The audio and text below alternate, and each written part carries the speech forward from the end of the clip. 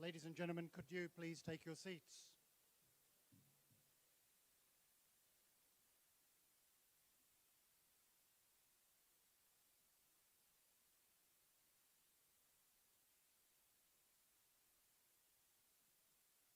Murray-Darling Association acknowledges the traditional owners and custodians of the country area in which we meet, the Wiradjuri country, and pay our respects to the people, cultures and elders past, present and emerging. My name is Mark Lamb. I'm the CEO of the Murray-Darling Association, and it's my very great pleasure to welcome you to the 78th National Conference of the Murray-Darling Association. Mayors, deputy mayors, councillors, CEOs, local government executives, honoured guests, welcome to Albury. A resilient economy and infrastructure to support it is essential to the people of the Basin Communities. In the same way, a healthy river system must have a balance of flow and harvest. There is no future on a dry system.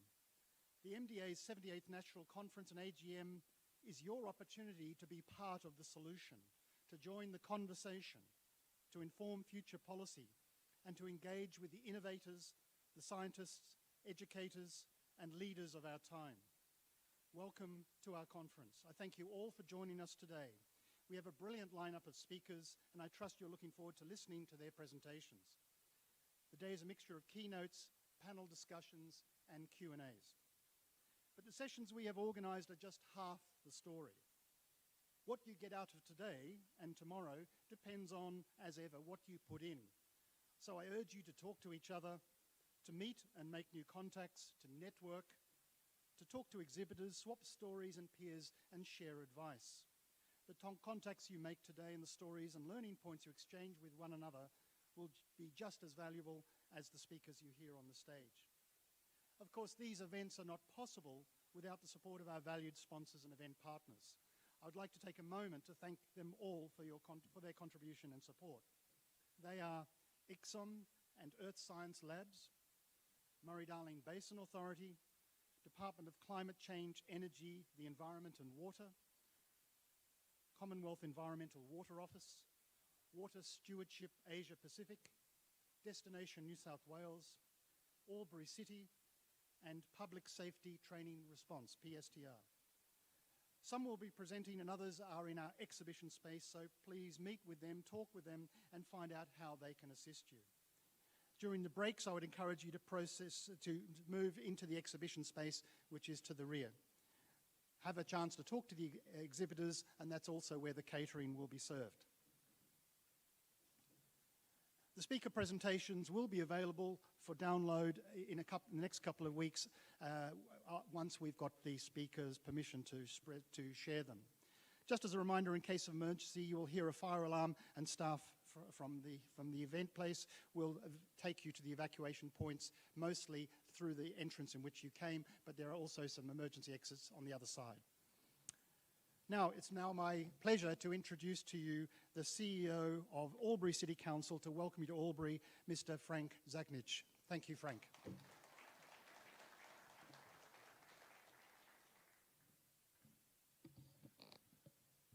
Thanks, Mark, and good morning, everyone. Can I start also by acknowledging the traditional custodians of the land that we meet upon today, the Wiradjuri people, and pay respects to elders past, present and emerging, for they hold the culture, memories, tradition and hopes of Aboriginal and Torres Strait Islander people that contribute to our community. And can I also acknowledge any other Aboriginal and Torres Strait Islander people that have joined us here today in Albury. So welcome to Albury, the broader Albury-Wodonga region, also known Albury as Bungamberawatha, the Aboriginal place or homeland, and a really strong connection with this part of the world, in particular the Murray River and that connection to country that our Aboriginal community has felt and connected for many thousands, tens of thousands of years, and we're really only just coming to terms with. I thought I'd touch on today a few key aspects of what's happening in Albury and Albury-Wodonga, and no better way to do that than with some words and pictures. So you know where we are in terms of a region. We've got access to pretty much 75% of the nation's population on the inland rail route, the Hume Highway and Freeway, connected to 4 capital cities by air, a really great part of the world to live, work and invest. Our region is quite a strong one in terms of its growth rate, growing at around 1.5 to 2% per annum in terms of population. And if you put it in context, in a Victorian context at least, larger economies include Melbourne, Geelong, then Albury-Wodonga. So put that in context in that state perspective. Our destination and our visitor market is extensive as well. Pre-COVID was worth about $1 billion per year. Not as strong more recently, of course, for various reasons, but thank you for contributing that by hosting your conference in Albury. Thank you for contributing to the economy of Albury-Wodonga.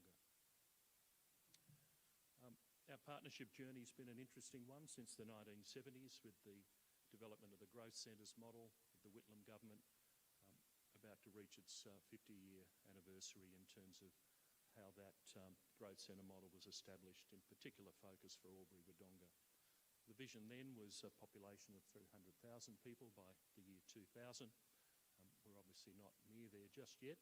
We're close to 100,000 people in 2022, set to grow to 125,000 by 2036 and 150,000 by 2050. The strength of this community is also a challenge when other levels of government try to make decisions for us, like merging 2 cities into 1 city in 2001, a wonderful announcement on the river to merge the 2 cities. Needless to say, that didn't happen. And then more recently, the 2 cities really had enough of the competitive nature of the way we've operated and the 2 states operated, and sought to come together in a partnership focused around 2 cities but absolutely 1 community, and formed an agreement in 2017 to work very closely and strategically together across a range of issues, which more recently culminated in what's known as the Albury-Wodonga Regional Deal and some significant investment in transformational infrastructure and services for the city. Very much a community-driven initiative.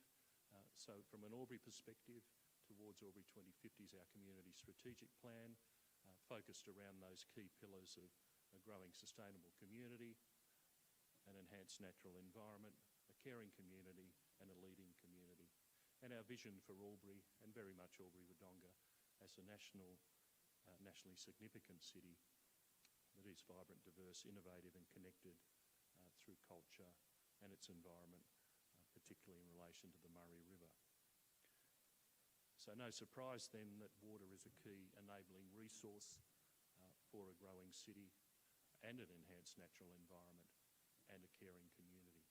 So Albury's water supply, drawn from the Murray River, as you know, around 65 megalitres a day supplied, over 25,000 connections and significant storages across the city. At the other end of the system we have Wonga Wetlands, Wonga named after the black cormorant.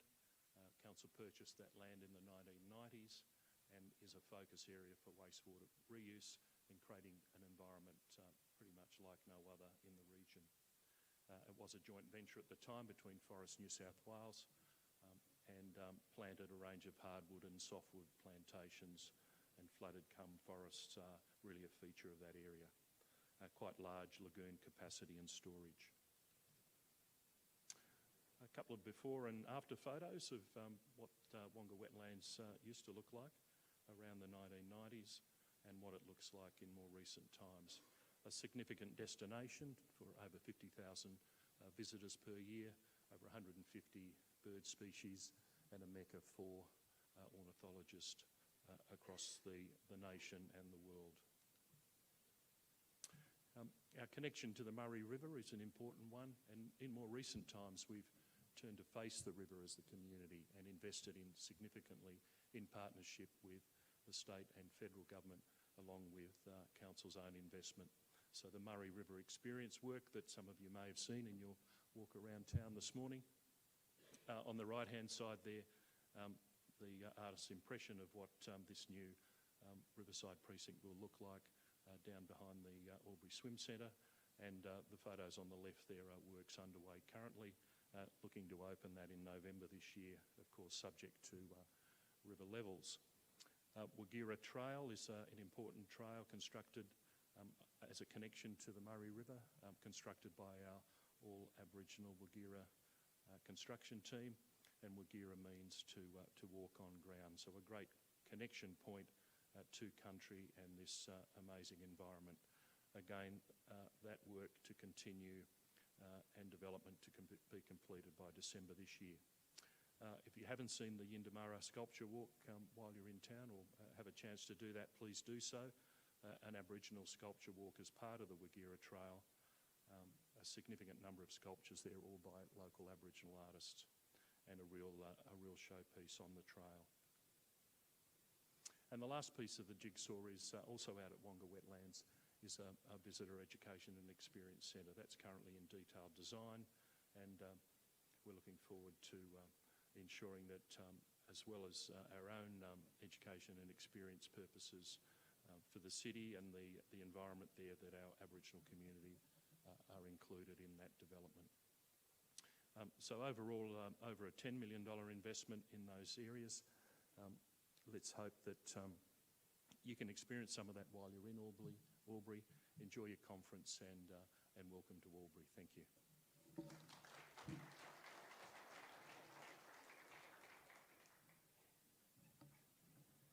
Thank you, Frank, for the warm welcome to Albury. I'd now like to call on our National President and Chair of the Murray-Darling Association, Mr. Councillor David Thurley, to welcome you to the conference. Thank you, David.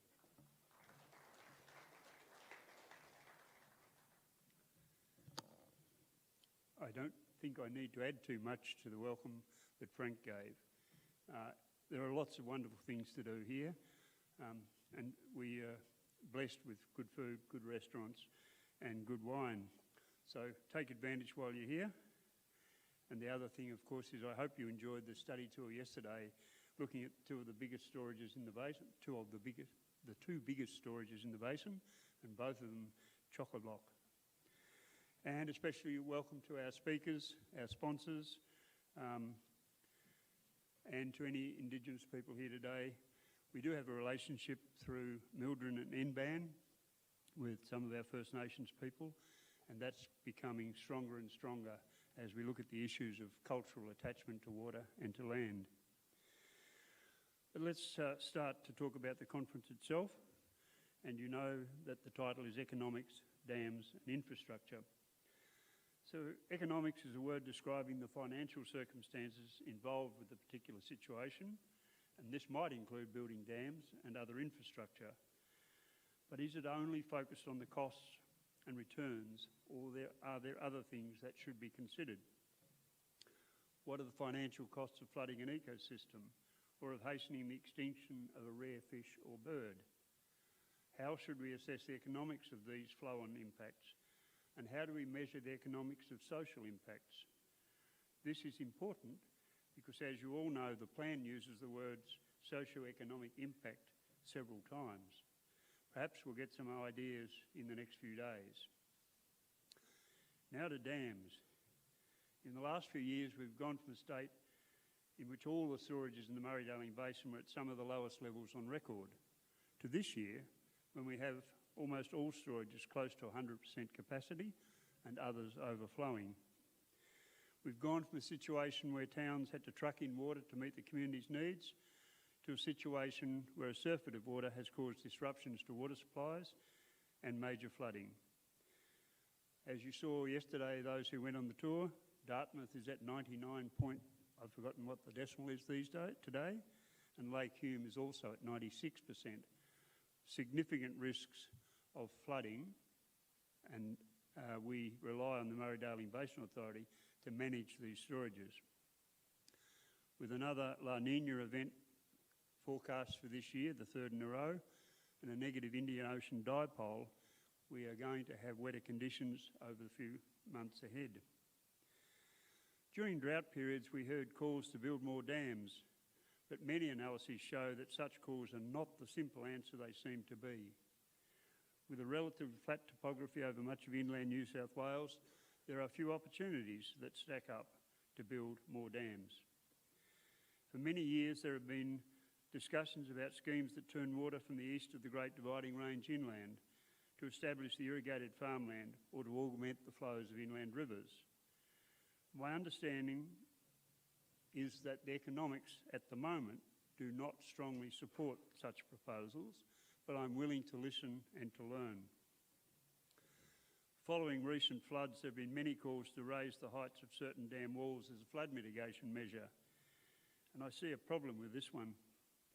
The river in its natural state without a dam would have flooded from time to time, so we built a dam, and we didn't get any floods till the dam filled up. And now we talk about raising the wall, and we won't get any floods till the dam fills up.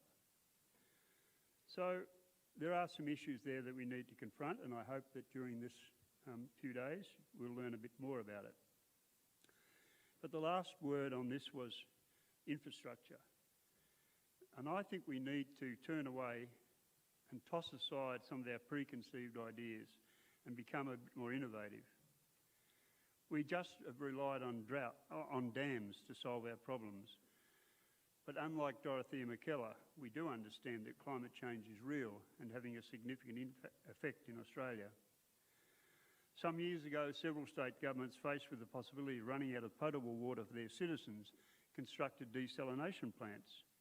These were cities based on the coast, adjacent to a limitless supply of salt water. Clearly, such plants could not be used to augment the water supply of many inland cities and towns. But the question must be asked, are these even a good idea on the coast, with high energy costs and expensive technology? So if not desalination, what? Well, just as examples, London, Singapore and Los Angeles use recycled water, and there is ample evidence that this is perfectly safe. We know that Toowoomba came close to giving it a try, but that was scuttled after pushback from ratepayers. We know that Perth stores treated wastewater in underground aquifers for later use. They were the first in Australia and among the first in the world to replenish their groundwater supplies this way. I don't know how many of you are aware of the schemes in Perth, but the groundwater replenishment scheme is located in Craigie in Perth's northern suburbs. And the first stage started recharging purified recycled water to Perth's aquifers in 2017. And by 2022, later at the end of this year, the second stage will be complete, and this will double the scheme's capacity from 14 billion litres to 28 billion litres of water per year. So this is an exciting new development. But what other infrastructure might we use to protect and preserve our precious and often scarce water? In irrigation schemes, we've often seen a significant number of open channels taking water from one place to another where it is to be used. And under the plan, we've seen a lot of these change to pipe systems to reduce evaporation. But is this the best and the only way to reduce such losses? If we look around the world, we will see some countries covering open channels with solar panels, reducing evaporation and at the same time generating electricity. And I'm sure there are plenty of other innovative ideas out there. And I hope that's what we get to talk about in the next few days. And as Mark encouraged you to do, talk to your fellow attendees and listen to the great range of speakers over the next 2 days. So that's enough from me. Let's get started.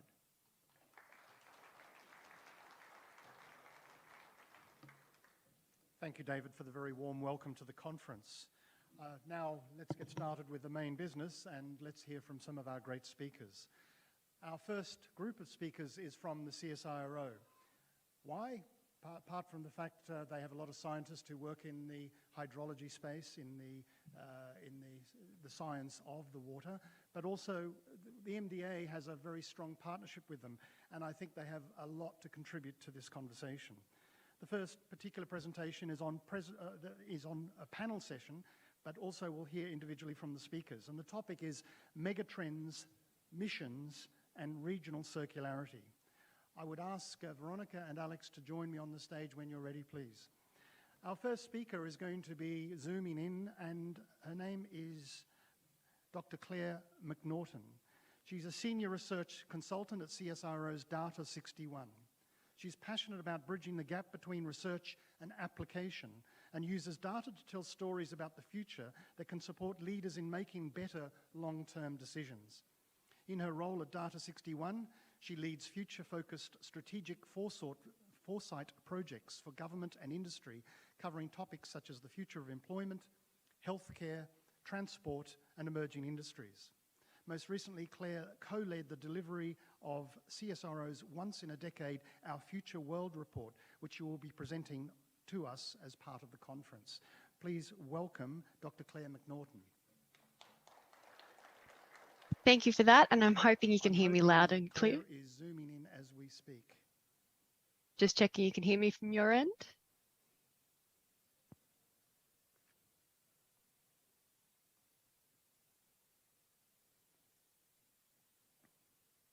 Ready to go whenever you guys are. Okay, over to you, Claire. Thank you. Just making sure you can hear me from your end. Yes, thank you. We can hear you, Claire. Loud and Perfect. Excellent. Just wanting to make sure the connection went through well. So thanks so much for the opportunity to present as part of today. I'll be presenting on, as mentioned, our megatrends that we released about a month and a bit ago now from CSIRO, and presenting, I guess, these megatrends in terms of what they tell us about the future, in terms of the big shifts, the big disruptions, and the big opportunities that could unfold over the coming decades. But before I jump into what those megatrends are specifically, I'm going to just walk you through a bit of an analogy which really helps set the scene around, what megatrends are and how they can sort of be useful in guiding our thinking around how best to navigate the future. And so one of the common analogies we like to use in exploring megatrends and exploring the opportunities that they present for the future is thinking about megatrends like a rip current at the beach. So I'm sure many of you have enjoyed going to the beach over the summertime, and I certainly know it's going to be one of my go-to activities over the coming summer. But when we go to the beach, we know as Australians that rips are a common hazard that we need to be mindful of and aware of in navigating the water. And so if you've got a keen eye, you might be able to spot the rip shown in this particular image on the screen here. As rips can be, there's a few telltale signs that we can use to help us identify where the rip is. But if we don't know what to look for, if we don't know what those signs are, then we can get ourselves into a bit of trouble. This is what happens to the 26 people that die on Australian beaches every year when they get caught in a rip current. So often what will happen is they panic, they don't know what's going on, they feel like the current's pulling them under, and they'll try and swim against that rip current only to eventually reach exhaustion. But if we can identify where this rip is, if we know what the signs and signals are, then we can better respond to it. And so in this image here, researchers from the University of New South Wales have used purple dye to show us easily where this particular rip is. And so if you know where the rip is, then you can either avoid it, you might choose to swim between the flags or swim somewhere else on the beach that doesn't present this same risk. Or you could do what surfers and lifeguards do, where they deliberately swim into the rip current and use it to conserve their energy so they can quickly get out the back of the breaking waves.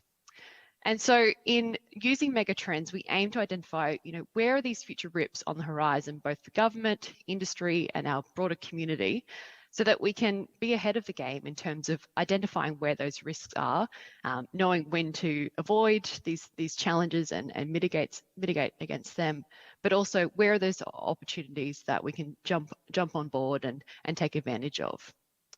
And so in terms of how we've used this in CSIRO, these are the 7 emerging global megatrends that we've identified, which speak to some of these emerging rips that could be on our horizon.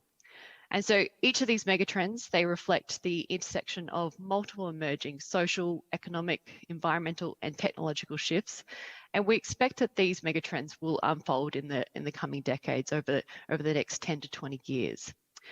And so we developed these megatrends by exploring our historical data, bringing together quantitative and qualitative data that gives us insights around how existing trends could unfold in the future.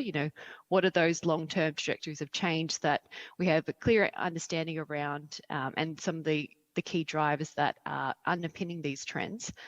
But we complement this quantitative data with qualitative insights from experts and key stakeholders that are immersed in these operating environments and that can provide insights into how some of these historical patterns could be disrupted or changed in the future. And so let's jump into some of these megatrends, with our first one being one which is called adapting to a changing climate. And so this is a megatrend that we identified that looks at the increased frequency and scale of extreme weather events and the need for organisations and communities to adapt to these new climate conditions. And so as part of this megatrend, we already see that global extreme temperatures are exceeding the bounds of historical norms in terms of what we've historically seen over the past 1,000+ years of data. The plot on the left-hand side here shows the deviations in maximum temperatures observed across central North America as an example. And we see that some of the recent heatwave events have wildly exceeded anything that we've seen across the last 1,000 years of historical data. Also in Australia, closer to home, we saw Penrith in Sydney's west recorded temperatures close to 50 degrees Celsius in January 2020, which at the time made it one of the hottest places on Earth. And now this continuing escalation of extreme weather events, it's costly not only for our environment, but for our economy too. So it's estimated that natural disasters cost the Australian economy around $38 billion in 2020, and this could grow to around $73 billion by 2060, assuming a low emissions future. So this could be a conservative estimate. So together, this megatrend, it points towards this more volatile future climate for Australian organisations and communities, and the need to adapt to this new normal. Now, back in 2012, when we first released CSIRO's first iteration of the global megatrends, we coined a megatrend called More from Less, which was one that told the story around our rising global demand for finite resources. So global demand for food, water, minerals, and energy resources. And so while these pressures still remain, this leaner, cleaner, and greener megatrend instead pushes us more into the solution space. And so this new megatrend looks at some of the emerging innovations that we're seeing in response to these resource scarcity challenges, and it points towards a mission possible future around these pressures. And so the global energy transition away from fossil fuels is a key pillar of this megatrend. Forecasts from the International Energy Agency predict that we're going to see strong growth in renewables over the next 10 years, with renewables surpassing coal as our primary source of energy by 2025. This global energy transition, it opens up new job creation and economic opportunities for Australia, particularly around clean energy industries. Examples include some work that's come out of the Grattan Institute, which estimates that green steel manufacturing could generate tens of thousands of jobs in Australia. Now, these jobs are well suited for workers that are currently employed in carbon-intensive industries in central Queensland and the Hunter Valley, and there could be flow-on benefits from this sector for the construction sector, as well as the broader supply chain. And so this desire for sustainability and resource efficiency, it's evident in how we're going to produce our food in the future, manage our waste, and also mine for in-demand resources. The escalating health imperative is our next megatrend that tells the story around the ever-growing demand for healthcare services. So we see that our population continues to age and battle the burden of, or the high burden of chronic disease. Australia currently spends more of its GDP as a share of total GDP on healthcare relative to other OECD countries. And we see that prior to COVID, healthcare expenditure was predicted to increase to around 13% of GDP by 2030, with it being around 10% of GDP currently. And so beneath the surface, we see that there are a range of growing pressures that could add further strain to our healthcare system in the future. And so the first being around our mental health. And so during the pandemic, we saw an increase in overall levels of psychological distress across our population, which really heightened concerns around the mental health and the mental toll that the pandemic has had on our population. And so some of the most recent data coming out of the ABS suggests that this trend could be reducing. We could be seeing a reduction in these overall levels of psychological distress, but we still see long waits when it comes to access to psychologists and other mental health care services. Other pressures are also emerging around drug-resistant pathogens. So this is a phenomenon known as antimicrobial resistance, and it's a growing global public health challenge. So antimicrobial antimicrobial resistance currently accounts for more deaths globally each year than other conditions like malaria or HIV.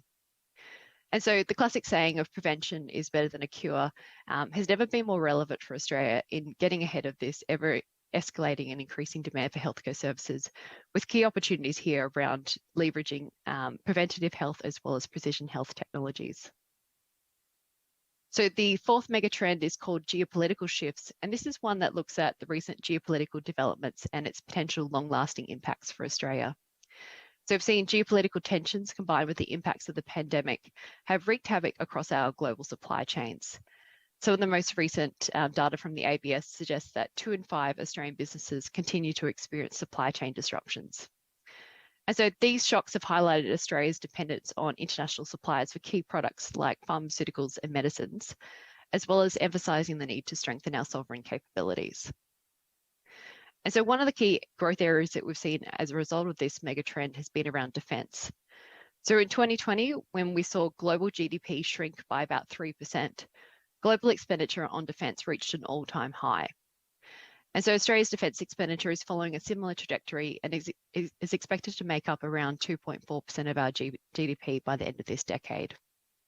And so this will likely fuel future job creation opportunities across the supply chains for defence and other heavy industries. Ongoing trade uncertainties are also driving the localisation of supply chains. So we know that of the Australian businesses that have experienced supply chain disruptions, around half of them have struggled to find a suitable alternative supplier. And so this challenge could present an opportunity to boost Australia's agile and advanced manufacturing capabilities, enabling manufacturers to dynamically respond to these market changes. Diving into digital is our next mega trend that explores the massive growth that we've seen across digital products and services, particularly over the last 2 years. And so despite the pandemic-fueled boom that we've seen around digitization, this is arguably just the tip of the iceberg in terms of what the next couple of decades could hold. And so a clear example of this is the case of online shopping. And so while online shopping has boomed in recent times, it currently only makes up around 16% of total retail sales, suggesting that there's still room for growth. This pandemic-fueled boom in digital services has also accelerated demand for digital and data jobs and skills. And so we see that the Australian government and the Australian technology sector have jointly committed to 1.2 million tech jobs in Australia by 2030. And this will require, in order to meet this demand, around 650,000 additional tech workers, including a mixture of technical professionals, trades, creatives, and other operational jobs. And so across the board, from telehealth to cryptocurrencies, we see that this next wave of digitisation shows no signs of slowing and is likely to continue to change the way we shop, the way we work, learn, and access services in the future. We're also seeing astonishing improvements in the ability of software and machines to complete tasks without human guidance. And so increasingly autonomous is our second last mega trend that looks at the opportunities to use these technologies to not only boost productivity, but also improve worker safety and satisfaction. And so global expenditure on research and development is an area that's been growing year on year as a share of GDP, with some countries even planning to increase their expenditure around research and development as part of their post-pandemic recovery. But we see that the opposite trend is playing out in Australia, though, with R&D expenditure on the decline. So in 2020, the total amount spent across all Australian organisations around research and development combined was less than what individual companies like Amazon or Alphabet spent. And so today we see that all industry sectors and all policy spheres are increasingly exploring opportunities to adopt AI technologies and develop their AI capabilities. In continuing to invest around the science and technology that underpins these technologies will be critical for Australia in keeping pace with these global trends that we're seeing, as well as driving future technology developments. And finally, despite this growth that we've seen around digital technology, there continues to be aspects of our day-to-day lives that we can't simulate online. So we see that the experience economy, the human element, is still as important as ever. And it's these intangible elements that continue to influence the way we think about technology, corporate institutions, and other social issues. And so in Australia, we've historically seen low levels of trust when it comes to institutions across government, businesses, the media, and non-government organisations. This did increase significantly in 2021, pushing Australia above the global average, but this was short-lived, with it again declining this year. So related to some of the trends that we're seeing here, we're seeing increased consumer demand when it comes to transparency around the ethical and sustainability practices of organisations, and how these will increasingly feature in how we think about purchasing decisions and the importance of social and environmental issues. And so these are the 7 emerging global megatrends that provide us with a novel future lens for thinking about our future operating environments, including the future of how we make community, business, and policy decisions. And so we can use these megatrends as strategic wind tunnels. And so we use this analogy to relate it to how aircraft engineers would use wind tunnels to simulate different flight conditions and test the robustness of new aircrafts. And so we can similarly use these megatrends to simulate different futures and stress test the robustness of different strategic responses. It's through this process we can create plans and actions for the future so that when these or similar events arise, we can respond quicker and make better decisions. We can ultimately choose when we want to ride that rip current and when it's best for us to stay on shore. Thank you.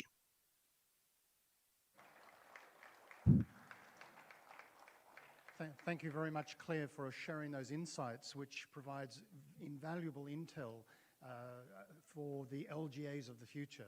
So I hope you'll be able to stay online so that when we get to the panel session, you may be able to answer some of the questions. It's now my very great pleasure to introduce Dr. Alex Cook. He's the General Manager for the Missions Program within CSIRO, Australia's National Science Agency. Prior to taking up this role, Alex was based in Brussels as Australia's Industry, Innovation and Science Counsellor for Europe, supporting the Australian government's engagement in Europe in areas including hydrogen, critical minerals, space technology and the digital economy. He was Australia's representative on the OECD's Science, Technology and Innovation related committees, represented Australia on technology and digital issues at the G7 and G20, and managed the bilateral science and innovation relationship with the EU. Before working in Brussels, Alex led a range of science policy functions in Australia's Ministry for Industry, Innovation and Science. Please join with me in welcoming Dr. Alex Cook.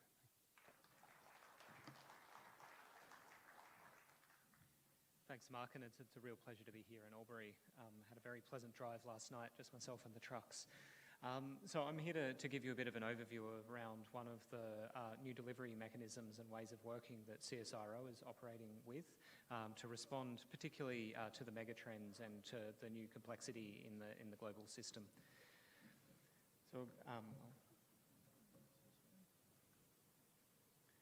So as one of the world's largest purpose-led multidisciplinary science and research organisations, CSIRO's vision is to create a better future for Australia. And now we've heard about the 7 megatrends. There are 6 critical challenges that have been the guiding principles for the way that CSIRO operates. And we use these to understand the main challenges that we're helping the nation to overcome and turn to Australia's unique advantage to help future-proof our quality of life, the economy and our environment. These challenges are areas of greatest importance to Australians. So that includes our food security and quality, our energy and resources, our health and well-being, the resilience of our environment, innovation in our industries and security in the region. Now, for 100 years, Australia's National Science Agency, CSIRO, has wrestled with Australia's greatest challenges. And taking inspiration from these moonshots, which successfully coordinate public and private sectors on a massive scale, we're now calling for the same level of boldness and experimentation to be applied to the biggest problems of our time. And so we're trying to be inspired by this concept of moonshots that JFK referred to nearly 60 years ago to the day, and to take our delivery approach from that.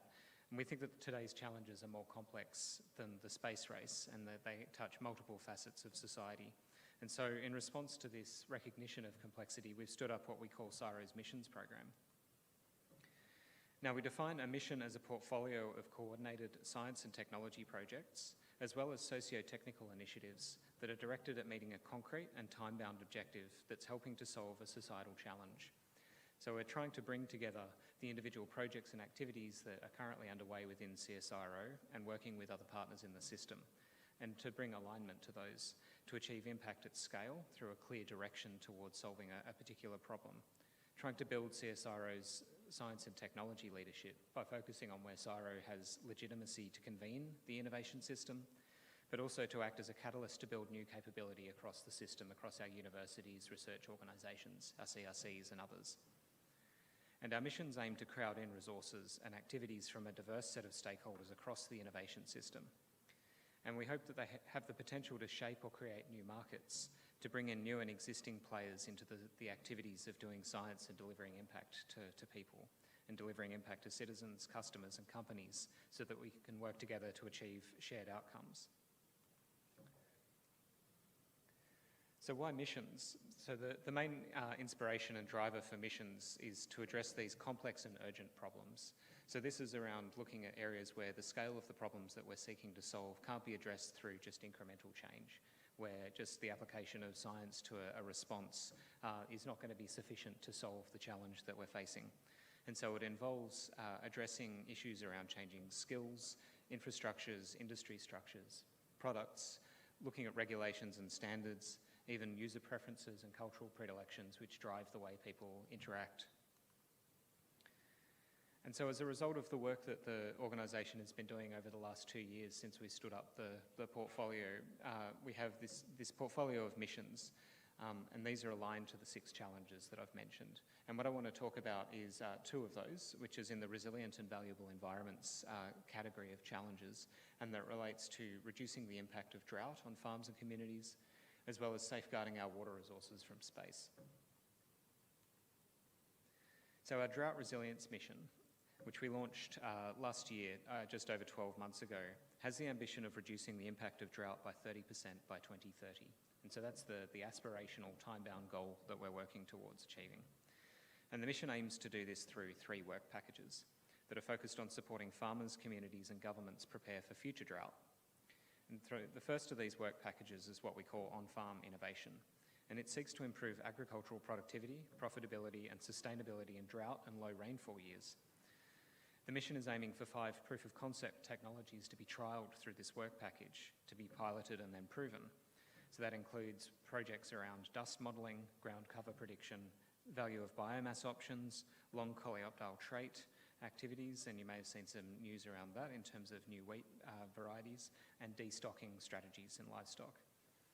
The mission is also developing information products to underpin new risk-sharing instruments and collateral for analytical tools to underpin risk-sharing strategies being developed for engagement with the financial sector. Through Work Package 2, which we call Improved Water Availability and Resilience to Regional Areas, the mission is working with the National Water Grid to identify a water banking demonstration site. And Councillor Thurley mentioned to this in the context of Perth, and we're looking at whether there are options, which I'll go into in a second, in this particular region. So a drought resilience process is planned to be trialled in 3 communities and then scaled to many more. And this is one of the more challenging areas for the mission, and it involves a multiple set of actors and participants all moving at the same time. State governments are happy to note that this is an idea worth considering in their plans, but existing rules and regulations provide challenges in facilitating implementation. There are challenges around social licence, as well as making sure that the science translates into the real world. The mission is also working with the Future Drought Fund to review and work with regions to improve their regional drought resilience plans developed under the FDF program, and it's proposed that around 80 plans will be developed by regional communities in the next few years. And finally, Work Package 3, which relates to information that informs drought policies that proactively improve the capacity to prepare for drought. And so the mission is working with the Agriculture Department, with DQ, the Climate and Energy and Water Department, and others to develop a prototype drought early warning system to be created by the end of December 2023. The next focus for the mission is around scaling, so scaling our drought hubs and scaling for impact. The drought hubs have the potential to link the work done in the mission and broader CSIRO efforts to networks of organisations that have direct linkages with producers, and thus could potentially scale awareness, adoption and impact from the practices and other interventions under development. And we're working with hubs on various ways in which this may be achieved, and I'd be very interested if there's interest from people around here to participate. We're also looking at scaling policy-related impact. So opportunities to contribute to the development of policy through our information products and analysis are increasing as we develop our relationships and trust with the DAF colleagues in the drought policy area. And we think there are further opportunities through developing similar interactions with our state agencies through involvement in the review of the National Drought Agreement.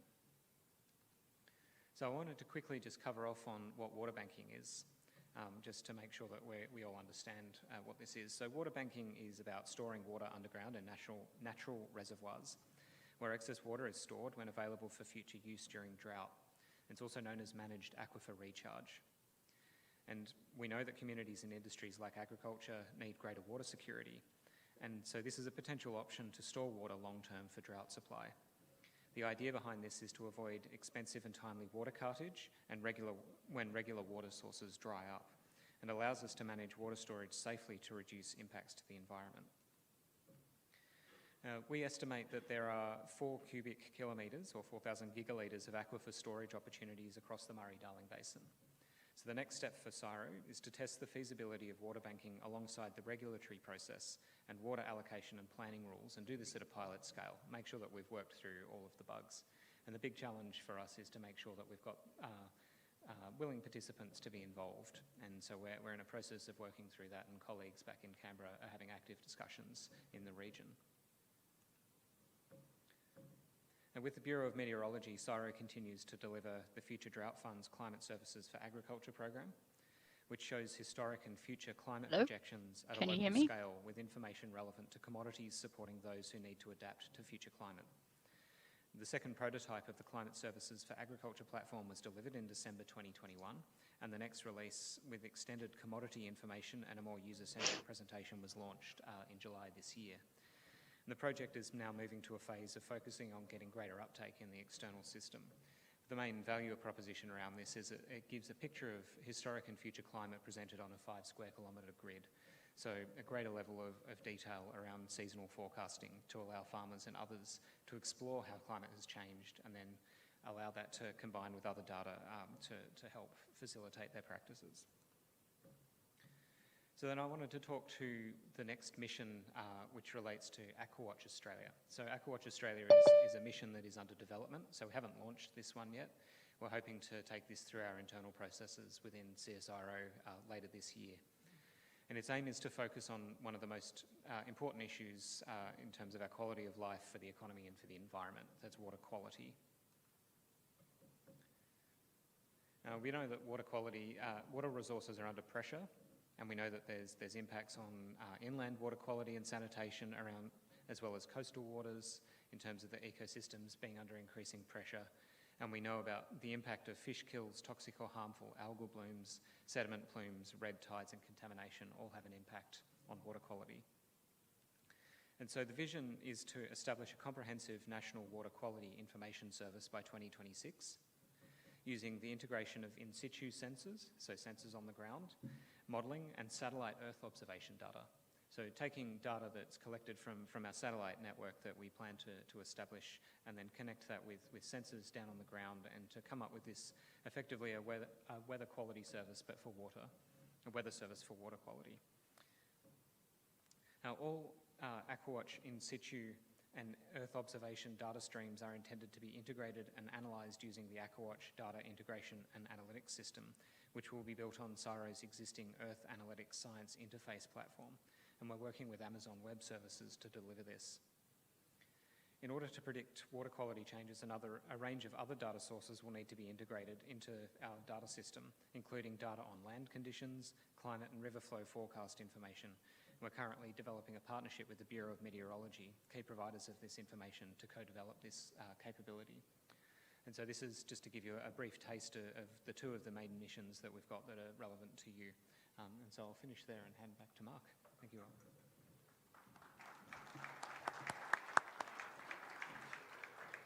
Thank you, Alex. Some fascinating insights, and I'm sure that people are starting to think of questions for the panel, because even just on aquifer storage, I think there are going to be a lot of interest and a lot of questions on that.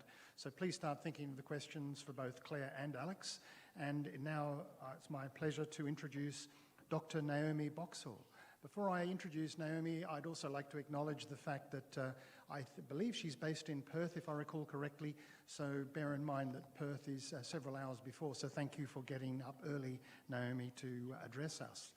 Dr. Naomi Boxall is a research scientist at CSIRO Land and Water with more than 10 years' experience in mining, waste management and resource recovery from strategic wastes such as electronic, mine and industrial wastes. Her areas of expertise are industrial and environmental biotechnology, waste treatment and resource recovery, along with process design, development and optimization, and techno-economic assessment. Currently, Dr. Boxall is researching innovation for emerging waste streams, practical application of circular economy principles in Australia, and the impact of hazardous chemicals on safe waste reuse. Please join me in welcoming Dr. Naomi Boxall. Good morning, everybody. And yes, it is pretty early here in Perth, but actually I've got twin toddlers, so I'm always up at the crack of dawn anyway, so don't you worry about me. I've had plenty of coffee. But thank you very much for that warm welcome and very mouthful bio. It's very funny to hear it read back to you sometimes, and very surreal to be zooming into a conference where I can't actually see the faces of the people that I'm speaking to. It's something that I've not been able to get used to in this whole COVID time and being basically stuck in Perth for that period of time. So it's very lovely to be here and to be speaking to you about circular economy, which I think sort of mirrors the couple of presentations that we've already had from Claire and Alex around big research concepts, and I guess how CSIRO is positioning themselves to address some of these more challenging areas where social science, technical science and economic sciences sort of intersect and relate to each other. And I think one of the biggest challenges that we've got is to try and take these very big, unwieldy, wicked challenges and try and address them at scales that actually make sense, either to a region or to a sector or to a particular group of stakeholders, to try and deliver translatable science at scale with impact for our nation, basically. And so circular economy is a big research area, a big concept even. So in our current economy, we take a lot of stuff from our earth and we make a lot of products and we consume a lot of things and then we chuck it out. And it's really not a very sustainable way of living. It really detrimentally impacts our environment. We lose very good value from our economy. And we find ourselves in a position where we're having to find solutions for our ever increasing waste problem.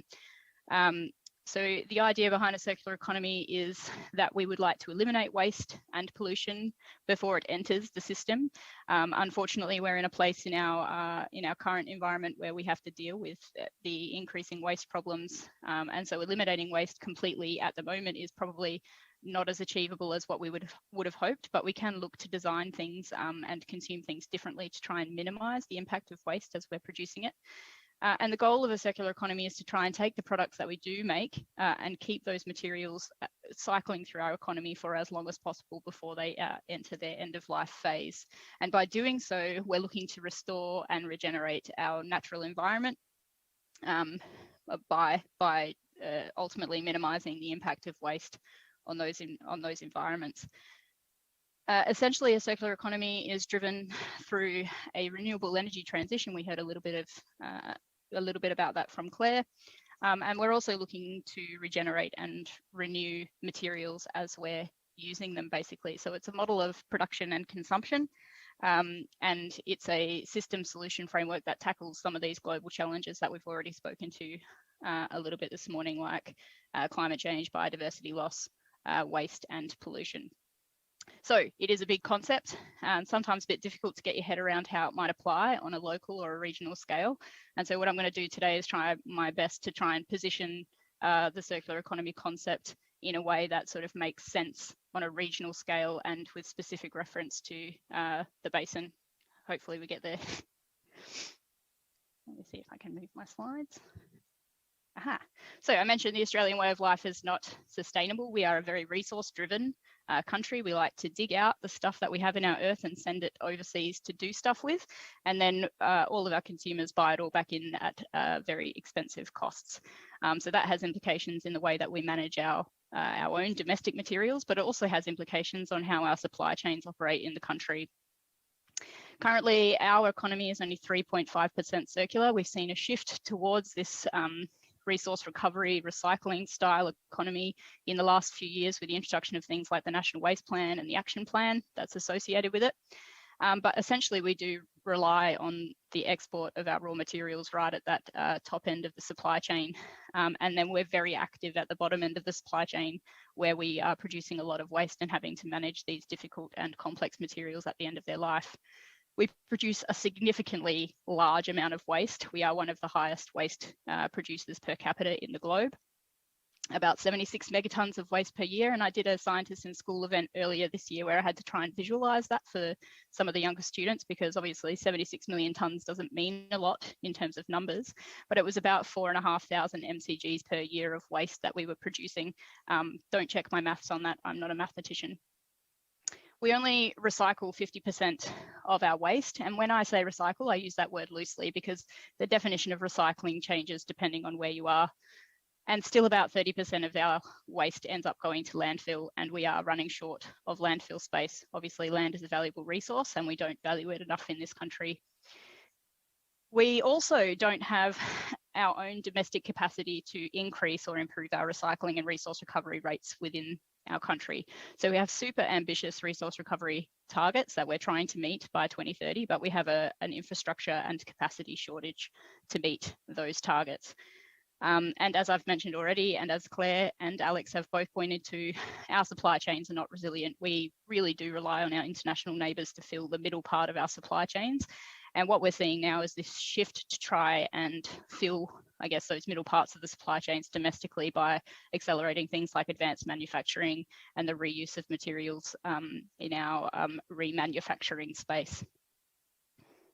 So we want to shift away from this really linear way of thinking towards a more circular economy. And the benefits of that is that we get to realize things like the economic potential of circularity. So we're keeping materials in the system for longer. We're making new things out of things that might have ended up in landfill. We're reducing the environmental burden of waste management, but then also the economic cost of waste management. It's a significant cost. And there's also social co-benefits that arise from this sustainable materials management portfolio.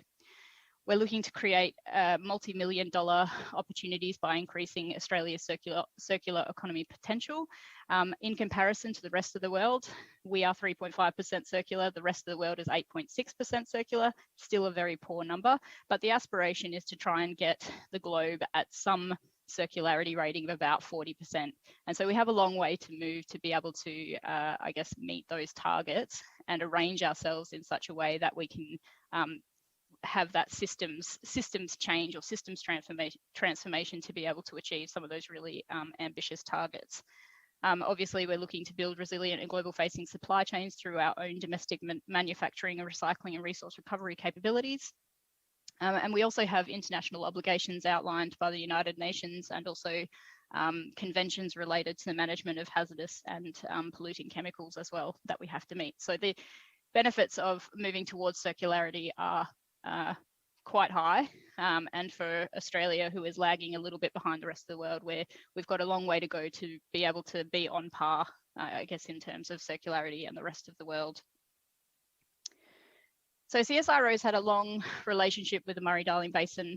I'm pretty sure I've read papers and worked with people from as early as, well, I guess, the early 2000s in terms of water management, hydrology, irrigation schemes, agriculture yields and things like that. So that was the early 2000s. And so our relationship with the Murray-Darling Basin has been quite strong, really well co-designed, co-partnered projects to bring benefits around the region in terms of a raft of different complex projects. And in 2019, I was reading around the Future Ready Murray-Darling Basin Forum, which was essentially designed to bring together the region and identify the opportunities and barriers to future-proofing the region as it moved along, given that it's a strategic and I guess very a priority region for Australia in terms of economic development. The report sort of pulled together a few key recommendations around how we can future-proof the Murray-Darling Basin, including considering the future constraints and opportunities for balancing cultural, environmental, social and economic demands of the basin, because obviously some of those drivers are very competing with each other. and also then to identify the critical gaps and investments in knowledge that are needed to realise a sustainable future for the basin, and then to ensure that those investments are delivered at impact and can secure the economic and natural management of the land that you live on. And I thought the context of that report was quite similar to some of the concepts that we're trying to pull through around how we can, I guess, get towards circularity within the region as well. And so around about the same time as that Murray-Darling Basin Forum happened, we also had our own Circular Economy and Waste Innovation Forum, which sort of identified that we kind of needed a coordinated activity of government, industry, and our community stakeholders to come together and form this coalition of the willing, and develop a national coalition of develop a national consolidated strategy about how we would move to circularity within Australia. But it also pointed towards trying to realise what circularity meant on an Australian scale. So Australia is a very big place, and we have lots of diverse regions.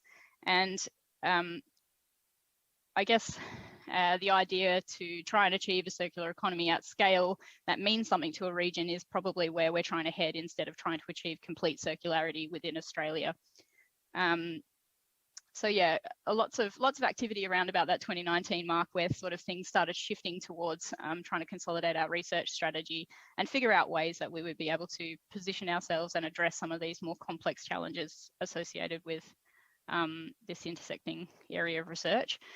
And so some of the things that we pulled out in terms of trying to achieve in the circular economy space was to build an enabling policy ecosystem where all levels of government, businesses, partners, the innovation system across the board were working together to promote circular economy and waste innovation, but then also doing it in a way that reduces the duplication of effort that you see when pockets of research or pockets of investment are happening independent of each other across such a disparate group of stakeholders. We also are looking to develop new markets for delivering value from waste. So we recognise that there's probably a raft of opportunities in terms of recovering resources, and then identifying where you can put those recovered resources to make new things, but then also understanding the implications or the unintended consequences of transferring problem waste to another material. There's quite a big investment in the development of new products and technologies to improve our resource sustainability, and that's focused more on the upstream processing of our resources, but then also how we design our products for dismantling, manufacturing, dismantling, recycling, and resource recovery, and then developing tools to assist accreditation, risk management, and accountability, and metrics and data to drive that waste minimization, diversion, safe waste reuse, and measure success. And I heard the opening speaker talk about how we can actually measure value and measure success within a region. And that is one of the critical gaps in this circular economy research space, is really how to measure the success that we're developing with these circular economy concepts at scale, and ensure that we're delivering the impact that we intend. And then obviously there's environmental, economic, and social co-benefits of circularity that can be realised, and those metrics and data will be able to provide the evidence that we've got to show that. And so I mentioned that circularity at regional scales is kind of where we're targeting, because circular economy is a huge concept. It's often targeted at international and national policy levels, and that makes it hard to understand how we can break it down into those bite-sized chunks to deliver specific packets of work that might relate to a particular region or an industry or a specific sector in the country. And as I mentioned, Australia is a big place with many different regions. They're all geographically, environmentally, economically, and socially different. They have lots of different drivers. And the opportunities to close the loop in one region will not be the same as the other. So for the Murray-Darling Basin, for example, if water is your primary commodity and the primary driver for protecting the environment, and that might drive the research solutions in a circular economy space, whereas somewhere like the Pilbara region, which is north of where I am, they are very resource driven. And so it might be around processing efficiency that is the entry point for that particular region.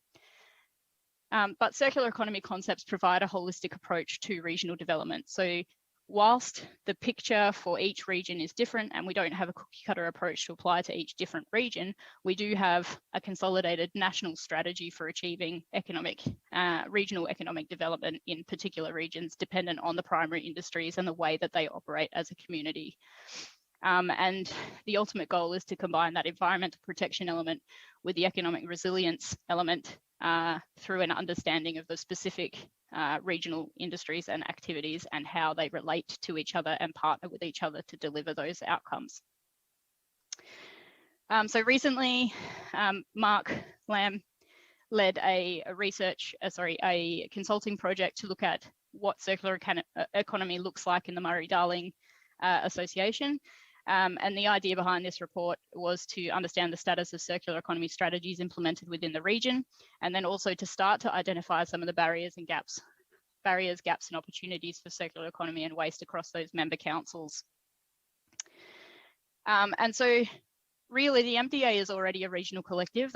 You're already working really well together, sharing development opportunities across infrastructure, procurement and waste, because this is important because if economies of scale actually make sense. So whilst one council might not be able to achieve something around waste diversion, partnering with another council very close by might improve those economies of scale. So that sort of model of networking and partnership is already really important and very strong in the region. And more than half of the participants that participated in that particular project had indicated that circular economy was more than waste and recycling, and they had already embedded some of the concepts that they were undertaking in their local and regional practices. But there were obviously a significant number of barriers that exist that I guess impede a transition towards circularity in the region. And these include things like finance and incentives, resources, capacity and knowledge base. Things like government leadership and non-enabling policy, gaps in education training, and with some of the social behaviours, either community-based or industry-based. And there was also a lacking of a clear understanding of the connection of resources across the region and the opportunities for symbiosis or connection between industries within the member councils. And there was also an issue around models of collaboration for co-benefit where competition exists. And so these, I guess, barriers and challenges are echoed throughout nearly every single region and nearly every single industry and sector that we've spoken to at CSIRO. And it really drives home why we need a bit more of a consolidated national strategy around how we approach these circular economy principles, and then also develop network and governance strategies for dealing with how we collaborate and partner and network within regions to share the benefits across supply chains and across regions and across industries. And so echoing the Murray-Darling Basin Forum Future-Proof report, I thought I'd pull out the three key pillars from that report and sort of relate it back to what we were talking about in terms of circular economy. And so for the Murray-Darling Association to start thinking about transitioning towards circularity, we really need to generate the knowledge base and share it so that we can appropriately identify the opportunities for symbiosis across industries at the regional scale. And so that includes things like understanding, having a clear and I guess deep understanding about how materials flow through the association. So we've seen already regional examples across New South Wales, Victoria, South Australia and WA really starting to invest in the generation of data that underpins their decision-making process with an evidence base. And then also developing a model specifically for the region around how to share that knowledge between member councils. In terms of values, looking at the co-design of regional strategy and governance models to promote sharing, partnering and achieve, I guess, co-benefits across that circular economy strategy development. And then also looking to develop the stronger partnerships needed to improve those networks, pool resources for improvement of economies of scale and sharing capacity and capability. And in terms of policy and planning, we really can start to inform federal and state policy through the generation of our data. And that data is generally needed through the demonstration of regional scale type projects. So looking to partner and develop projects between industries within the region. And also looking to respect and integrate all knowledge types into adaptive planning and procurement policies. And all knowledge types includes the significant contribution of your First Nations people within the region.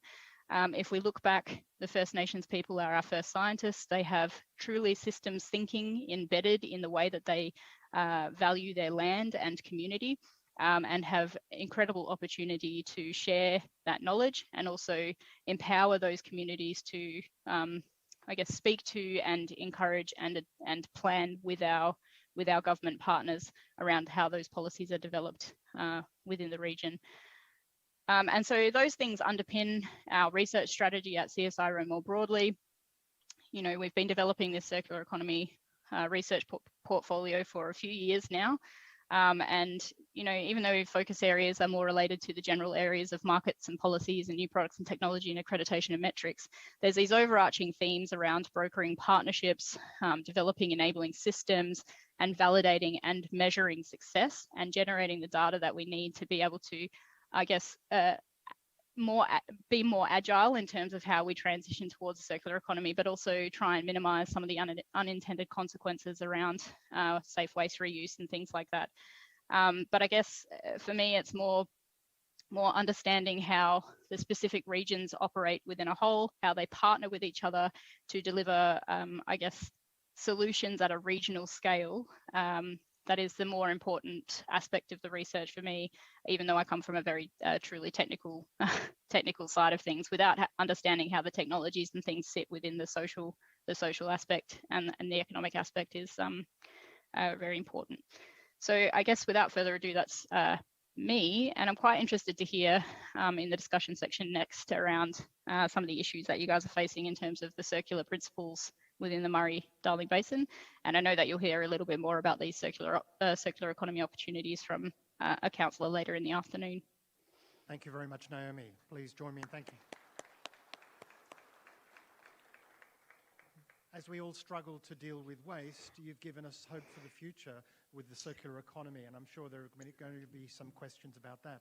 As we go into the Q&A session, I'd ask you to raise your hand so that we can get a microphone to you so that everyone can hear the question. But also, you're probably wondering why I invited Veronica up on stage. Veronica Quindlis is the Executive Manager, Major Projects and Missions from CSIRO. So I'm going to ask the first question to Veronica, and that is really can you help us to understand, if we're an LGA, I think CSIRO has, you are the preeminent science organisation in Australia. How do we access? I mean, how do we get hold of some of this kind of intel research insights? What's the best way to engage with? Is it through the MDA? Is it direct? How do we contact you?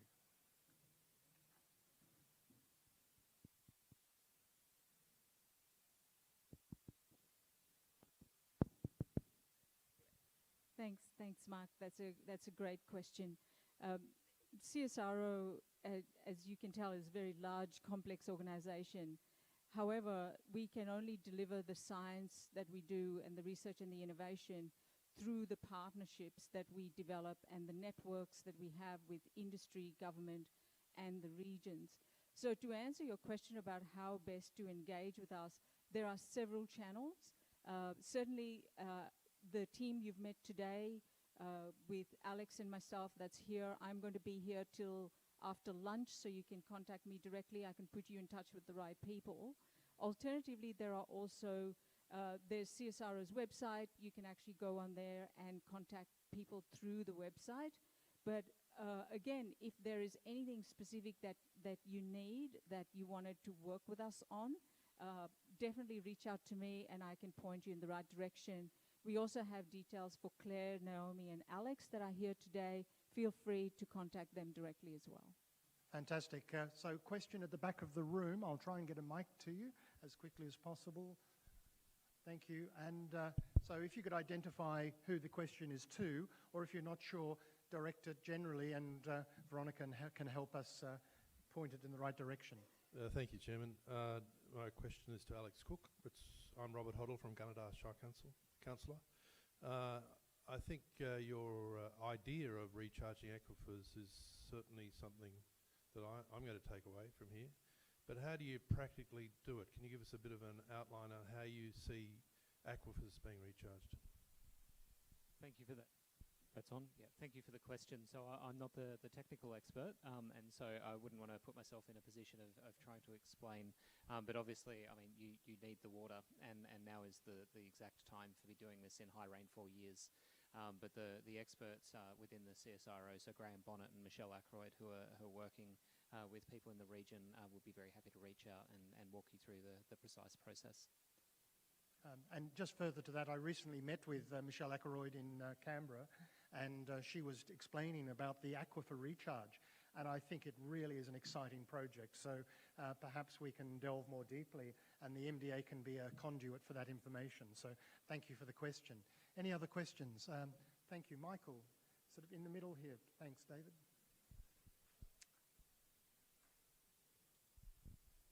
Thank you. Yes, Michael Scott from Region 6, down at the end of the Murray. My concern is with recycling is that there is not enough consideration given to preventing the waste in the first place. I'm involved local level with our waste management authorities, and you know, we spend a lot of time and a lot of money coping with this burgeoning waste. I moved a motion to go to Albury about 7 or 8 years ago to legislate to stop this stuff getting into the system for a start. And you know, you go and want to get a part to repair something, and they say, look, it's cheaper, just throw it away, hold machine away and buy a new machine. We've got to get out of that sort of mentality, I believe, yes, and get back to the old style of getting a small spare part. And I believe the federal government can have an effect on that, because they can just stop this stuff coming in, right, and say, if you're going to sell in our country, market your stuff in our country, do it as we say. So how can we in actual fact change the attitude at, right, at a high level to get in front of the production of this waste, right, rather than reacting to it after it's been inflicted upon us? I think that question should go to Naomi. For sure. Yep, I got you. I've got your back, Michael. I understand exactly where you're coming from. It's a bit frustrating in this space where you don't see the principles of circularity sort of embedded in the policy of the day. We are very much in a resource recovery recycling economy, and principles around design and I guess waste minimisation in the first part are starting to come to the fore more in our European neighbours countries. However, what we are seeing is a shift with our federal government in understanding what is being imported into the country. They are trying to make decisions around chemical economy, minimising the incoming traffic of contaminants and difficult to process wastes within Australia. So there is a shift federally around how we control that sort of stuff. They are constrained within their own regulatory environment, unfortunately, until we see a shift in the language where we look at waste as resources instead of waste.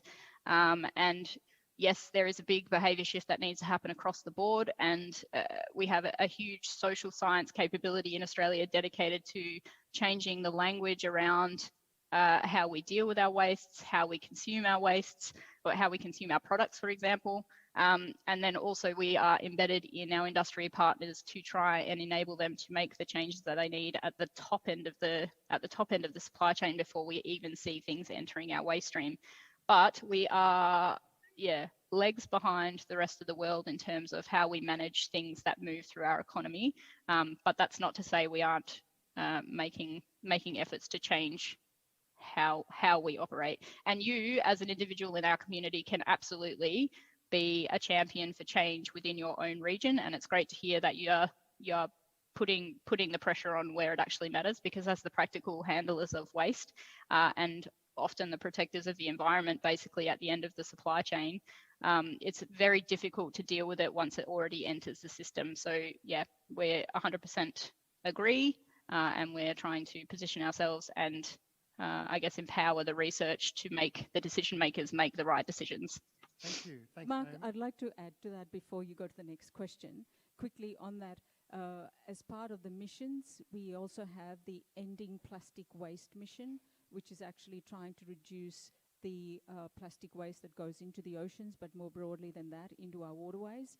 And in relation to that mission, a lot of this is, as it is such a wicked problem, you have to tackle the supply chain from where it originates to how it ends. And traditionally, Australia is just looking at the bottom end on how to recycle, but you also need to look at the manufacturers and who's actually creating the problem, so to speak.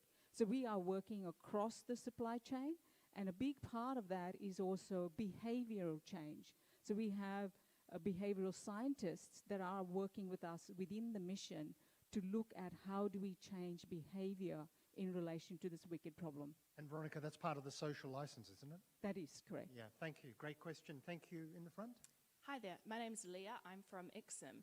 My question does sort of carry on from that discussion, but it was more around the motivation for people to actually uptake these amazing technologies and the research that CSIRO are doing. What do you think are going to actually motivate people to make these changes? So Veronica, who to ask? Well, that's a great question, because that again is a social, a behavioral question. Again, across the organization, we have social scientists, we have behavioral scientists that are embedded in all of the work that we do. It comes down to social license to operate, but also how do we change behavior. And so while we actually undertake the technical science of that, a big part of the technicality is looking at the social and behavioral change. So that is embedded in all of the science that we do. It just takes a little bit longer to get there, but that's part of the process. Thanks, Veronica. Paul Matum. Yeah, Paul Matum from Region 9, Murrumbidgee. Just with the aquifers, obviously for many years we've been looking at opportunities with recharge, and obviously in those years we had a lot of droughts, and now's a great opportunity. But just a question is getting the detail of understanding of the satellite monitoring of all of the aquifers and the connectivity with aquifer to aquifer and river to aquifer and aquifer back to river. Are we able to get that information available to all of us at some in the near future or not? That's a just to clarify, at the moment there's two distinct approaches. So there's the managed aquifer recharge pilot and the approach to ensuring that operates successfully. At the moment that we've also got a separate piece of work around AquaWatch, which is monitoring water quality in general, but that will obviously have to, in a few years, have a look at exactly the impacts and making sure that we're monitoring what happens with the aquifer recharge and that there's no negative impacts that are happening there. The data that will be produced as a result of that will absolutely be made available. It's critical that it gets provided to the people on the ground. They're the ones that need to make the use of that data and to adjust their behaviour, their planning in terms of agricultural management and so on. Without that accessibility of the information to the users, it's a waste of money, frankly. So, yeah, and one of the big things we need to work with consumers on and consumers of the data is to make sure that that's provided in a fit-for-purpose way. So that's definitely on our agenda to look at. Thanks, Alex. Jason. Yeah, Jason, Monica, Region 4. Just interested in how the circular economy would overlay in irrigated horticulture. With our historic connection to boom and bust themes, we end up putting a lot of money and having either great surpluses or a lot of land dying out. So do you think there's room to explore the capacity of development within the basin to give security and sustainability to people who are growing? Yeah, I think. Yeah, I was going to say, I think there is absolutely room to look at sustainable yields across years, depending on, variation in weather patterns. But obviously, I'm not an agricultural scientist. We do have a significant portion of research strategy dedicated to looking at how we, manage food crops, feed crops, and other agricultural-based systems within our country, and how they sort of link in towards everything else. In terms of water management and nutrients and soil and land value. And I'd be happy to link you more specifically in with those agricultural folks. If you flick me an email, happy to answer. Thank you, Naomi. And we're actually out of time, so we'd better move on. However, the CSIRO team, especially in the room, will be with us for most of the day. So please talk to them at morning tea, talk to them at lunchtime, take advantage. But if all else fails, if you want to know how to contact CSIRO, please use the MDA as a conduit if you like. We're happy to try and be, the voice of the CSIRO. So please join me in thanking Claire, Alex, Naomi and Veronica. A really great session to get us started on the science of not only water, but the circular economy and the things to come in the future. So please, let's take a break. We'll be back at 11 a.m. Please, the bathrooms are just outside to your right. but go through to the room behind you, take some coffee, talk to the exhibitors and the sponsors, and look forward to seeing you at 11 o'clock. Thank you. Take a break.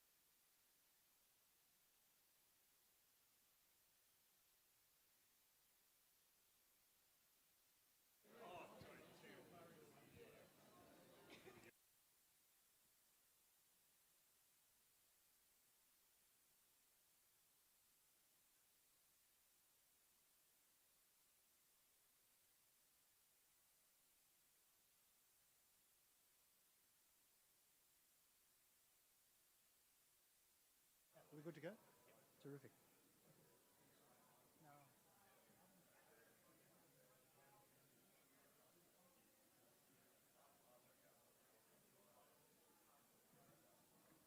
So Murray's joining us. Yeah.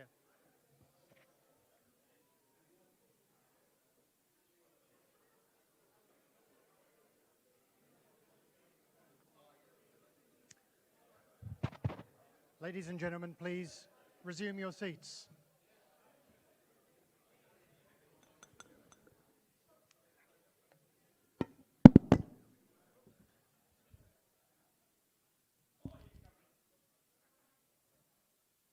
I think they call it a mic drop, don't they?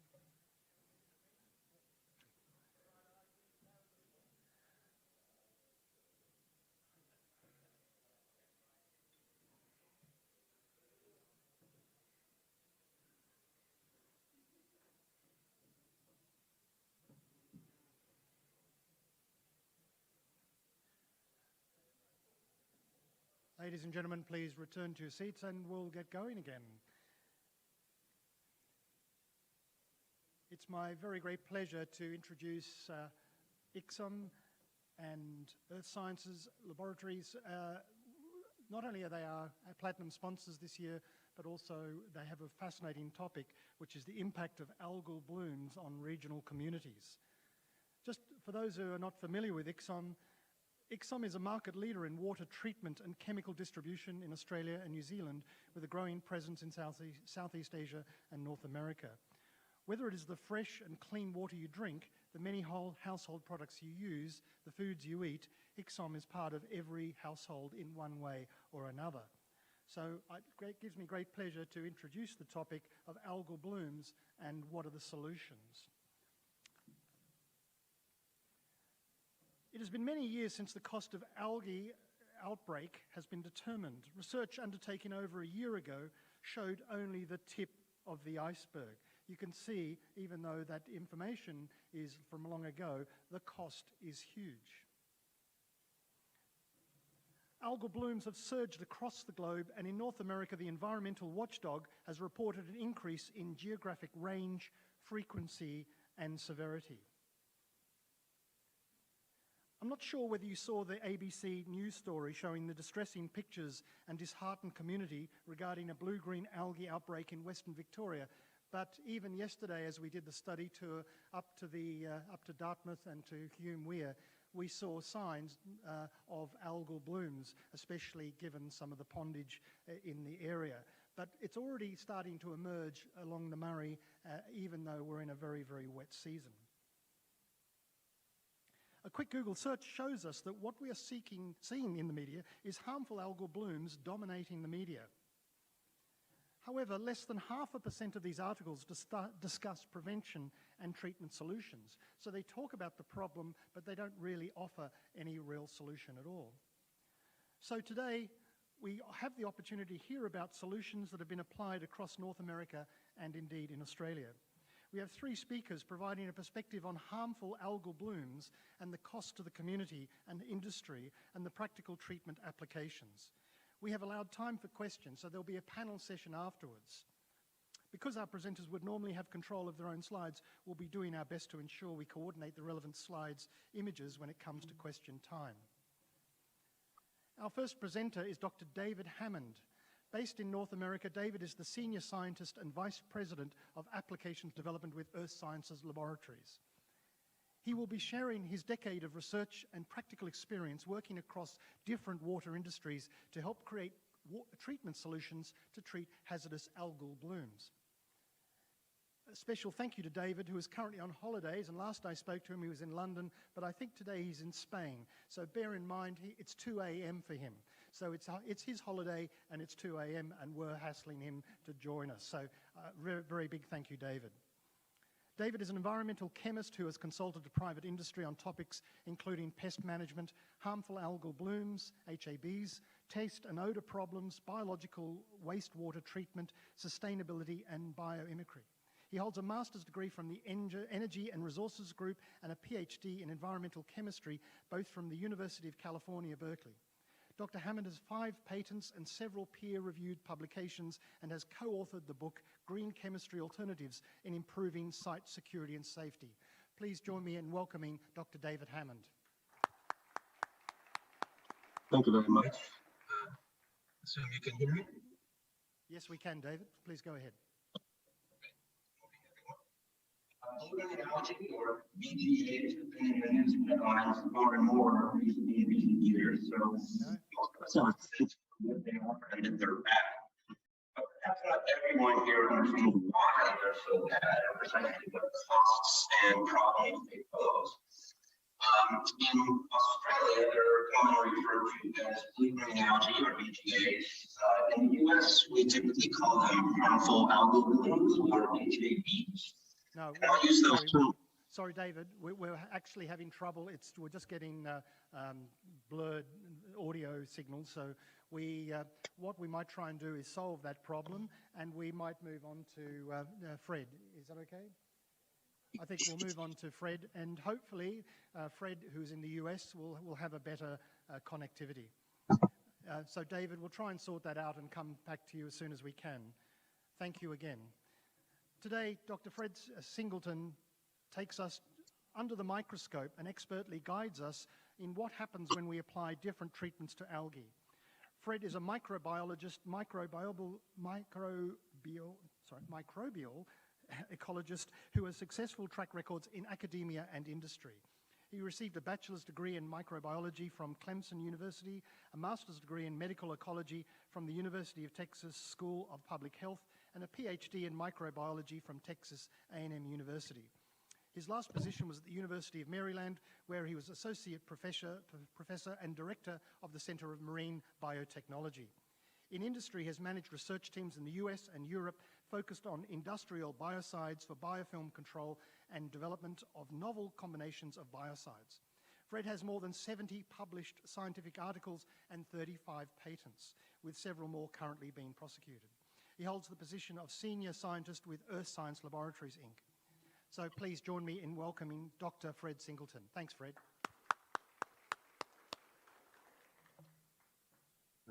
Thank you. Let's see. Go ahead, Fred. We can hear you. Okay, I'm kind of a novice at Zoom, so please bear with me a second. Sure. And I think we're here now. Terrific. I think we can see you now, Fred.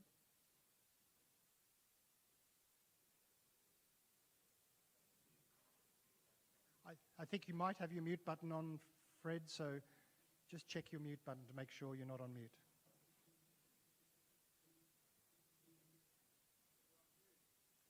I think you're on mute, Fred. Mute. Okay. We might have. Okay, now. Okay, sounds good. Well, we're off to a great start. Okay, go ahead, Fred. Okay, thank you. It's a pleasure to be here, joining you from rainy Florida right now. I'm going to start comparing two ecosystems. One is considered healthy and one is considered unhealthy. I won't read the definition to you, but I will point out all of the components and interrelationships in a system work together to make it resilient to withstand changes that may occur, and these changes may range from influx of nutrients to increased solar radiation to anything that could potentially disrupt the system. One of the things Mother Nature likes to do in case of a disruption, like in this cyanobacterial bloom in the lower photograph, is to restore the health of the system as quickly as possible. In this case of the cyanobacterial bloom, this occurred in Stuart, Florida, and this photograph was taken at the marina. And just so you will understand the extent of this bloom, the biomass layer on the surface was between 20 and 25 centimeters thick. So it was a massive outbreak of the cyanobacteria growing in that system. And one thing that blooms have in common is they all follow a general pattern where you'll have an increase in the growth of a particular species because of excess nutrients or changes in the environmental condition. It'll increase, it'll level off, and then it goes down as a result of biological or physical intervention. So this is essentially the bloom phase where biomass is generated. The second part is where the biomass is settled to the bottom of the system, and heterotrophic bacteria, which is a kind of organisms that consume organic materials, they break down the cell remnants and recycle all of these nutrients, and they grow to reasonably large numbers, and then microzooplankton and other organisms will feed on them, keeping the population suppressed, and finally the system recovers.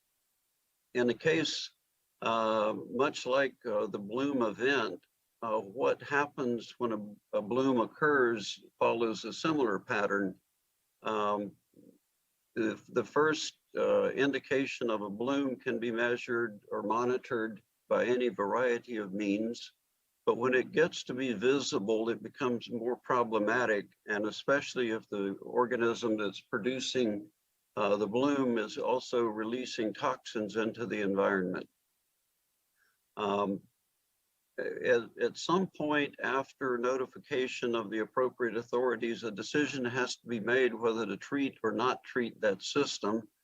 And if it's to not treat, the decision allows Mother Nature to run its course.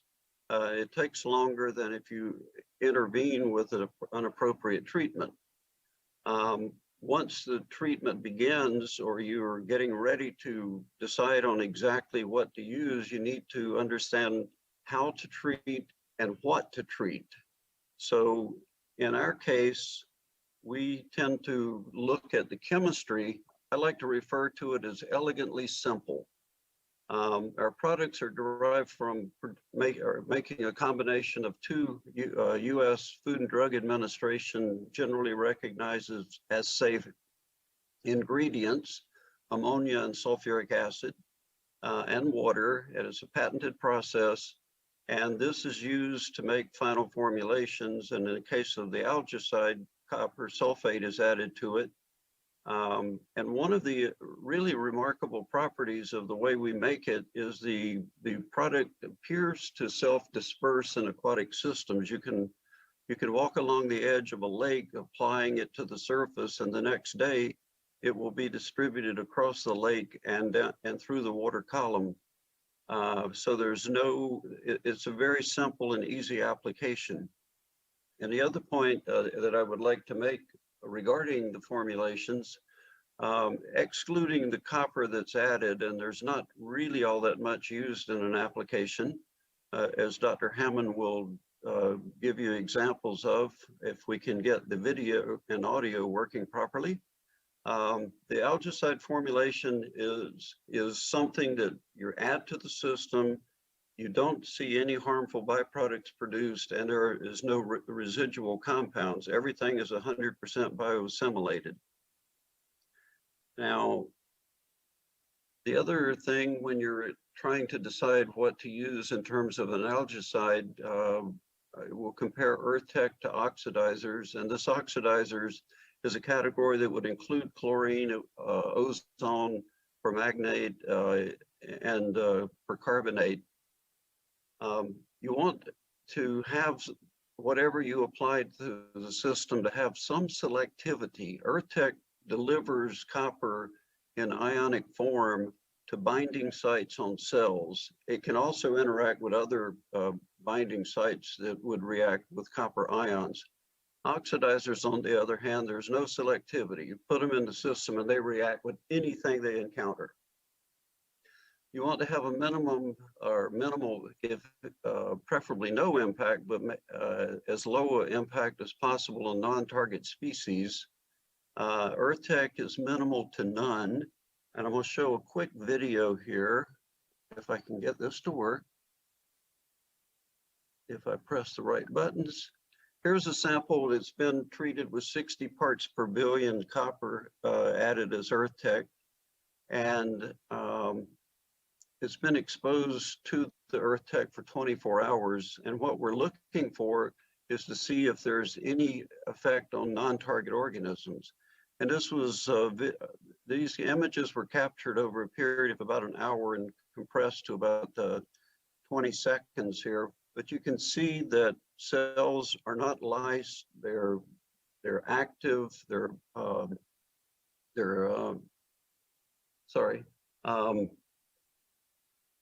energetic, and they're swimming around in the water. And one of the things you'll note is these little specks. Let me back this up real quick. If you'll look, I don't know if you can see my cursor, but you see all these little things in the water. Those are bacterial cells, and they can also be some of the microalgae, such as nanochloropsis or single cell microcystis, really small organisms. Sorry, let me go back to here, and I'll show you what happens with an oxidizer added to a system. And in this case, it was captured over a period of 60 minutes, the images, and then this video was prepared from that. It's about 30 seconds long, or excuse me, 30 seconds. So when we're about halfway, things start slowing down, and we get to the about 45 minutes in real time, everything, virtually everything had stopped. So the oxidizer is an indiscriminate killer that you have to worry about what effect the impact on non-target organisms will be, because that will lengthen the time it takes for the system to restore itself. Speed of kill, Earth Tech is slow, and that's actually very good. I'll explain that in a couple of minutes. And oxidizers is rapid, really fast. Cell lysis, we don't see any cell lysis or indication of cell lysis with Earth Tech. With oxidizers, I'm going to show you what happens with 10 parts per million chlorine added to a filamentous algal suspension and monitored for a period of 10 seconds.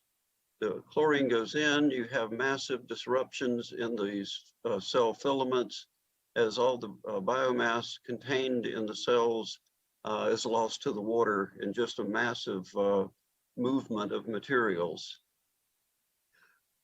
Here's a case where we can zero in a little more closely on the role of heterotrophic bacteria. This thing in the left side is a microcystis colony, and it's been treated with copper and delivered in Earth Tech. It's 100 parts per billion for 24 hours. And what you'll see on the microscope all around the perimeter is what appears to be a slight movement of things in the water. So when you zoom in on these, in this highlighted area, all of these little specks are bacteria predominantly. There can be some of the microalgae as well. So you have to be real careful if you're doing counts to make sure you're not discounting or putting cells in the wrong categories. But anyway, what is happening here, there's a layer of cells on the exterior of this colony, and as organics migrate out of the microcystis cells, which again, they don't lyse, they just leak materials very slowly into the water, and bacteria consume those and grow to very, very large population sizes. Here's a graph taken from a publication by Professor Rogers at Clemson University. And John is still active, even though he's Professor Emeritus now at Clemson. They did a study where they compared what happens if you let the system go with no treatment versus treating. And in this case, the treatment was with a competitive copper product, which is okay. If you don't treat, the amount of microcystin continues to increase over time. But if you do apply a treatment, there's a fairly quick cessation of production and release of in this case, the microcystin to the water, and then it just gradually decreases. So over time, the untreated will generate and release into a system significantly more toxin than if you treat. To kind of bring this to a conclusion, my thoughts on treating is be as gentle with the organism as possible. You want to control the target species, not everything. And the lower dose you go, and I know my boss doesn't always like me talking about lower doses of product, but the lower the dose, the less impact you have on other species. And if that occurs, then natural processes can proceed and Mother Nature is working for us. If you elect to not treat a bloom, and it's a fair option given different circumstances, the time needed for recovery will be significantly longer versus those that are treated. And you'll have more total cyanotoxins being produced. And the two things that I believe in the most is you want to treat a system as early as possible in the bloom process. The earlier you catch it at the beginning of that initial increase in growth, the easier it is to control because you can apply less product, you'll get better results. And from an economic perspective, it's easier and a lot less expensive to prevent a bloom versus waiting on the bloom to just overwhelm a particular system. So with that, I will stop and turn it over to either Dr. Hammond or to Murray. Thank you very much, Fred. Thank you. You've generated a lot of questions in my mind, so I'll come to hold those till the panel and throw those back to you. So thank you for those insights. I now make it about 2:30 in Spain, so 2:30 a.m. is almost dinner time. David, have we still got you? I'm here. Yeah, I apologize if you couldn't hear me before. Is this any better? Okay, go ahead, David. It is better. Okay. Thanks for that. I love those videos. That was fantastic. Blue-green algae, or BGAs, have been in the news headlines more and more recently. So most of us have a sense for the fact of what they are and that they're bad. But perhaps not everyone understands exactly why they're so bad or precisely what costs and problems they pose. And while in Australia, they're commonly referred to as BGAs, or blue-green algae, in the US, we call them harmful algal blooms, or HABs. And I'll use those terms interchangeably. They're essentially the same thing. But what we're really talking about are cyanobacteria, and these technically are not algae.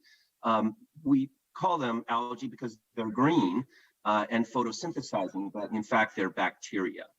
And what distinguishes them as being so bad includes they produce toxins, for example, liver toxins and neurotoxins, and many, many animals and even some humans have died after ingesting them. So huge health costs. Recreational water bodies may need to be closed to avoid contact with these toxins. This leads to economic losses and loss of tourism. BGAs also greatly increase the cost of treating drinking water and testing it as well. And that's because we have to spend money on preventing the fouling that they cause, for example, of filters and other drinking water infrastructure. We spend money on removing the organic matter that they contribute to the water. Water professionals call that total organic carbon, but it's organic matter. We also have to spend on removing the nasty smelling or unpleasant tasting compounds that they can produce, for example, geosmin. We spend additional on chemicals used in water treatment, like disinfectants and oxidizers and products called coagulants that are used to help remove algae. And we have to worry about the formation of disinfection byproducts, or DBPs, which are cancerous and are the result of chlorinating water that's high in organic matter like algae. So I'm excited to share with you about a new generation of algal control agents that represent a new tool in the toolkit of water managers. This is liquid ionic copper, and what's different about it is that it's highly bioavailable, meaning that you don't have to use as much to get the desired results. Copper is one of the oldest pest control agents used by humans, dating back literally thousands of years. But this new and more efficient way of formulating copper means that you don't have to use as much, making it something of a green chemistry. In most cases, switching from conventional copper sulfate to liquid ionic copper like EarthTech can result in up to 80% reduction in the amount of copper applied to the water and the environment.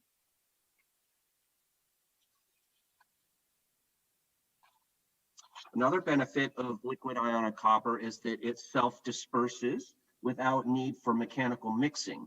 And that means it can get into the nooks and crannies and corners where other chemicals typically don't.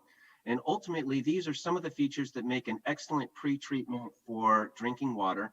And although it's more expensive per liter than conventional copper sulfate, it actually ends up saving on time, labor, and money thanks to its superior performance per liter applied. So more expensive per liter in terms of cost, but actually less expensive if you compare on the basis of performance achieved. Here's an example using data that will illustrate the superior performance and green chemistry that I'm talking about. If you apply copper sulfate as the blue line, the upper line, traditional conventional copper sulfate pentoxide, and it. Sorry, David, we're losing you. Better? Can you hear us okay? I think, David, we're losing the connection, so we might switch to Murray. Okay, actually, Murray's going to continue. I'll introduce Murray in a second. Okay. I'll step in for David and hopefully be a voice, and my apologies as we're trying to work from around the world. This slide represents, and I will not give anywhere near the justice that David Hammond would give this, but it's a third-party lab that's actually tested copper sulfate versus the chemistry, talking about EarthTech, and we're actually analysing the copper usage. And David was going to mention this is a green chemistry. You can see on the graph, the orange below, that we're actually using 1/3 of the amount of metallic copper to get the same result or the same algae suppression as if they were treating it with copper sulfate. This has been done in a lab in the beakers.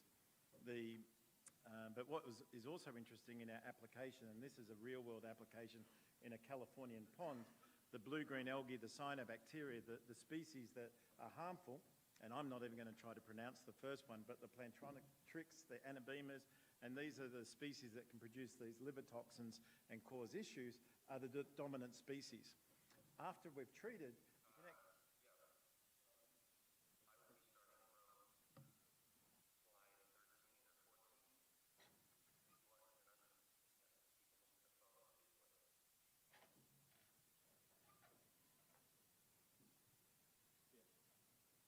I'm going to keep going, John. Lewis. So what we've achieved, just ring him time. So what we're achieving here is that we're actually seeing a migration of population. So what we want to see is the ecology come back, is species that are thriving, and you can see on the right that we're actually seeing some planktonic algae, some species that they've now got an opportunity to grow and come back as the cyanobacteria as the dominant species is being reduced. So we've seen this in multiple water bodies, and I'll speak of some water bodies in Australia that this has occurred. As Fred mentioned, with some treatments that have been used in the past, particularly smaller water bodies, is using peroxide, using algicides that have been registered, and the impact is it kills everything. It's non-specific, and you can see here on the 12th of the 9th that they treated with peroxide, and the algae has actually grown back. And it's grown back because everything's been killed and there's been no resistance in the ecology. And then about a week later, they treated with EarthTech, and you can see that after that, there's been no recurring algal blooms.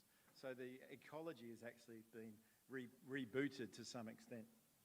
And an example of a US recreational water body, this was, the signs went up. I'm sure we've all had to do this in the authorities around here. The signs went up to stop swimming, stop access to this particular water body, and they treated it, and 21 days later it was reopened to the public. This is a lake. This is, I think, in 2020, a marina. The whole lake, you can see the size of the whole lake in the, on the left. And this marina is this tiny little area up in the top right-hand corner where the arrow is. And they treated the marina. And you can see the impact of the marina was able to be treated and kept clean, and yet the rest of the reservoir was in this full bloom. And the pictures on the bottom there, day 0 and day 5. Where you can see they've treated it, it's dispersed throughout, and then you can see the clean water on day 5.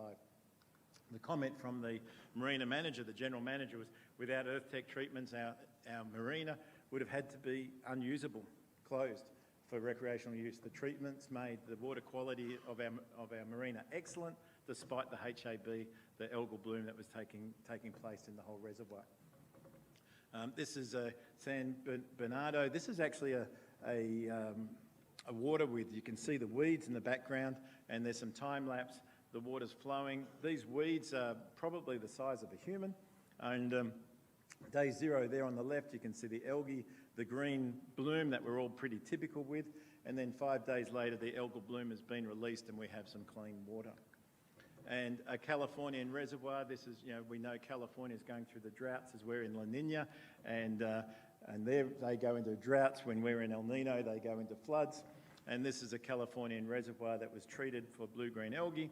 And some of the issues when this is drinking water is geosmin, taste and odour, increased chemical operation plants, and then the treatment on the right where it's been come clean.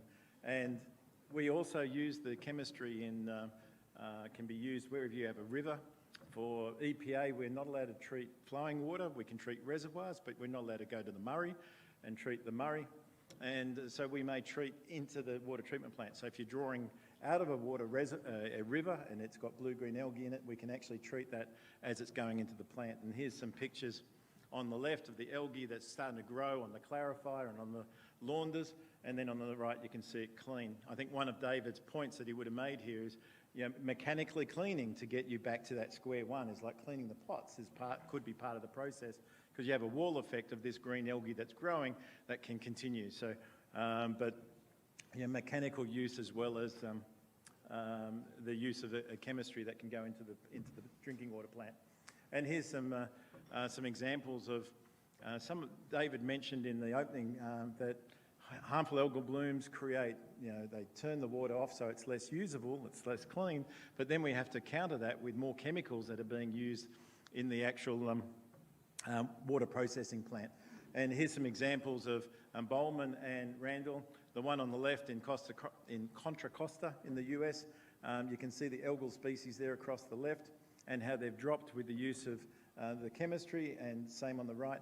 But interestingly on this, David mentioned coagulants, and in fact ICSM supply coagulants to across Australia, and this is used to help flocculate out the solid material and so that we take out the sediment. And with the chemistry, we find that we can reduce the amount of alum used by up to 35%. We've got applications in Australia where we've seen the alum usage by up to 50% reduction. So there's other, we go into this mode of trying to respond to cope with the bad water. If we can get the water clean, then we can start putting the plants back to the way they were designed. And we've mentioned a little bit on taste and odour. So one of these species that produce a taste compound called geosmin. Geosmin is that earthy taste that you put in the natural water stream, and you come out of the tap and it tastes a little bit metallic-y, earthy type taste. It's what they call geosmin. You hear about catching carp, and carp taste like earth when you eat them. Or some people will say barramundi, when you can tell the difference between farm barramundi and native barramundi. The farm barramundi have got that earthy taste. That's geosmin. Our taste capabilities can taste geosmin to 8 parts per trillion. Not parts per million, not parts per billion, parts per trillion. We are so sensitive to geosmin. And then you get complaints. And one of our first applications in Australia was actually a dairy plant where the water was going to the dairy plant. The dairy plant were producing baby formula. The baby formula was being sent to China, and the Chinese were complaining that the baby formula tasted like dirt. And that's how sensitive our taste is. So then all the complaints came back to the Water Authority. Their solution for that here in Australia was to turn a desal plant on. And they were feeding desal water to this particular customer so they could actually make it because of the geosmin issue. This geosmin is produced by algae. Here's a application in the US, and you can see the geosmin in the intake, and it often comes in seasonal because algae is a seasonal thing.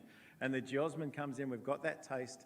You pick it up in the Murray as well, and you can see the raw water has gone up on the, this would be July in the US, so it's in summer, and you can see the increase of the raw water, the geosmin's gone up, and they started to treat.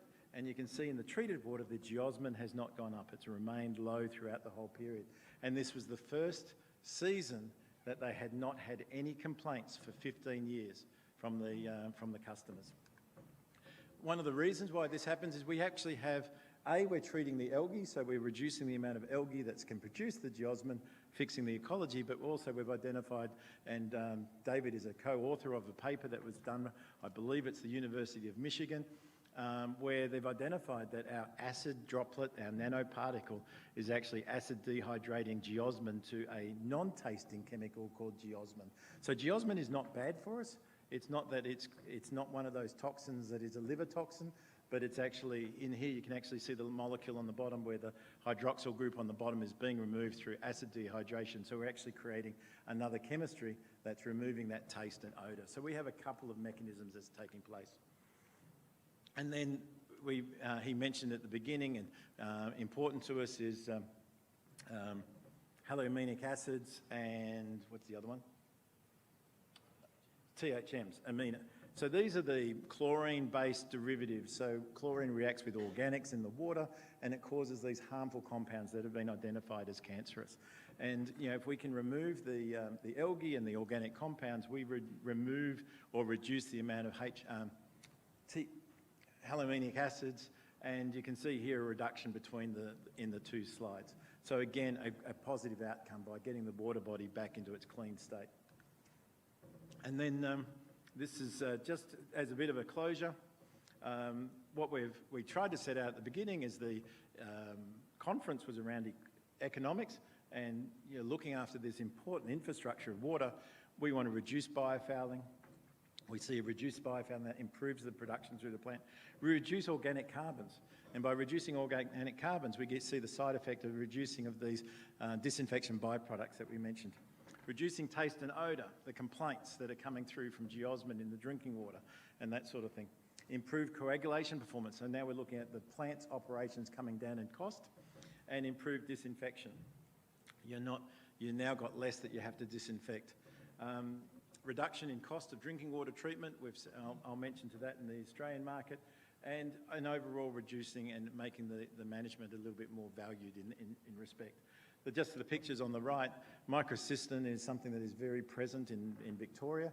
When we go through it, we see microcystis that produce microcystin, and you can see on the right it had 12 to 22 micrograms per litre measured on day 0 at a higher, and at day 3 that was less than 1. And as Fred was speaking about the heterotropic bacteria, taking these sugars, taking these organics, and the ecology is built to actually recover itself, but we're giving it a step change, that we're taking out the generator of these materials and allowing the economy to consume that, the ecology to consume that. And thank you. And my apologies for the sound. I hope I'm nowhere near the presenter of David, but I think if we... You did great. You did great. Thank you, mate.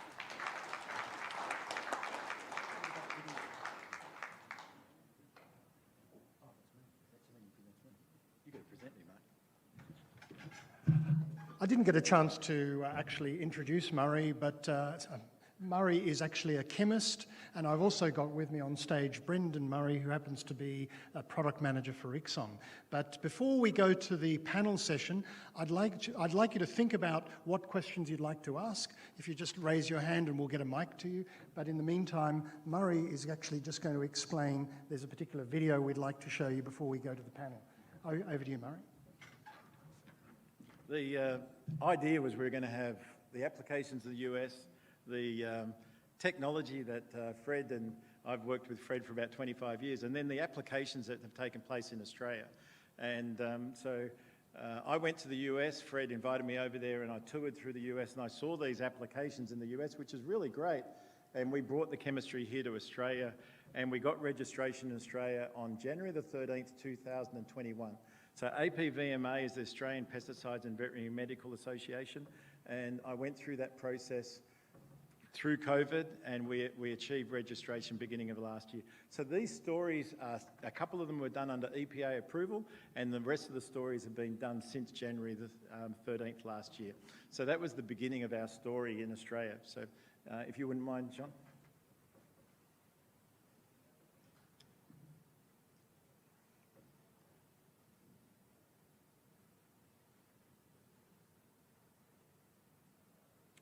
Oh dear. Great minds think alike. I'll let John try to keep working on this. So our first application was in Victoria. It was a place called Leongatha number 4. It was a recreational water body, and they used to treat it with copper sulfate about once a year. And treating it with copper sulfate, they were using about 250 kilograms of copper or 1,000 kilograms of copper sulfate pentahydrate. They would go out with boats and spread it around. They would typically get fish kills, which upset the angling club, and it took about 16 to 32 man hours. They had 2 men on boats going and spread it. We arrived, and we're not going to get the footage, unfortunately. We might do it during Crescent time. It will take a reboot on the computer. But we came in and we treated the water body. It had 250,000 colonies of Docleospernum, and you can see that's written up here. These are independent laboratory analysis. That's a toxic species. And 10 days later, you can see that we took the Docleospernum from 250,000 colonies per mil to 0. This was treated on the 21st of January 2020, and it was done under an EPA license to do so. It took us 16 minutes to treat the water body. We tipped 2 200-litre tanks over the side, and we walked away. I went and visited this water body on Sunday. I thought it would be worth doing a little check. We have not treated the water body since. They typically treated every year in the past. We have not treated the water body since. I put my hand down there and I could see the hairs on my hand. It was immaculate. Not good business model if you're not selling chemicals again and again and again, but it's a fantastic reference to actually see it. The other part, no fish kills.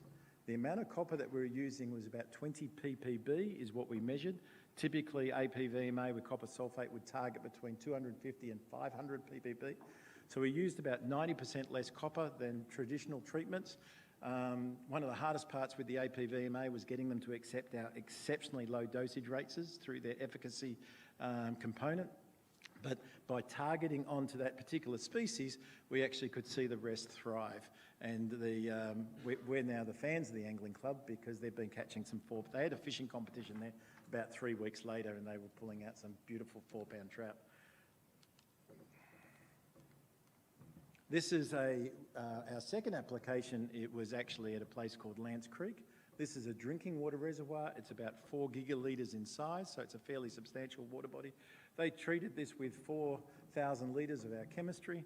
They tipped it into 4 locations, and you can see the day 3 is on the left, and you can see the algae starting to burn, die across it, and you've got this rich algal, we call it paint when it's in that rich state.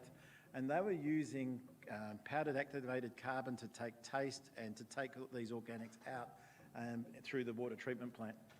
The picture on the right is day 7, and you can see some clean water.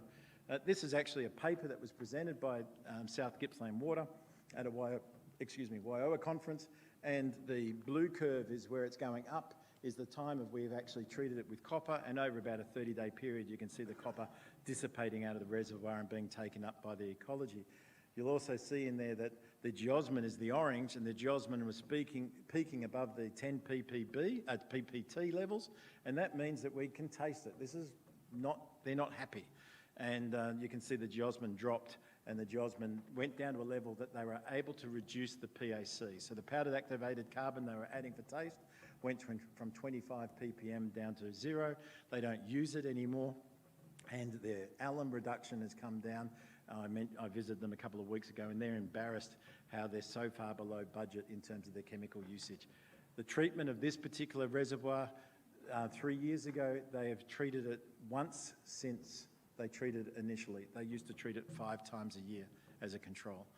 The amount of copper that they put in now is about 10 ppb.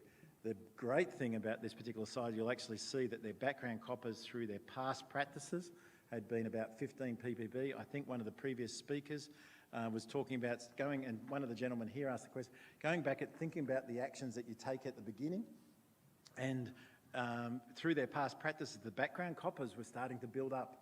And you can see they had 15 ppb of background copper. Their background copper now is 3 ppb.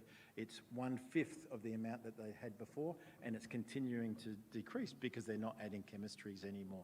So we have to think about how do we reboot things. I think my last slide is on a plant that had both geosmin and MIB.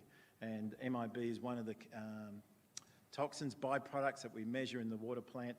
And you can see the geosmin here is the solid green. We treated on day 0 on the left, and within about 3 days, the geosmin taste started to disappear, and by day 17, the MIB had disappeared. So we had a 90% reduction in both geosmin and MIB in the drinking water plant. The chemistry at the beginning that David didn't get an opportunity to express, we have Canadian Health, which I think is one of the hardest authorities to get through, US EPA, NSF 60, which is drinking water certification for the use of using this chemistry in drinking water, and APVMA. And the APVMA is for use in swimming pools, drinking water, lagoons, wastewater treatment, recreational water bodies. And I think it's, our aim was to try to bring forward, and I think we talked about innovation. The CEO mentioned in terms of innovation at the beginning, and I hope that we can sit into that space. And you know, copper is a very ancient technology. It's been around for a very long time, as David mentioned, and this is potentially a new way of applying it to give that kick to that ecological change.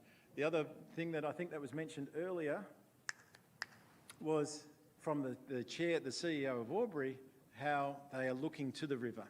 And I was thinking about how we look away from the river and we ignore things.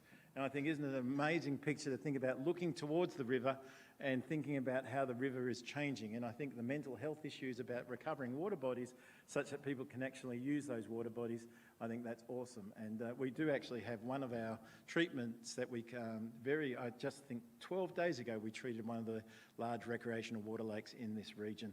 And you know, I'm sure people will talk about that, but I'm open to questions. Thank you very much, Murray, and thank you all to all our speakers, to David and Fred. I'd like to throw it open to questions, but before we do, could I just let you know that the video that we're trying to play is able to be played at their booth. So during lunch, go and take a look, and you can see that video. It's a really interesting insight into how it can be addressed. And secondly, there's also pamphlets in front of you which provides you a little more information. So have a look at that, and also go and chat to the guys at the ICSOM booth. So questions, please raise your hand if you've got any questions. David, I've got a mic here, and thank you. So any questions you've got? I'll start off, please, if I may.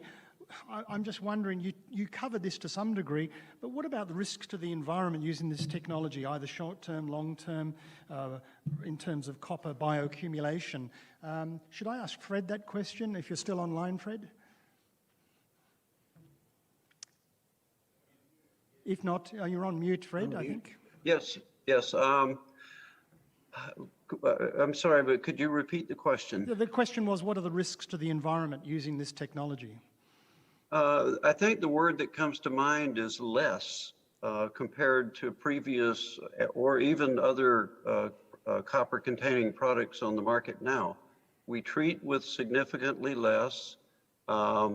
We manage the treatment in such a way that the organisms respond, where we're inhibiting the negative organisms and we're encouraging growth of the positives, if you will.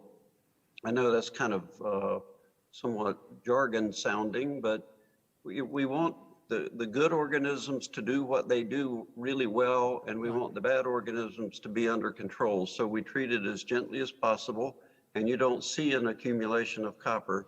In fact, once you dose, you may see a slight increase over the background concentration, but within 24 to 48 hours, that is back to background concentration. Thank you, Fred. Great answer. So, David, we've got another question in the room. Me. Oh, you, David. I'm going to cheat. So I'm based here in Albury. We often have blue-green algae outbreaks, and that usually requires lots more activated carbon and lots more alum. So can you just talk about the reduction in both of those if you're using your technology? Okay, well, I think Murray can answer that question. It was David, wasn't it? Yes, David. David, great question.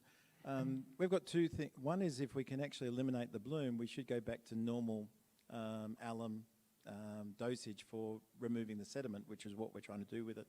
But one of the processes in Australia, particularly along the Murray, has to be taking coagulants up to extremely high levels to try to coagulate out some of these toxins and some of these organic materials that alum isn't very effective at. Actually, coagulants aren't very effective at. So if we have a off-creek storage, we could treat the off-creek storage. Places like Midiano, Trentham in Victoria do that off the Waranga Channel, and they see about a 30% reduction or elimination of PAC and about a 30% reduction in alum. If you are taking it directly from the river, we can actually inject into the feed, and in that situation we're seeing about a 25% reduction in alum. And in terms of Lance Creek, the cost of the chemical versus the PAC, I think it's about $120,000 a year savings that they've got across their plant, and it's not a big plant. Thank you, David. Great question. Any questions from the audience? Yes, one couple down the front here, please. I'm just wondering, I'll go to those first. Thanks very much. My name's Heidi Josipovic, also from Albury City Council. Just going on from David's question, just regarding the residence time, so we don't have the luxury of a raw water storage or basin to dose into. What sort of contact times required if you want to treat the raw water incoming into our water treatment plant? If David's clear, I'd like to put it to David, so let's test David first. Sure. Are you still online, David? And I'm not sure if you heard the question. Yes, No, Murray, can you do? I'm going to try. We've got about 60 to 80 applications where we feed directly to the plant. I've visited 5 of those in the US. One of them would have had a retention time of 45 seconds, and the other one's got a retention time of 32 hours, in a channel feeding it. More time would be our preference.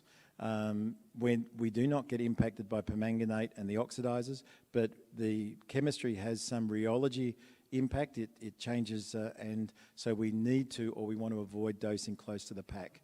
But it would be we'd look at the design of where the injection point, but there's not a real answer to the question because we've got such a range. But if we can go to the off-creek storage, that's our preference, but we do have approval and we have got applications of treating like that. Thanks, Murray. Another question from the front. Oh, hello, I'm Pat, also from Albury City Council.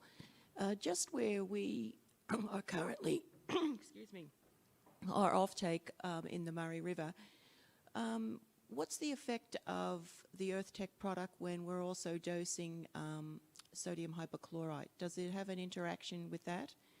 Does it affect its effectiveness? Fred, are you there? Yes. I think it's fair to say that the interaction between the hypochlorite and our product will be fairly minimal when it comes to the copper. There are some cases where the presence of our chemistry can actually help stabilize the chlorine and extend its half-life, but that's some early work that we're carrying out now. Thanks, Fred. Any other questions from the floor? I've got another couple that I find fascinating. Why hasn't this approach been used in the past to manage algal blooms? Murray, can you answer that one? Probably the quick one is it hasn't been available, and getting it through APVMA. I would also probably say, trying to sell this in Australia, there's people have a real fear to copper, or we don't want to put copper in there. So we've had to get over the hurdle that we're putting in 10%, 5% of the same amount of copper. If you look at the data at the beginning, and I think the CSIRO gentleman is doing a great deal of monitoring, and there was a paper written in Victoria, and they looked at all the papers in the last 5 years are all about monitoring, but there's very little about actually the solution. And the research we've done in the US, this is an increasing problem, and we haven't had a solution. We achieved APVMA in January of last year, and I think we have about 74 commercial successful applications across Australia and New Zealand. We're now introducing it to Zimbabwe, South Africa, Thailand, Malaysia, Singapore in that 12-month period. So we're talking about something that's very innovative, very new right now. Right. Yeah. Well, I was born in a copper mine, so I don't have the same aversion to copper, but thank you. Question at the back. Thank you. Yeah, thank you. Peter Wright from Cowra, New South Wales. I'm out of my depth in the science, but if this stuff cleans up the water in the reservoir that's going to be treated for drinking, do you need less chemical post-treating to maintain the quality of the water in the distribution system?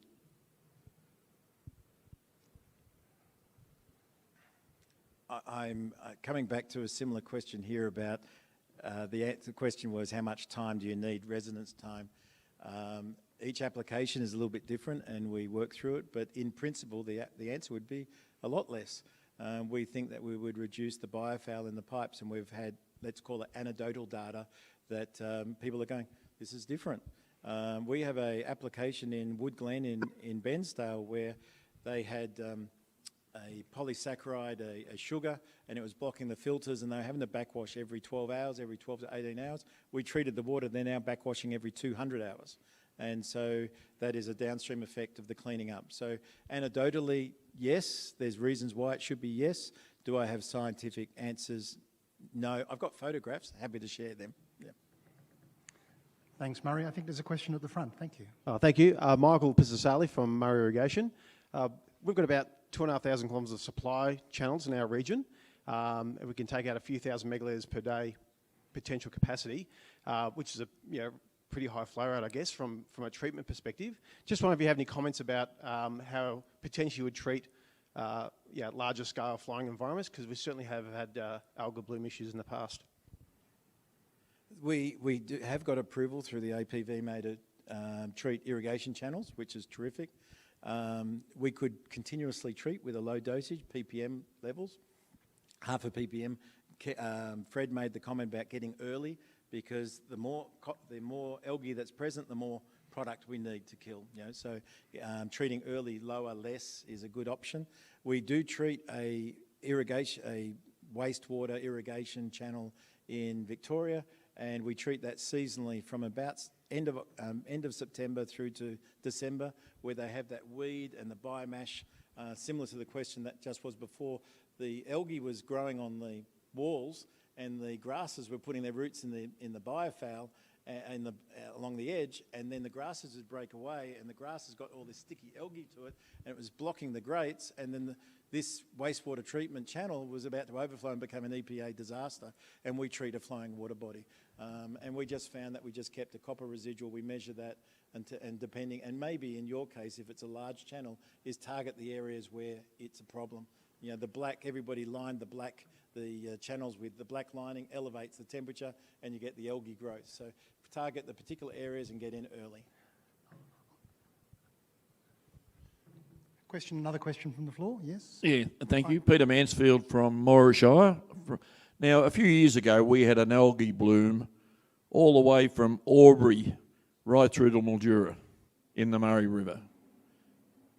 To me, is it practical to be able to treat something like that, a large-scale algae bloom, which obviously affected tourism, etc., etc., etc.? Can you give us a rundown on that? Thanks, Peter. Great question. I think I'm going to have to try to answer it, because I think it's an Australian issue. But I'm also, the CSIRO mentioned about considering, as we're putting water back into the aquifer underneath, what are the side effects? What's the downstream effects?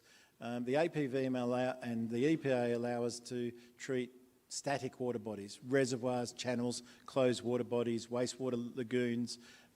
We treat we're looking at the cooling water for our nuclear subs. There's things that we're allowed to do under the APVMA. Is it an option? We'd need to look at the copper effect on other species down there in the river before you'd even contemplate.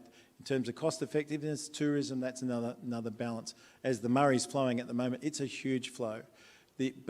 One of the things I've noticed is that we might have a wastewater treatment and it's overflowing algae into a river, into a stream, but EPA considers algae to be a natural organic byproduct, so it doesn't raise the flag. So we're actually sending algae down into the rivers. So perhaps an approach under our current legislation, without having a lot of guidance and a lot of scientists, is to treat the sources that are dropping into the river rather than allowing the river to bloom. But from a licensing standpoint, as somebody says to me, can we treat this river? If it's a small river, we could financially. The issue is that we're not allowed to under EPA because what are the downstream? And we work with Adelaide. Adelaide has just treated their drinking water over there. They treat a reservoir. One of their complaints is they get all of the effects that have been upstream on the Murray. There's no South Australians in this room, I'm assuming. But, yes, there are. Oh, hello. We send all of our bad stuff down to them, unfortunately, and they have to deal with it with their drinking water.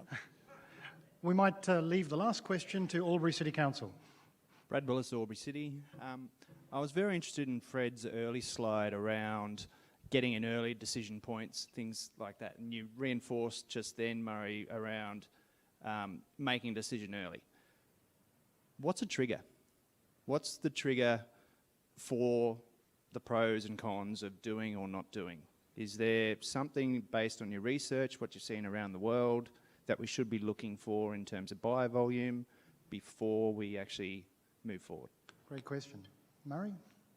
Oh, these are awesome questions. Somebody has to pay the bill.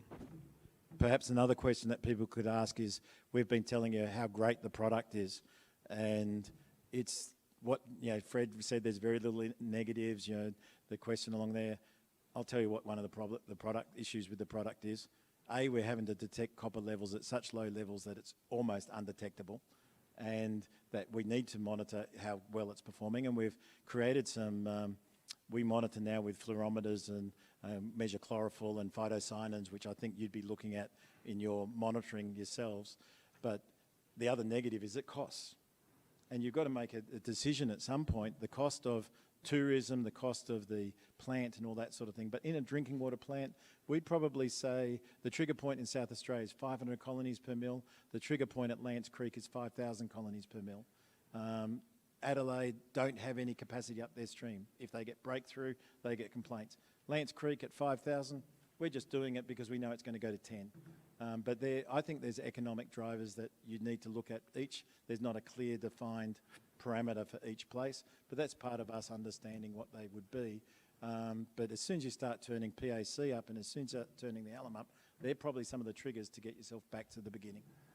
Fantastic question, thank you. And that brings us to a close. I think it's been a great discussion. Please take the opportunity to go to the ICSOM booth and see the video, look at the pamphlet and talk to these guys, because I think they offer some really interesting solutions. Please join me in thanking Dr. David Hammond, Dr. Fred Singleton, Murray and Brendan. Thank you. Ladies and gentlemen, it's time for lunch, so if you'd please adjourn to the room behind, talk to the exhibitor sponsors and enjoy some lunch, and we'll see you back here at 1 o'clock. See you then. Goodbye. How do you get out of here?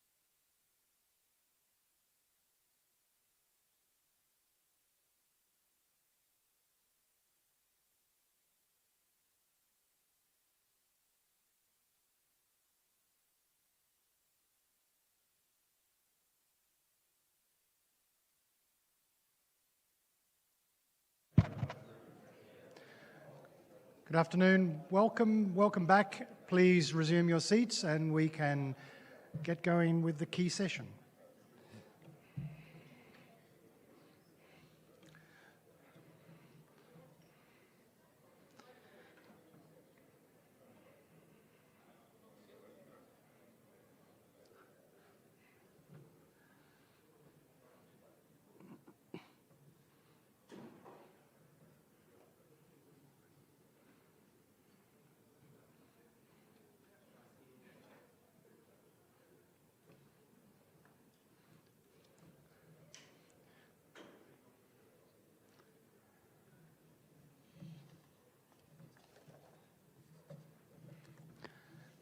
Good afternoon and welcome back. Our next session is about managing water for the environment in the Murray-Darling Basin.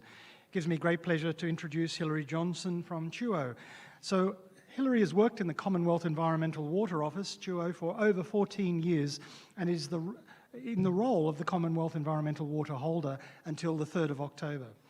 The Commonwealth Environmental Water Holder protects and restores the rivers and wetlands of the Murray-Darling Basin. They deliver water when and where plants and animals need it most, including to our internationally recognised wetlands. They work in partnership with First Nations, federal and state agencies, basin communities and industry. Their work is underpinned by the latest science and the local knowledge of the communities that live and work by the river. Hilary's usual role as branch head at the TUO sees him responsible for advising and implementing decisions on the use of Commonwealth environmental water in the southern Murray-Darling Basin, as well as overseeing First Nations and community engagement and monitoring, evaluation and research programs. Please join me in welcoming Hilary Johnson.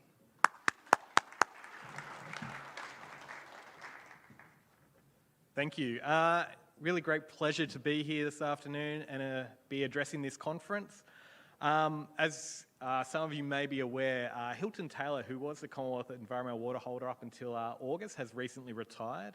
So I'm filling in the role until Dr. Simon Banks starts in the role in 3rd of October. So you'll have a new TUO in a couple of weeks, but in the meantime, you're stuck with me.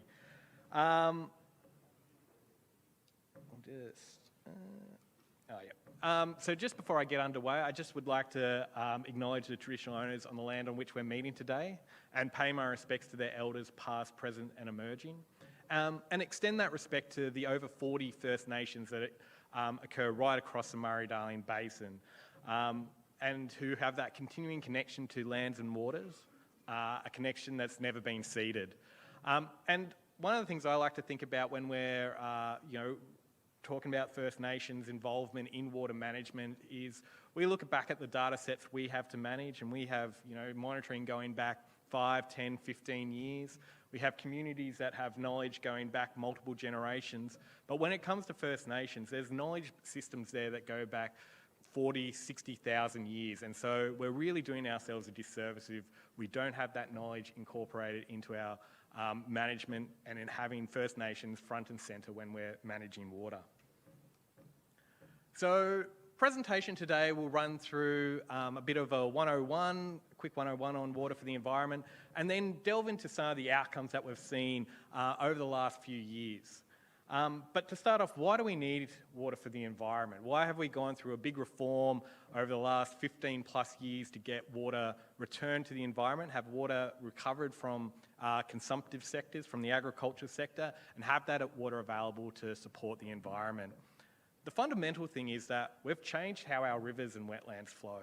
We've put big dams in place, water's extracted for a range of important human uses, whether that's for agricultural production, for towns, for mining, and that's had a range of benefits, but it's also come at the cost of parts of the environment. So that changing to that timing and changing to that volume of water going through the landscape has affected the animals and plants that need that water to survive.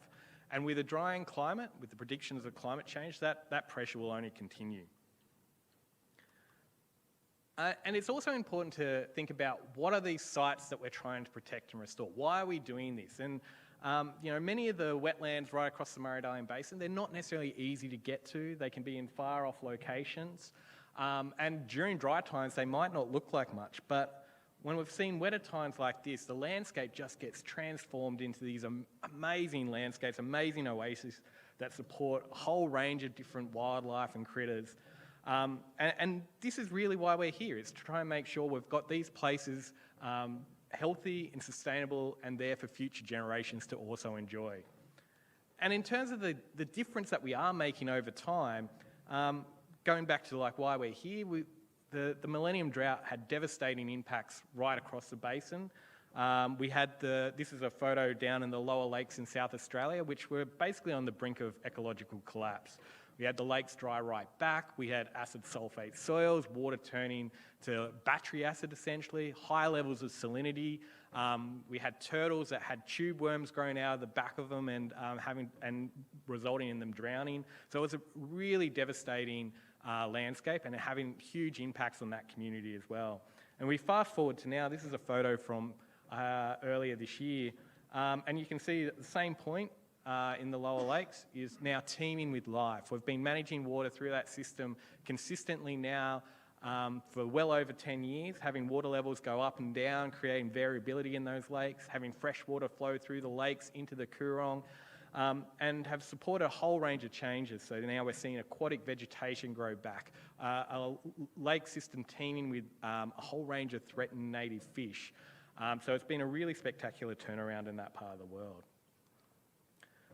When we're talking about water for the environment, so this is water that's, in our case, is managed by the Commonwealth, and we have a big footprint that we operate over. So there's almost 2,000 gigalitres of water on average available for the environment, or held by the Commonwealth and available for the environment.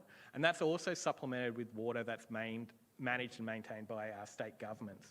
It's a really valuable resource. So it's worth over $4 billion. And so it's a highly valuable public asset, comes with a lot of scrutiny, and rightly so. I think at last check we've had something like 11 public inquiries since 2013, so more than one a year, which is as it probably should be when you're managing something so valuable over such a large area. And it is a big area, it's a big paddock. 1 million square kilometres is the basin, and we deliver water across 25,000 kilometres of river channel. And this is supporting both the environment that supports over 2 million people in the basin and the 3 million people who depend on it for drinking water. In terms of the volumes of water we have available, as I said, we're sort of at that average of around 2,000 gigalitres a year. It's been growing over time. Just on this graph here, things to take away, the light blue is the actual entitlement, so how much the water licences we've had recovered from the agricultural sector and from other parts of the consumptive pool. The dark blue is what you would expect to get on average against those entitlements, and then the green is what we've actually received. And as you can see, back 21-22, so the last 12 months, has been the most water we've ever had available to the environment. It's also been our record year for water use. So we've had around 2,000 gigalitres, so 4 Sydney harbours being delivered to the environment in just the last 12 months. When we manage this water, it's pretty straightforward. Like a lot of people, we plan, we then deliver the water to implement the plan, and we monitor and review over time so we can adjust those decisions, adjust what we're doing in real time, but also to be able to inform our plans for the next year. And so while that's quite a simple approach to it, the actual detail around it is quite complex. There's a whole range of different things that we need to consider. We need to think about how much water we might have available, how much water might be available to our partners, what other water is there in the system, how full are our dams. We need to think about, can we actually get the water to where we want to go? Are there barriers that might be limiting where the water can flow? We need to be thinking about the weather forecast. Is it going to be wet or dry? And be able to plan for a different range of different scenarios. We need to be taking into account how the environment is actually travelling. How has it responded to previous flows through the system? Is it improving? Is it declining? And a big part of that is drawing on the science. So we have a very robust monitoring program that operates across the basin, and that's also complemented by science being undertaken by both the Murray-Darling Basin Authority and state governments. And so all of that information comes in and informs our decision making. But two of those key inputs I just want to touch on a bit more, and that's the input of First Nations and local communities. Having that on-ground knowledge is really critical to the decisions that we make. And so we spend a lot of effort with our partners making sure that we are out on the ground, engaging with local communities, engaging with First Nations, and that's right across the whole cycle, whether that's in the planning, the actual delivery of the water, or monitoring the outcomes. And I've just got a few examples here that I'll quickly run through. So this picture here, we've got Kel Baxter there. He's a bit of a character from Wangaratta, and this is a site, Moolamere Billabong's quite a small site in Wangaratta. And there's been a whole range of different community groups being involved to restore that site, to reintroduce catfish into that area. And for our part, we supplied the water to top up that wetland and provide that habitat that they were looking to restore. So it's a really good example of just at a local level, how government and communities can work together to achieve some really great environmental outcomes. The other one here we've got is at Moolameen, so Lake Agnes. This is a private property. And so again, we've worked with the local landholder. This is previously a cropped lake bed used for agricultural purposes, but they were quite happy to see this site restored to a wetland. And so working with Murray Irrigation and with the landholder, we've been able to transform essentially that site into this amazing wetland that supports water birds and frogs and a whole range of other outcomes. A couple of other examples here. We've got James. Give us a wave, James. Hey, there he is. From Renmark Irrigation Trust, we've worked really closely with RIT and with the local council, Renmark Paringa Council, to deliver water within the Renmark Irrigation Trust footprint. We use their infrastructure to be able to get water to sites that would otherwise miss out. But in terms of, it also provides, in addition to those environmental benefits, a whole range of benefits for the trust as well. You know, they've got an additional customer and also provides some operational efficiencies for them with water being delivered at times when they would otherwise not be using the system. Similarly, in the Murray Irrigation Limited, we work really closely with them. Mick Pizzazali's over there, sitting next to Councillor Dennis Gleeson, and we can see Mascot Escape there is just at near Dennis's place, and is again an example of where we've been working in partnership to be able to augment Murray Irrigation's infrastructure and have water delivered to the creek system in that area. And so again, these partnerships they're all across the basin. We do similar things with Murray Bidgie Irrigation, Colliambly Irrigation, and look to partner with as many different agencies as we can to be able to get water to where it needs to go. As I said, that's not limited just to the delivery side of things. This is an example of where we've been working with the Yarkwa Indigenous Knowledge Centre to be able to monitor, to do turtle tracking in the Edward Colletch system. We've also been working really closely with them to monitor the recent flows through Wirrai Forest. Our scientific providers, they're all contracted independently of us, so they're a range of university organisations, and they also do quite a large outreach program, working with school groups and doing activities out on country. So this is again Cowpram Station, just near the South Australian New South Wales border, and we've got you know, local school kids going out there with the Indigenous rangers and with the scientists to actually understand how these wetlands work and how water for the environment is helping to restore them.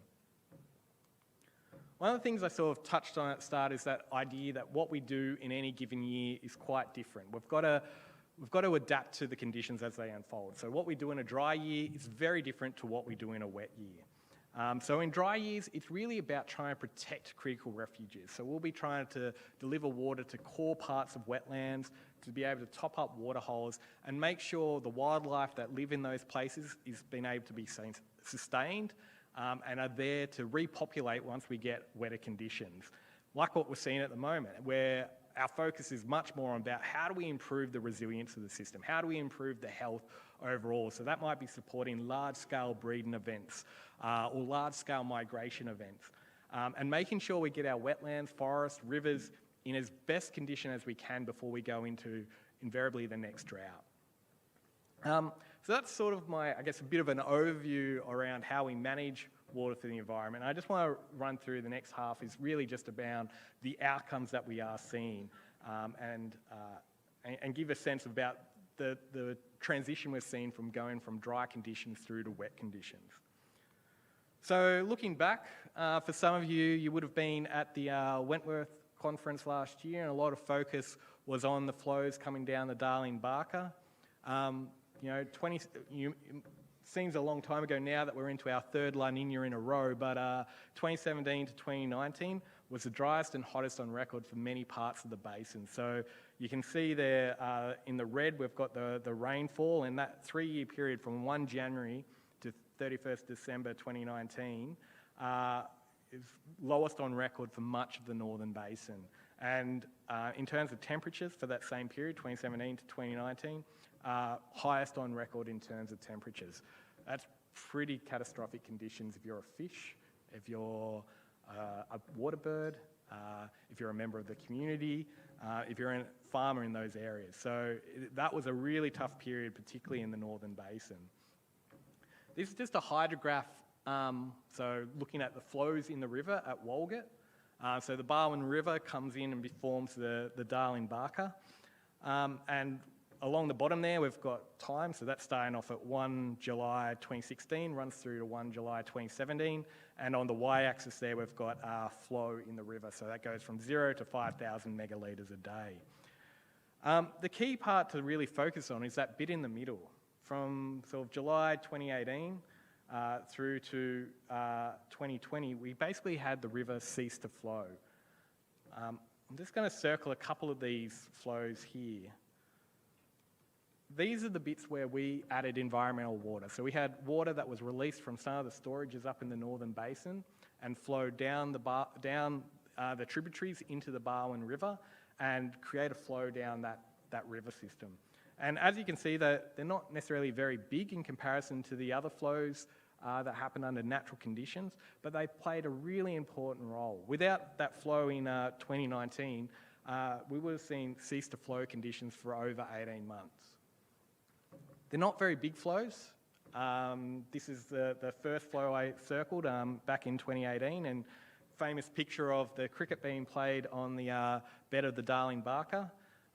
Flow came through, cricket was called off, but it's not very deep, it didn't last for very long, but played a really important role in being able to top up the water holes, improve the water quality in those water holes, and help the native fish that were in the Darling Barker to survive.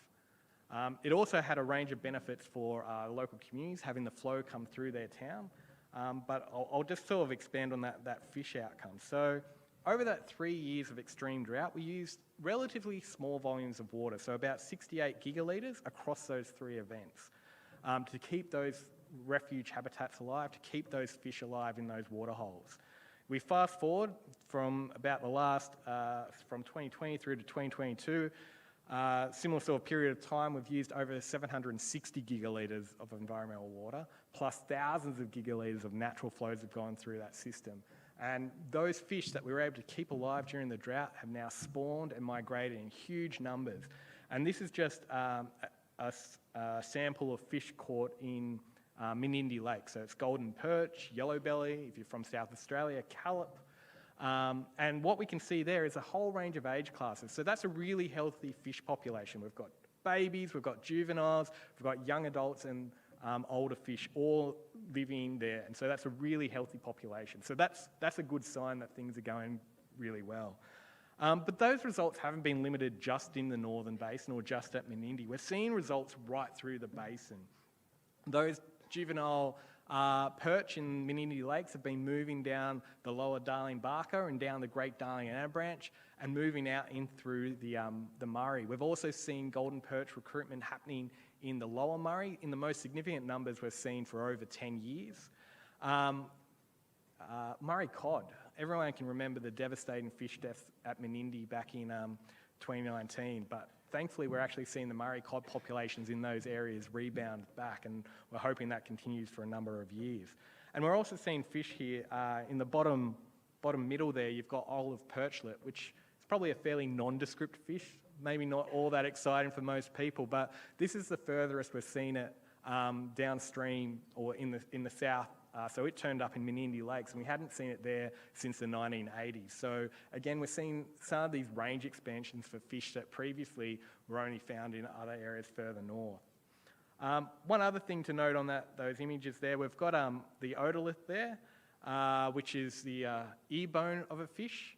And this is maybe a little bit of a tangent, but just in terms of some of the science we use to understand how fish are responding to flows through our river systems, we can use these ear bones to age fish. So if you think about it, it's similar to a tree stump where you count the rings to work out how old the tree is. You can do the same thing here with the ear bones. So counting the number of rings works out how old the fish are.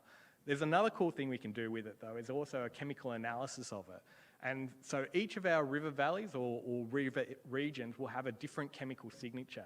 And so we can do an analysis across each of those years and work out where the fish has travelled during its lifetime. And so you get a full life history for the fish just from that ear bone.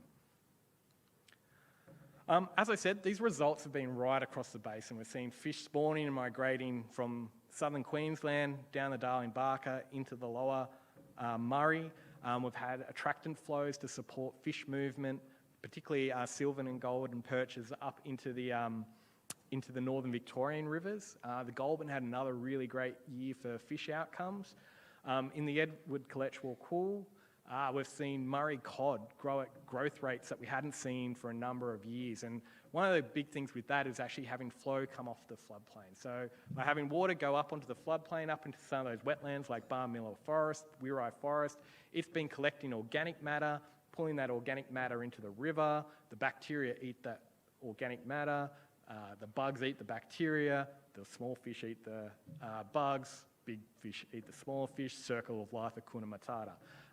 So that's why we're seeing like those flows out onto the floodplain are really important, not just for things out in the floodplain, but for the fish in the river itself. Stories beyond fish though. So getting water out into these floodplain wetlands has helped restore the vegetation. This is at Narran Lakes up in northern New South Wales, Darawa in the traditional language. As you can see, March 2020, not looking so great. The effects of that 3-year record drought had a really severe impact on that wetland, and it actually had missed out on water for a number of years prior to that already. So with the return of flows back into that system, so both natural flows boosted with environmental flows, we started the restoration of that site back in mid-2020 through to 2021, where we started to see it in good condition. That improvement in condition, and that's a sort of consistent, we've seen that in a number of places. So the Great Cumbung Swamp down the Lachlan, we've seen similar recovery there. Macquarie Marshes, those places where we put water prior to these higher flows have just responded so much better. But it's not just for the plants that's important. The real benefit of having these sites in good condition when the higher flows come through is for water birds. If the water birds have to wait until the vegetation gets to a good condition, they won't breed. So having that vegetation in really good condition when the high flows come through meant the birds could set up shop straight away. They weren't waiting for the vegetation to respond. And we've had widespread waterbird breeding right across the Murray-Darling Basin. It's the most widespread breeding we've seen since 1998. So it's been a really exciting year in that regard. And I think if you go out to our store, there's a whole range of pictures we've got up there of the waterbirds breeding those large numbers. And so in Macquarie Marshes, we had something like 150,000 nests there. In the Lachlan Valley, the one there in the middle, you've got pelicans turning up in record numbers. I think we had about 30,000 there. And so some really exciting results coming through from the last 12 months when it comes to waterbirds. And as I said, that's right across the basin from, again, up in those northern valleys, northern wetlands, so Gwydir, Macquarie Marshes, Darawa, all the way through to the Coorong and Lower Lakes. One of the questions we sometimes get asked when we show these results is like, well, that's all great. You know, the natural flows are really just the cause of why these waterbirds bred. And so what role does environmental water play in these wetter times? So I guess there's a couple of things to mention on that. One was actually setting up the condition of these wetlands, making sure they were in good condition before those flows come through. But the other one is maintaining the water levels in these wetlands throughout the breeding event. So one of the key reasons for doing that is to keep out predators. So having higher water levels in these wetlands can mean that feral pigs and foxes, which you can see in this image, we've got a feral pig coming and disturbing and eating the eggs of some ibis or bin chickens in Barmah, oh actually that's in Miller, no sorry, that is in Barmah Forest. And disturbing the breeding event, and that ends up being unsuccessful. So by keeping those water levels high, we can minimise that predation. The other reason why we want to keep water levels high is food.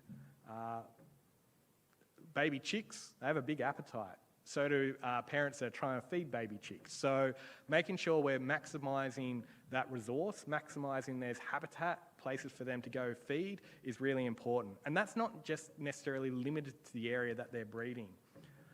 This is an image of Guyini Nimikaira. This is a site down at the end of the Lower Murrumbidgee. It's managed by the Ngari Ngari Tribal Council. They do an amazing job of managing that site.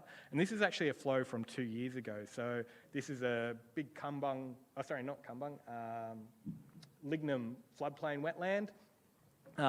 And that actually all the water you see in that image is all Commonwealth environmental water. So without environmental water, that place would have remained dry that season.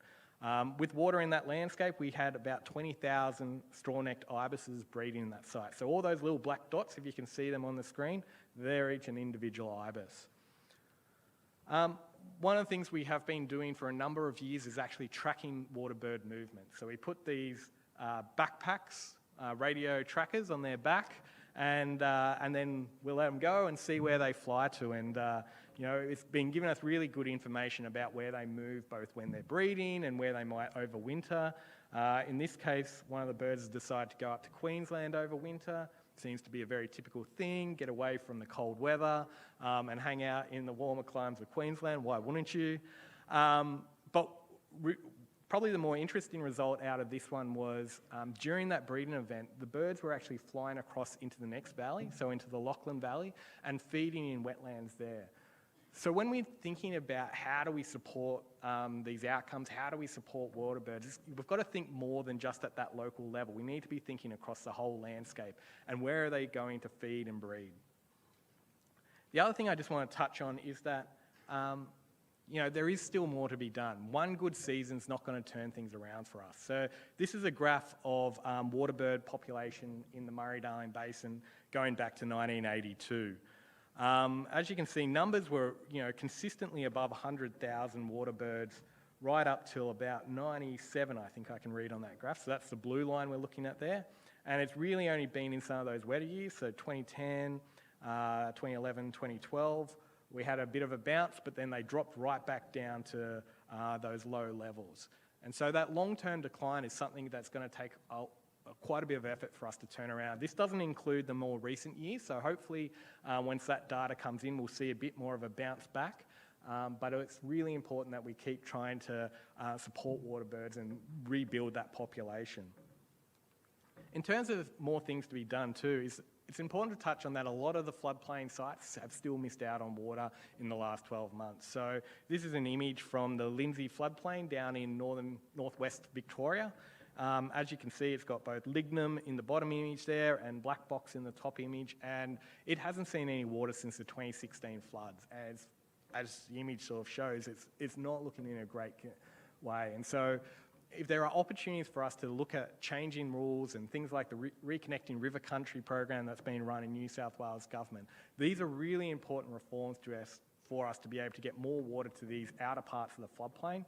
And get water to places that are otherwise missing out. And you can see the difference in the landscape there with the Great Darling Anna Branch. That's seen its first flows since 2017. This is actually the result of a natural flow event. Environmental water's got nothing to do with what you're seeing on the floodplain there, but it's just the contrast in terms of getting water to these places. They really respond, and it's quite dramatic in terms of that improvement in condition. So that's, I guess, a little bit of looking back. In terms of looking forward, plans for this year. What are we going to do with all the water in a wet year like this? So one of our key things is really trying to consolidate on those outcomes. We've seen some really great outcomes. How do we make sure we maintain them and, if possible, keep improving? So, you know, we've got a lot of juvenile water birds, a lot of young fish, all looking for food, all looking for homes. And so our aim was to try and make sure that we provide that where we can. If we see water birds breeding again in big numbers, again, we'll look to top up those wetlands and make sure those events are as successful as possible. I think we're already starting to see some of the birds turn up at Guiini, so it looks like we're probably in for another big water bird breeding year, which will be really great. So for some of these wetlands that, you know, again, we'll be trying to top them up, get them in as healthy as we can. For those places that missed out, we've been able to get water into a few places that missed out in the South Australian floodplain, so that's been really exciting, working with Andrew Reynolds' crew over at MDBA and the SA government to be able to try and boost flows in those areas, get water to different parts of the floodplain. And the last thing I just want to touch on is hypoxic blackwater events. So I mentioned before, when we get water out into the floodplain, it can pull all this organic matter off the floodplain and provide food for the whole system. But if we see those events happening where they're large-scale events and pulling a whole heap of organic matter off, particularly during the warmer months, what we can see is the bacteria consuming all that organic matter and pulling, or essentially stripping the oxygen out of the waterway. And so one of the things that, and you know, having no oxygen in the river, not so great for fish and not so great for a lot of aquatic animals. We saw in 2016, the floods that came through that year, that we had large fish kill events in places like the Mid-Murray.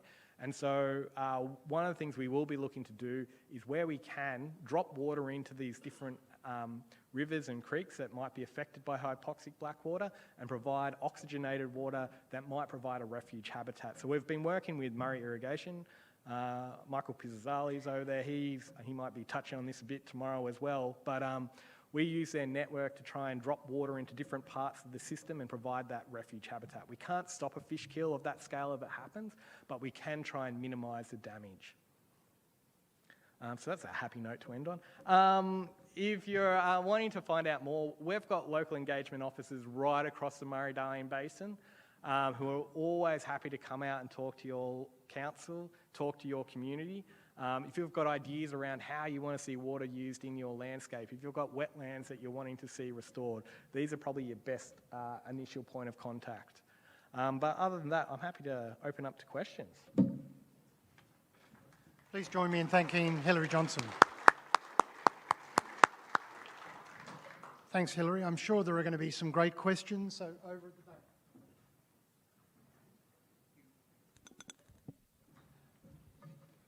So any questions to Hilary? There's one at the back. Thank you.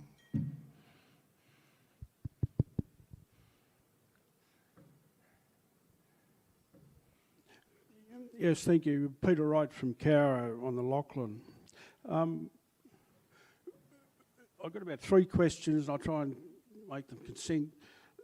The environmental water is often the scourge of any holding in a dam, is when the water's going out and we don't see a great benefit from it, and it doesn't seem to register the transmission loss in water going down the stream as being environmental water when that water's for irrigation or town water. But it doesn't seem to be any environmental benefit there. But during this wet time, you said there's a lot of water there, and there'd be a lot of environmental benefit from this excess water. Will there be a moratorium on environmental water coming out of dams for 3 or 4 years after this wet event finishes? That's the first question. The second question, statistics are very useful. You said there's 2 million people in the basin, 3 million people rely on the water, but we seem to have about 15 million people telling us how to manage the basin that don't appear to have any relevance to the basin. I feel that some of the comments put forward on how we should be operating are coming from people that have got no idea. And that leads to the third question. As one of my fellow colleagues at the table said, there's been no mention of the people as part of the environment in the basin, and what benefit that they get from more water and the rest of the nation. Thank you. Yep, okay. Let's try and think through each of those. So in terms of that first question about flows coming out of dams at the moment and how that's accounted for and what our plans would be going forward in future years, is that correct? So the best way to think about it is our licenses are exactly the same as what irrigators have. So ours is managed the same way. We aren't treated any differently to irrigators in that regard. So the water spilling out of dams at the moment is not accounted against irrigators' licences, and similarly it's not accounted against our licences. In some New South Wales valleys, there are what they call planned environmental provisions or rules that they have where certain parts of those spills will be accounted as environmental water. But I guess the key thing is however you're accounting for it or however it's labelled, you're right, this is providing a whole range of environmental benefits at the moment. And what we look to do with our water is really just supplement or augment that. So if, you know, we can't add water to flows that are going to flood people's properties. We can't add water to flows that are going to impact on third parties. But so we, as I said, a lot of it's often coming in on the back end of those flows to be able to extend the duration, making sure we're getting, maybe topping them up in places where we can to be able to reach further out onto the floodplain. And so even though we're seeing great results this year, I think the key thing I was trying to get across is that water for the environment's needed in all conditions, whether it's very dry, very wet, or something in between. So in years going forward, it'll adapt in terms of what we're actually focusing on, but we will be, there will be those needs that we're needing to contribute to and maintain that resilience. I've forgotten your second one, but on the third one around people, yeah, look, you're right. Like, as I guess I was trying to emphasise that, you know, we work really closely with communities. You know, we're in partnership, and those benefits are much broader than just the environment. You're right. You know, communities have a lot of value from seeing even just the local amenity. As I mentioned before, irrigation companies are benefiting from us as being an additional customer in their system. For First Nations people, it has a really intrinsic value to them about being able to meet their responsibilities to care for country, as well as, you know, potential social and economic outcomes that come from that. Tourism, you know, the recreational fishing community. As I said, like focusing a lot on boosting fish stocks benefits a whole range of community groups and people right across the basin, and also people who travel from outside the basin in.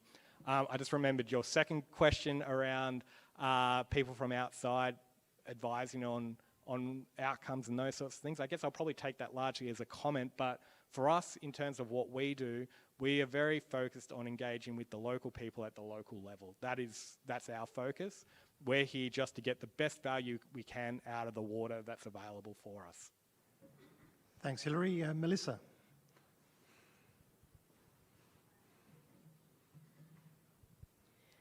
Thanks for it's lovely to see the recruitment of fish and birds and that sort of thing. I've got a couple of questions. One, what do you think's happened to have that massive drop-off since the 80s? But the other thing is, being in the MDA now for 4 years and travelling up and down the basin, I see a lot of habitat decline. And in South Australia, we've had funding for habitat restoration along the banks of the river and the ephemeral waterways. And to me, that's something that's so important for the ecology of the entire basin, is that's the habitat that, you know, especially along the waterways, that provides the food web for those animals that are in the river. I mean, even when we drove up yesterday, it was beautiful and stunning, but all of the waterways, a lot of them didn't even have trees along them. So is that a job for TUO, or is that, whose job is that to ensure that that is put back? Yeah, great. So on the waterbirds one, I don't pretend to be a waterbird expert. And look, to be honest, there's a range of factors that are probably affecting waterbird populations, and they're not limited just to water. Some of these are migratory species, fly off overseas, and so development and activities happening overseas can be affecting them. Loss of habitat, predators, feral animals. There's a whole range of different factors that are influencing waterbird populations.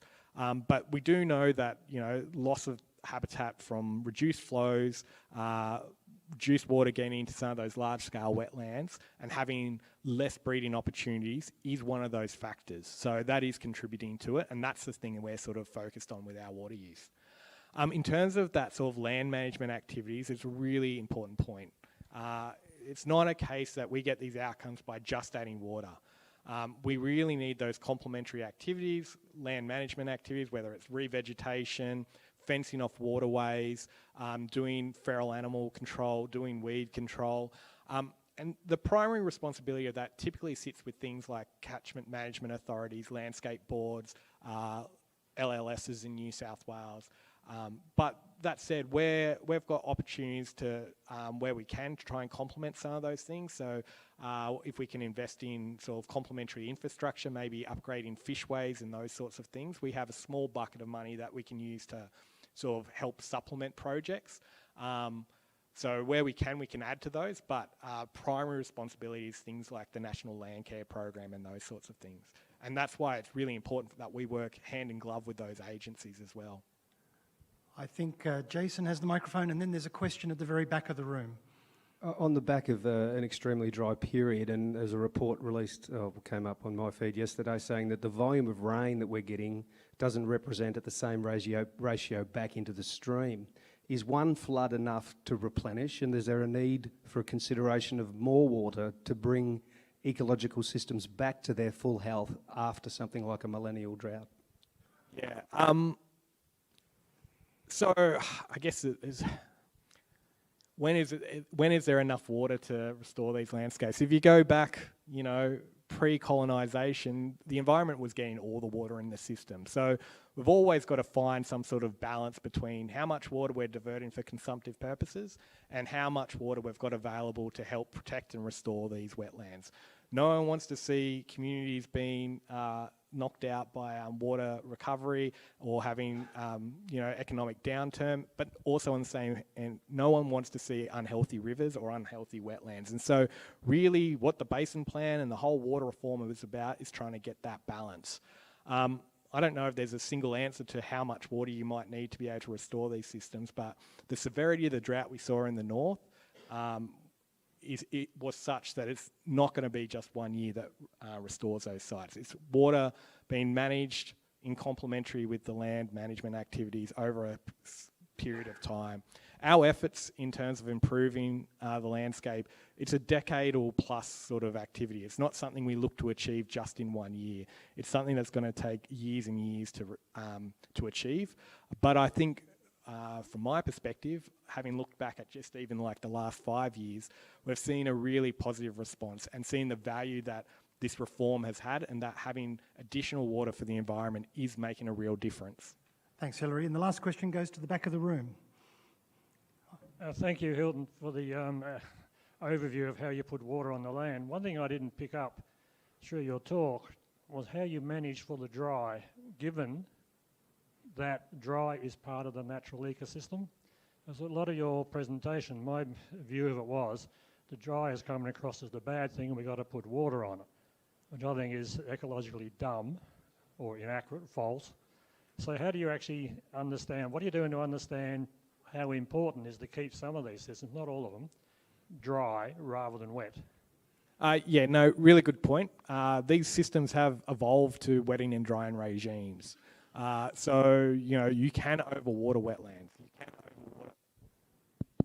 overwater forests. And so that's a really important part of the planning process. We've got a number of plans that sort of work back and look at, naturally these sites would have got water 8 years in 10. Our ability to achieve that might be limited, so we might be targeting something like 6 years in 10, which means we won't be getting it back to what it was naturally, but we'll be able to restore or recover a number of the key elements in those wetlands. In other sites, we might water them actually more frequently than what they did would have got naturally, and that's part of that restoration period. We've seen, particularly coming out of the millennium drought, a lot of the trees and forest woodlands, if you watered them once, we'd often get a quick response and then they'd die back off. And so we actually had to water them for a number of years to restore that basic health before you could then move into a more, closer to natural wetting and drying regime. Jamie, I saw your hand go up at the last minute. So Jamie Chaffee. Thank you. Hilary, I'm Chair of Region 11 of the organisation. Our conference theme for this year is economies, dams and infrastructure. Can you talk a little bit about the importance of dams for the environmental water holder, please? Yeah, so obviously we've got water that's been recovered, and in a lot of cases that water is released from dams. Dams in and of themselves aren't necessarily great things for the environment. They're great for human uses, but they can cause quite a lot of disruption to the natural flows. They reduce the sort of variability of flows in our rivers. They can change the temperature of the water, so we often have cold water pollution downstream of large storages. And it can also capture sort of biota, biological organisms get stuck behind dams, sediment can get stuck behind dams, and so they are quite disruptive to the whole system. But they're also really critical to how we live our lives. That dam, we live in a place that's of drought and flooding rains, of high variability. And without those dams, we don't have that security of supply for a whole range of human uses. So look, we utilise the infrastructure that's in the system. As I said, we're relying on infrastructure in Renmark Irrigation Trust, in Murray Irrigation, utilising their systems to be able to get water where otherwise we can't. So there's definitely a big role for infrastructure to play in our water delivery. Please join me in thanking Hilary Johnson. Thank you.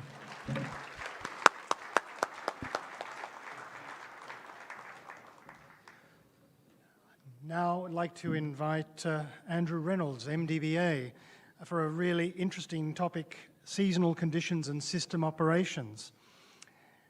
Andrew Reynolds joined the Murray-Darling Basin Authority in 2013 and is currently the Executive Director of the River Management Portfolio.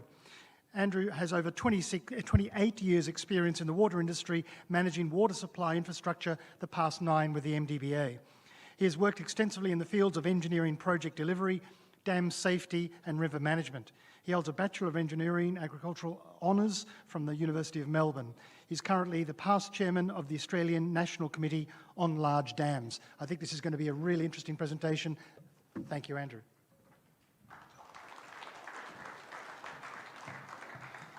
Thanks, and thanks for having me here today to speak to you. As mentioned, I'm going to talk about seasonal conditions, how the system's playing out, some of the challenges we've got in operating the system, and a few other bits and pieces that are happening on the Murray.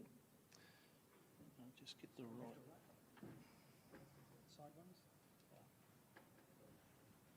Okay, but first, can I just start by acknowledging the traditional owners of the lands on which we're meeting and the 40-odd plus nations that inhabit the Murray-Darling Basin. I pay my respect to their elders past, present and emerging, and extend that respect to any First Nations people joining us here today.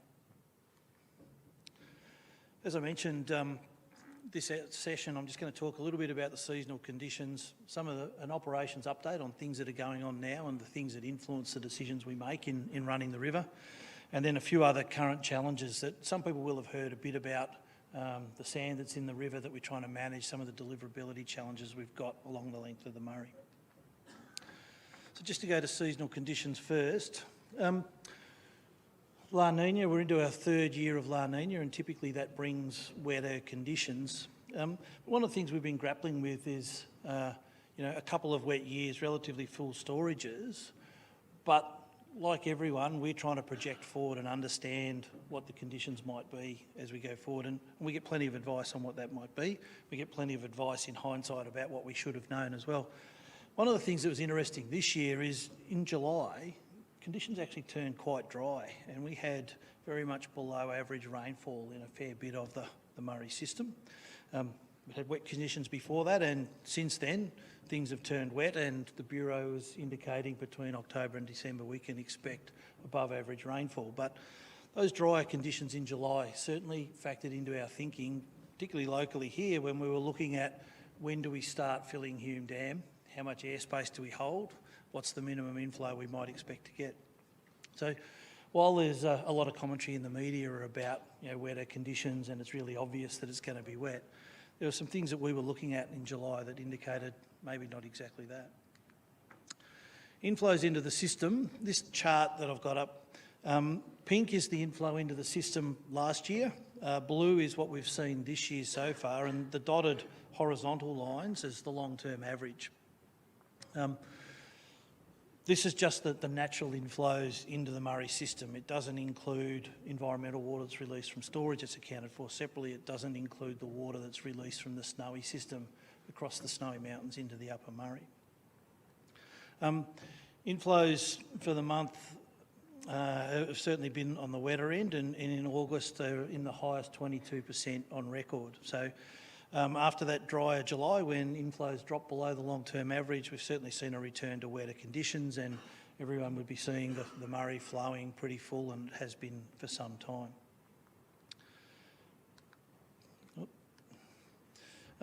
This chart just shows the long-term volume in store. So the pink line across the top is full. The black line is the volume of water we've had in store from 2000 through to the current time. And the very symmetrical blue line, once again, to the long-term average. So after the drier periods in 1920, when storages got down to very low levels, a couple of wetter years have seen the storages fill and basically be close to full since January last year. Yes, they dropped away a little bit with the irrigation season, but certainly have refilled now, and we've been operating in a manner to manage a little bit of airspace at Hume and at Dartmouth to try and limit the amount of flooding that we see downstream. And for those that track how that works, each time we get a rainfall event, inflows increase.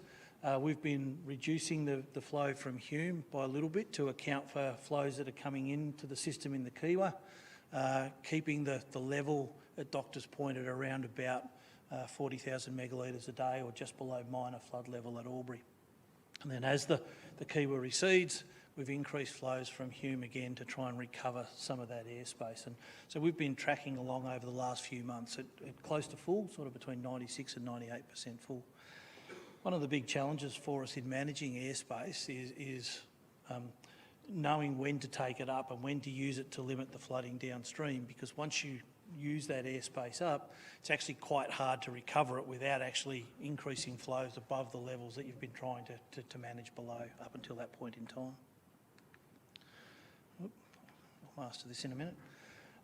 The rainfall outlook. So as I said, the outlook going forward, October through to December, is certainly for wetter conditions across the basin. There's a 70 to 80% chance of exceeding median rainfall in the Murray through that period of time.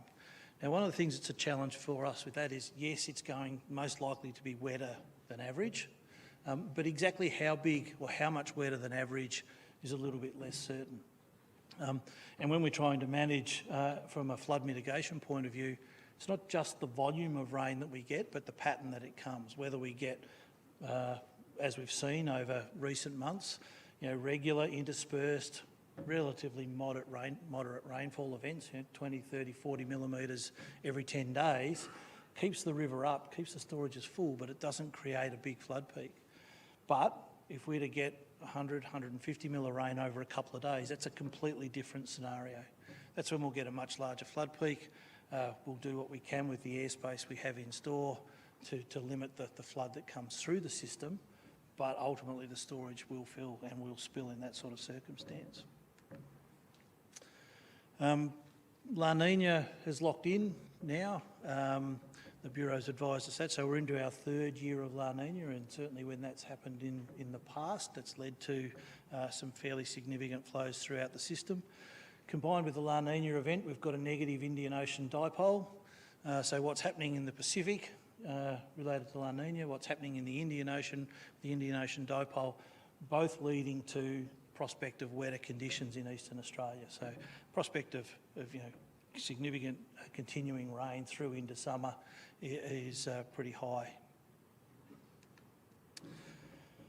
So seasonal conditions, just going to the operations update. So Dartmouth Dam, everyone's waiting to see the water go over the spillway. It's close, 99% and a bit full at the moment.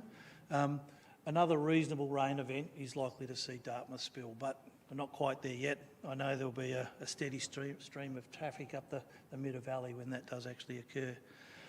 Hume Dam sort of sitting a bit above 96% now with the rain over the last couple of days, has been spilling for some months. So if we hadn't have been releasing water to maintain it below full supply level, certainly would be full now. As are all of the other flows that come into the Murray system. So Menindee is in flood surcharge at the moment. Releases from the Menindee Lakes into the Lower Darling flowing through to the Murray have been at about 23,000 megalitres a day, which is about the limit before they start to impact significantly on private property downstream of the lakes. That's likely to continue for some months, probably through till Christmas, as there's more water coming from the Northern Basin, and with prospects of further rain and further inflows into Menindee, I think we're likely to see the Menindee lakes continue to spill for some time. The Murrumbidgee's also been spilling, so flows from Blowering and Burrinjuck making its way down through the system. Likely to see that peak get to Balranald in coming weeks, and so once again another supply of water into the Murray system. This is leading to really good end-of-system flows, quite high flows across the border into South Australia that Hillary was talking about just previously. The Goulburn River's also spilling, so while Goulburn Murray Water manage Lake Eildon, they've been making pre-releases to retain airspace in Eildon, as they have a fairly high degree of confidence that Eildon will spill over coming months, or will fill over coming months. And Lake Victoria, which is a really critical storage for us down near the South Australian border, it's the storage we can use to capture excess flows if we release too much from store later in the season, and we can use it to top up flows into South Australia when things get drier. It's being held down at the moment, but we've been using that to capture some water, build it up, and then release it in top of higher flows into South Australia to try and get a bit bigger peak through into South Australia to get water out onto the South Australian floodplains. And we've been doing that in conjunction with the South Australian water managers and with the Commonwealth Environmental Water Holder. Water availability, as you can imagine, storage is full, water availability is high. There's high allocations right across the system. Certainly, with that high water availability, there's a lot of plantings going in. If conditions turn dry, then demands will be high, and that will provide a bit of a challenge for us through summer with very high demands, lots of water to deliver. Getting that water through the system to the places it's required in drier conditions will be a challenge for us over summer. But also with such high water levels now and high allocations, states are looking to 23-24 and early season allocations there, and in Victoria, low reliability watershares have got a 12% allocation on the Murray, which is the first time in several years.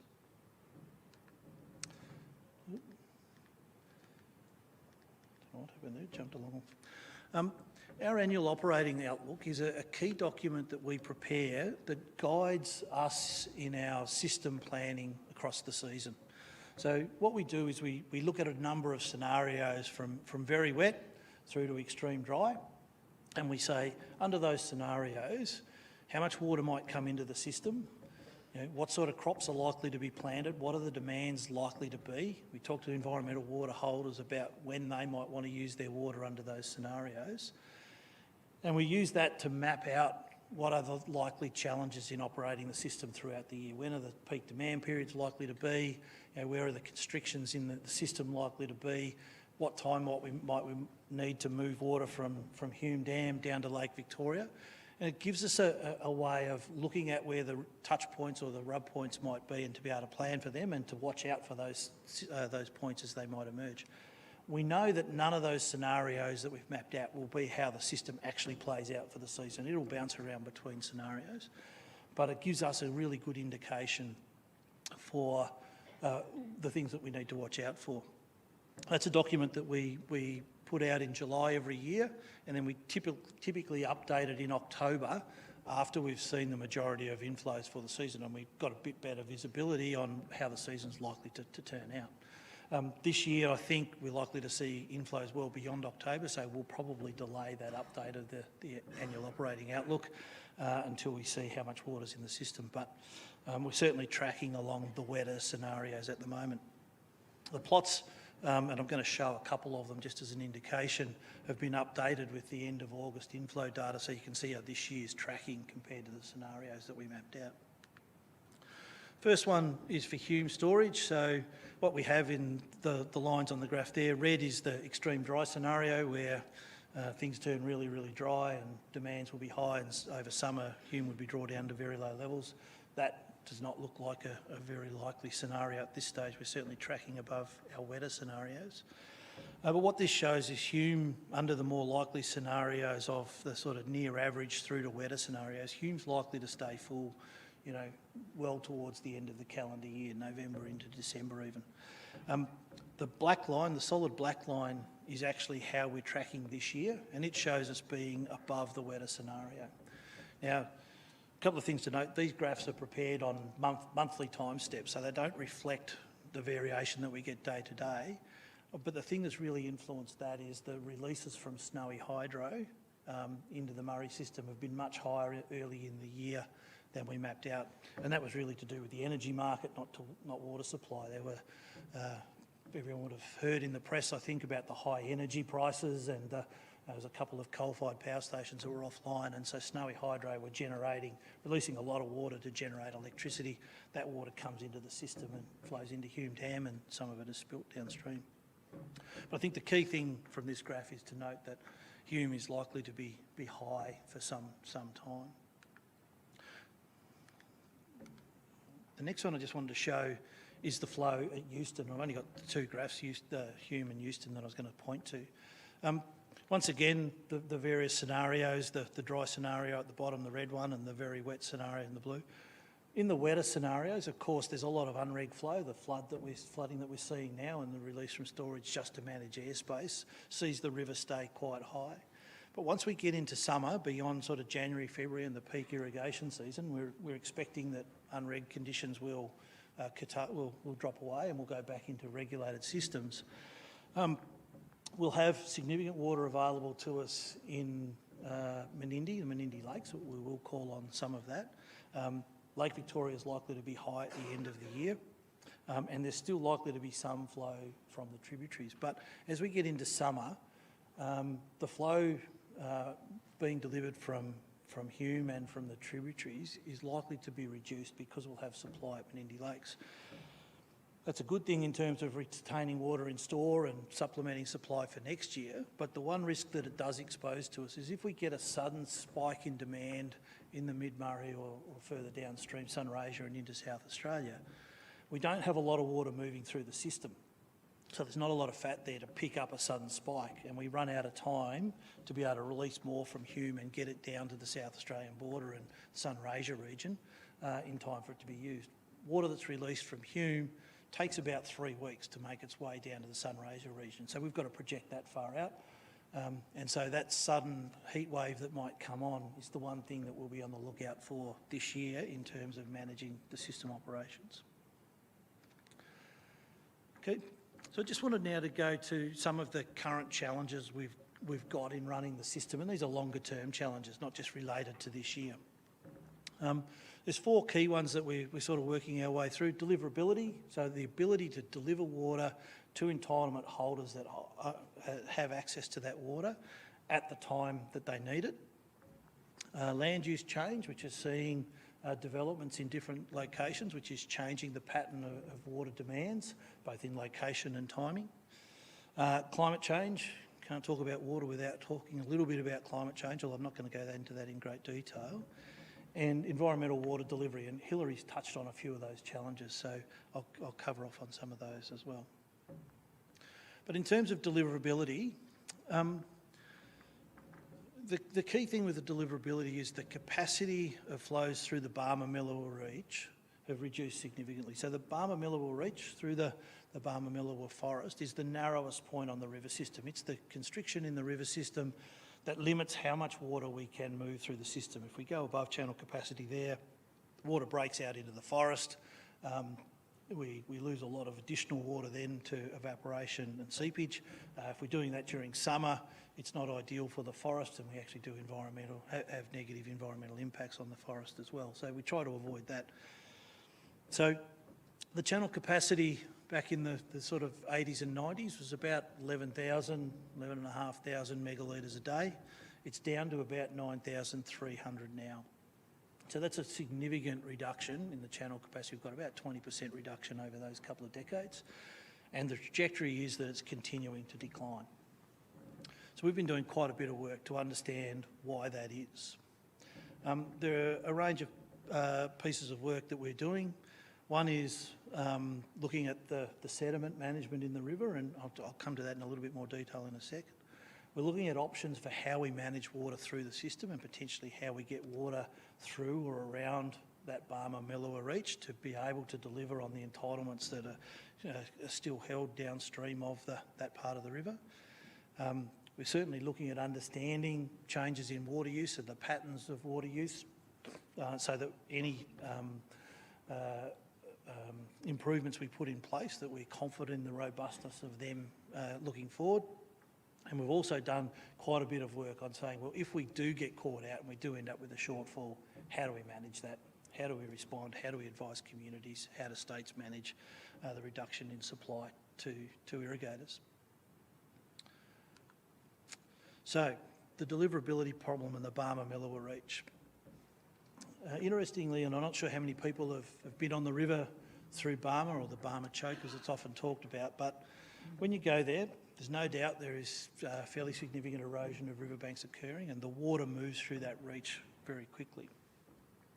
We've been seeing over a couple of decades a loss of channel capacity, and for a long time it was put down to local erosion, banks slumping in, filling channel.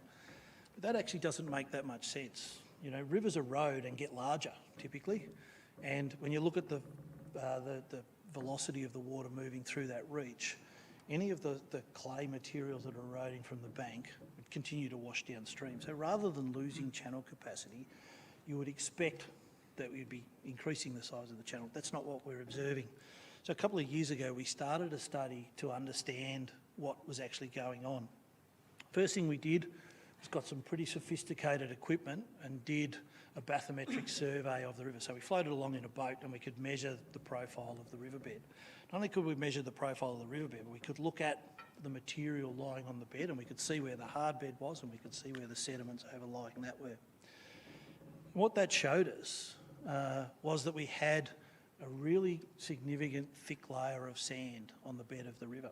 And that sand was very different to the natural riverbanks. It wasn't local material, it had come from somewhere else. We took some core samples, so we actually extracted some of that sand out and we had a look at it to see what it was. And what we've been able to determine is that's material that has come from much further upstream.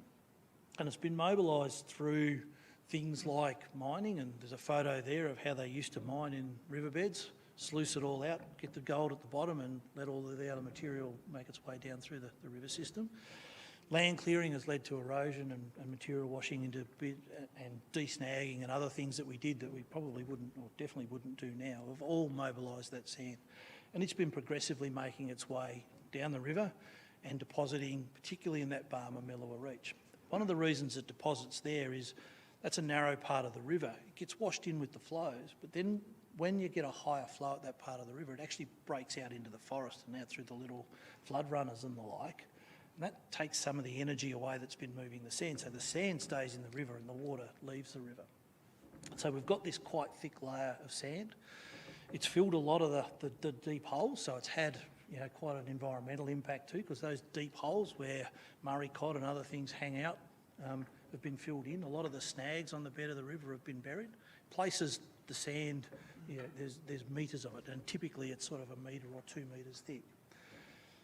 We reckon there's about 20 million cubic metres of sand between Yarrawonga and Picnic Point, so in that reach of the river.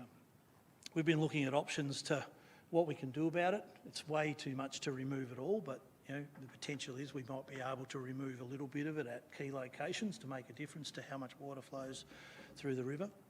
We're certainly looking at doing some works to stabilise riverbanks to prevent further erosion. That will buy us some time while we look at other options. There are options that we can explore to move water past that reach using the Murray Irrigation Channel Network, and we've been talking to Murray Irrigation about how we might optimise that. Similarly, looking at things we might do on the Victorian side through the Golden Murray Water Irrigation Network. So there's a whole range of things that we're looking, and also looking at the timing of water that we move through the system. So what is the channel capacity that we need, and how do we maybe reduce some of the peak flows at key times? We continue to work through that, and we'll be reporting at the end of this calendar year to governments about the options that are available and take further direction on which ones we'll pursue. But certainly it's a significant problem for us. and it's going to be quite a challenge to address, and it's likely, in my view, that any solution to this will be a combination of all of the options we've got. No one option is going to be the answer in its own right. As I mentioned, the sediment, so what do we know about it? There's no gross contamination of this sand, so as a material, if we can get it out of the river, it's not going to be that difficult to deal with, except that the volumes are so large, and the reach of river that we're looking at is very sensitive from an environmental, a cultural point of view as well.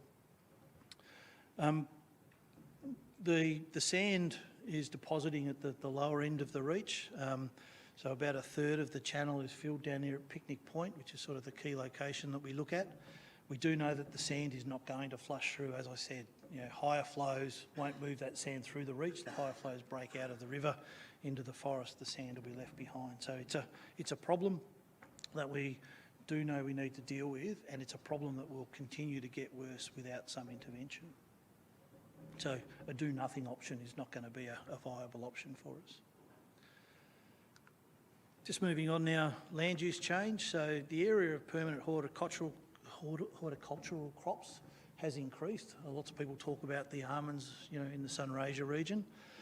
We've done some fairly significant mapping looking at the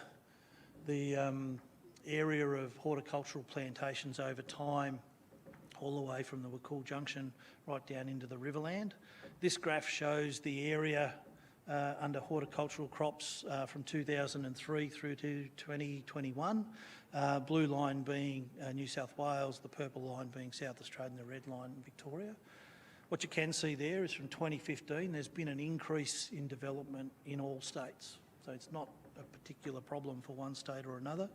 In South Australia, some of it is reinstatement of crops and plantations that were removed in the Millennium Drought. So there was a decrease, particularly in the Riverland in South Australia through the Millennium Drought years. That's starting to be replanted. So it's not for governments to tell any particular water holder what they should grow or where they should grow it. What it is important, though, is that governments make sure that people that are investing in things like permanent plantings have all of the information to understand the risks they run. There's a challenge here both in deliverability, being able to get water to these plantations when they need it, but also just water availability. What happens in the next drought? Now that is a risk that the investor in the plantation has to bear. Many would say that they will rely on the market to access water when they need it. That probably will work for many, and most of the horticultural crops are high value and have fairly deep pockets, but once again, it's a risk that needs to be understood. So part of our role as government is to make sure that people understand the risks that they're taking, and so we've mapped this data, we've made it publicly available on our website, and we'll continue to update that data set every couple of years to track those trends. One of the things that a lot of people say is, well, you wouldn't have such a problem if a lot of that development moved upstream, closer to where the water's stored, make it easier to deliver, and as a river manager, I wholeheartedly agree. That would be make my life a whole lot easier. But that's not what's happening. And so one of the things we did was went to a number of the large almond growers and the citrus and table grape growers and asked them the question, why is it that you are where you are with your business? So typically in Sunraysia and the Riverland where a lot of that development's happening. Because we wanted to understand that and see whether there was anything in the way we do our business that was influencing that potentially could change or make things different. And they came back with a range of issues that are important to them that are on this chart, on this slide, but some of them are more important than others. And the key one was that sort of that Sunraysia and Riverland area, they have optimum temperature and sunlight conditions during the growing season. So if you want to grow almonds, it's the best place to do it. Not surprisingly, people are looking for a return on their investment. They're going to do it where that return's the highest. And so that was a key thing. Also that the impact of rain during the harvest season is very significant for them. And when you're down in the Riverland, down in Mildura, there's less rainfall during those key harvest periods. So that risk is reduced by being in that location. Sandy soils, they can get back on their ground quicker after rain, so that makes it easier for them. And now having established down there, the processing facilities are in those locations. So if you're going to do more, it's more economic to do more where you've already got that infrastructure that supports it. And so sort of it's a self-fulfilling prophecy in that they're established there now, so that leads to more of the same in the same place. They're really the key things. The other ones there around proximity to services, proximity to labour, ability to attract skilled managers and the like, were all part of their thinking, but those first things were the really critical ones. So there was some really good insight for us in terms of what it is that attracts those businesses to that location, and whether there was something in the water management or river management space we could do to influence that. As it turns out, probably more limited. So I guess just a few of our early findings through all of this work around managing the delivery risks in the system. There's no growth in entitlements, but there is a growth in change in crop type and location. So the amount of water that's been able to be extracted from the system has been capped for a long time. We had the 1996 cap, and since then we've moved to SDLs. We've got the trade restriction across the Barmah Choke. In other words, water can't trade from upstream to downstream. So the developments and the amount of water that's being delivered to these parts of the river is fixed. It's not growing. What has happened though is water has moved, that was already being delivered below the Barmah Choke, has moved further downstream. So it's moved from the Turrumbra Irrigation District, where it was being used in dairying and pasture and other cropping activities, further downstream to Sunraysia and into permanent plantings. And a lot of water is being traded from the Goulburn and Murrumbidgee valleys into the Murray to support these plantations as well. So been a change in the types of plantings, and demand has moved further downstream. Certainly it's a challenge for us. In terms of water recovered for the environment, water that has been recovered for the environment is still used broadly in the same locations as where it was recovered from. Water that was recovered upstream of the choke, in this area, and that still delivered to environmental assets, that part of the system. Yes, some of it does come back to the river as return flows and gets used further again downstream, but it's fundamentally being delivered in the same locations.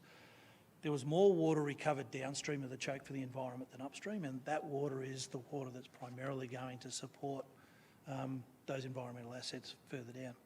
The other thing, environmental water is used most typically in winter and spring, and so it's changed the timing of when those deliveries are from the peak summer irrigation period to a little bit earlier in the season, and that also helps.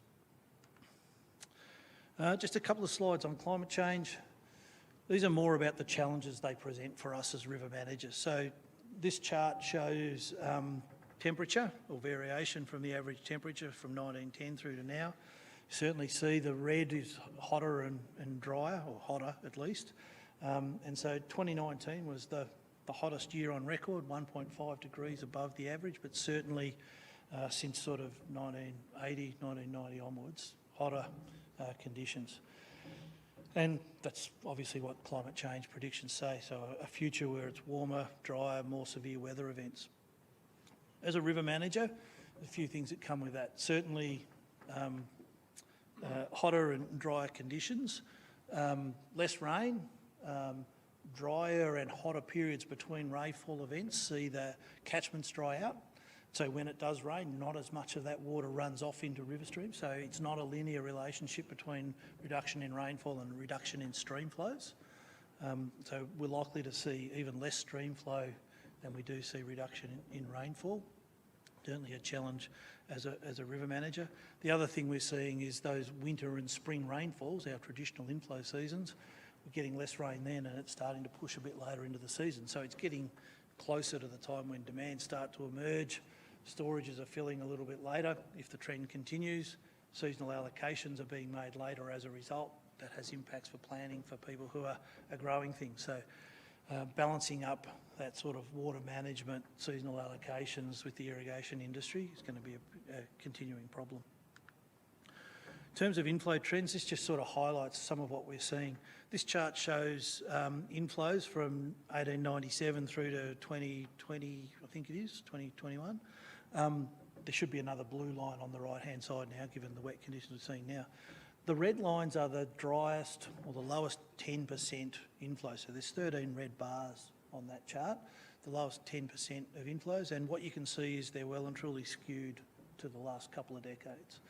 And not only are we seeing more dry years, but we're seeing back-to-back dry years, so 3 dry years in a row, which really stresses the system. It stresses our ability to store water and hold it over to meet irrigation demands. It stresses the environment, those sort of extended dry periods. And so that's something that we would foreshadow under a changing climate that we're going to have to deal with more and more. Just a couple more. Water for the environment. So the pattern of use with environment is certainly changing. So this chart shows sort of flows in the River Murray, and normally the natural flow would see most of the flow in winter and spring. We've got big storages, Hume and Dartmouth Dam in particular, so we've reversed that. We store the water in winter and spring, release it in summer. But the blue on there is all of the other water in the system. The green is the environmental water. So what you see is it's sort of some of it's used in winter to maintain those base flows that, if we didn't have environmental water, we'd be storing all of that in our large storages, so reducing the flow there. And then starting to use more environmental water through spring, starting to mimic that natural flow pattern of when the higher flows would come through the system. So that's taken water that was otherwise delivered in the peak of summer for irrigation, it's moved it earlier in the system. So it's smoothed out the demand a little bit, which from a river management point of view makes things a little bit simpler. There was a question at the end of Hillary's presentation about what does environmental water do. This chart sort of endeavours to explain that a little bit. So this is the flow across the border at South Australia. The grey is South Australia's entitlement flow, so it's a specified volume each month, and so it replicates year on year. The blue is unregulated flow, so periods like now where we've got more water than we can store, more than we need to meet demands, it just flows through the system. The green is environmental water, and the clear line is what would have happened naturally if we weren't regulated. So if we didn't have the big storages, that's what the flow would look like. So environmental water does a few things, and we work really closely with the environmental water holders to manage the flows that we'd have in the river to meet all of the other demands, to adjust what those flows look like using environmental water to get the outcomes that they're looking for. There's 3 key things we do. The first arrow on the left there is when we have a period of unreg flows like we've got now, when it stops raining and flows start to recede, what we'd normally do is just shut the gates on the storage, river would drop away really quickly and we'd store everything that we could. From the environment's point of view, you don't want to see that. They don't want to see a really high river and then suddenly a really low river. So what we do is we work with the environmental water holders, and as we get to that point when the unreg flow is starting to cease, starting to drop away, environmental water holders can come into the system and say, no, release some of our water and slow the recession. So make that flood just tail off a little bit slower, so fish on floodplains have got time to come back into the river. The natural cues that birds and other things react to look more like a natural flood than one that's terminated by the actions of the river operator. As well as that, got the long horizontal arrow there between 2016 and 2020. So without environmental water, when you go into a dry period, you have much lower flows. We'd just be meeting consumptive demands. So environmental water can top up those flows and reinstate some of the variability, get rid of some of the really low flows that wouldn't naturally be there. You can see we're still well below what naturally would have happened. Even in those dry periods, there would have been quite significant flows across the South Australian border if we weren't regulating the river. So they can fill in those gaps, and then the arrow that points up shows where environmental water can come in on the back of a natural flow pulse and top it up, make it a bit bigger, make it a bit closer to what it naturally would have been, get water out onto floodplains where that's appropriate. So really our work with environmental water holders is about changing the shape of the hydrograph to look more closely to what a natural hydrograph would look like while still meeting all of those other demands in the system.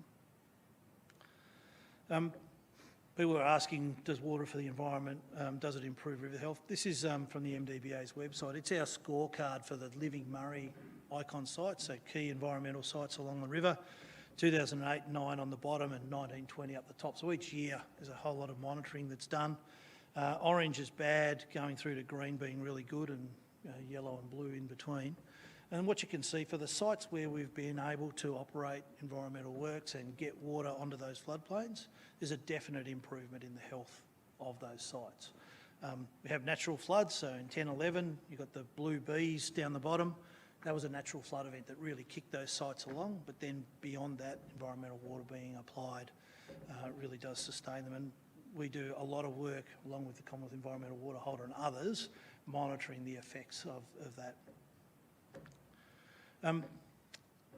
We're a science-based organisation. We publish nearly everything that we do. It's on our website. I don't expect people to be able to read those links, but if you've got interest in any of the stuff I've talked about, there's lots more information on our website.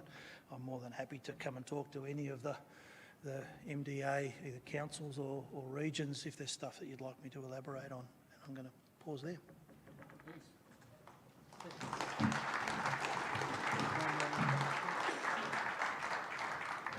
Thank you, Andrew. Fascinating insights into the river operations of the MDBA. I know there are going to be a million questions. We are tight for time, but I want to make time because I think this is really important. We will also hear from Andrew McConville tomorrow morning, but in the meantime, at the back, I think we have a question. Good afternoon, Jackie Kruger, General Manager of Leeton Shire Council and part of Region 9. Thanks for your presentation. And on balance, I think there's no disagreement that over time it's getting hotter and drier, and we're going to have to face that climate change.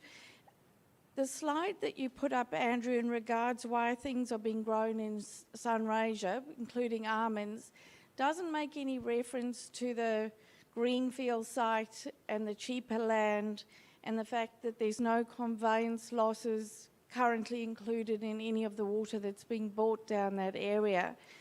Do you think those sorts of realities should be honestly reviewed when you're making statements that it's more cost effective to grow crops down there? And secondly, if we know that we're going to get drier and hotter, and we know that there was enormous money invested in irrigation areas to drought-proof the country, if we are going to face that climate change, should we not be ensuring that this nation-building infrastructure can be run cost-effectively in order to keep feeding our nation and provide food security? Thank you. Thanks. So that slide I put up was the result of conversations we had. We had a consultant go out and speak to a range of developers down in that region, and they were the issues that they said were important for them. There's a few things in that. The conveyance losses, we've done quite a bit of work looking at conveyance losses and whether or not losses are increased significantly with water moving further downstream, and intuitively you'd say they are.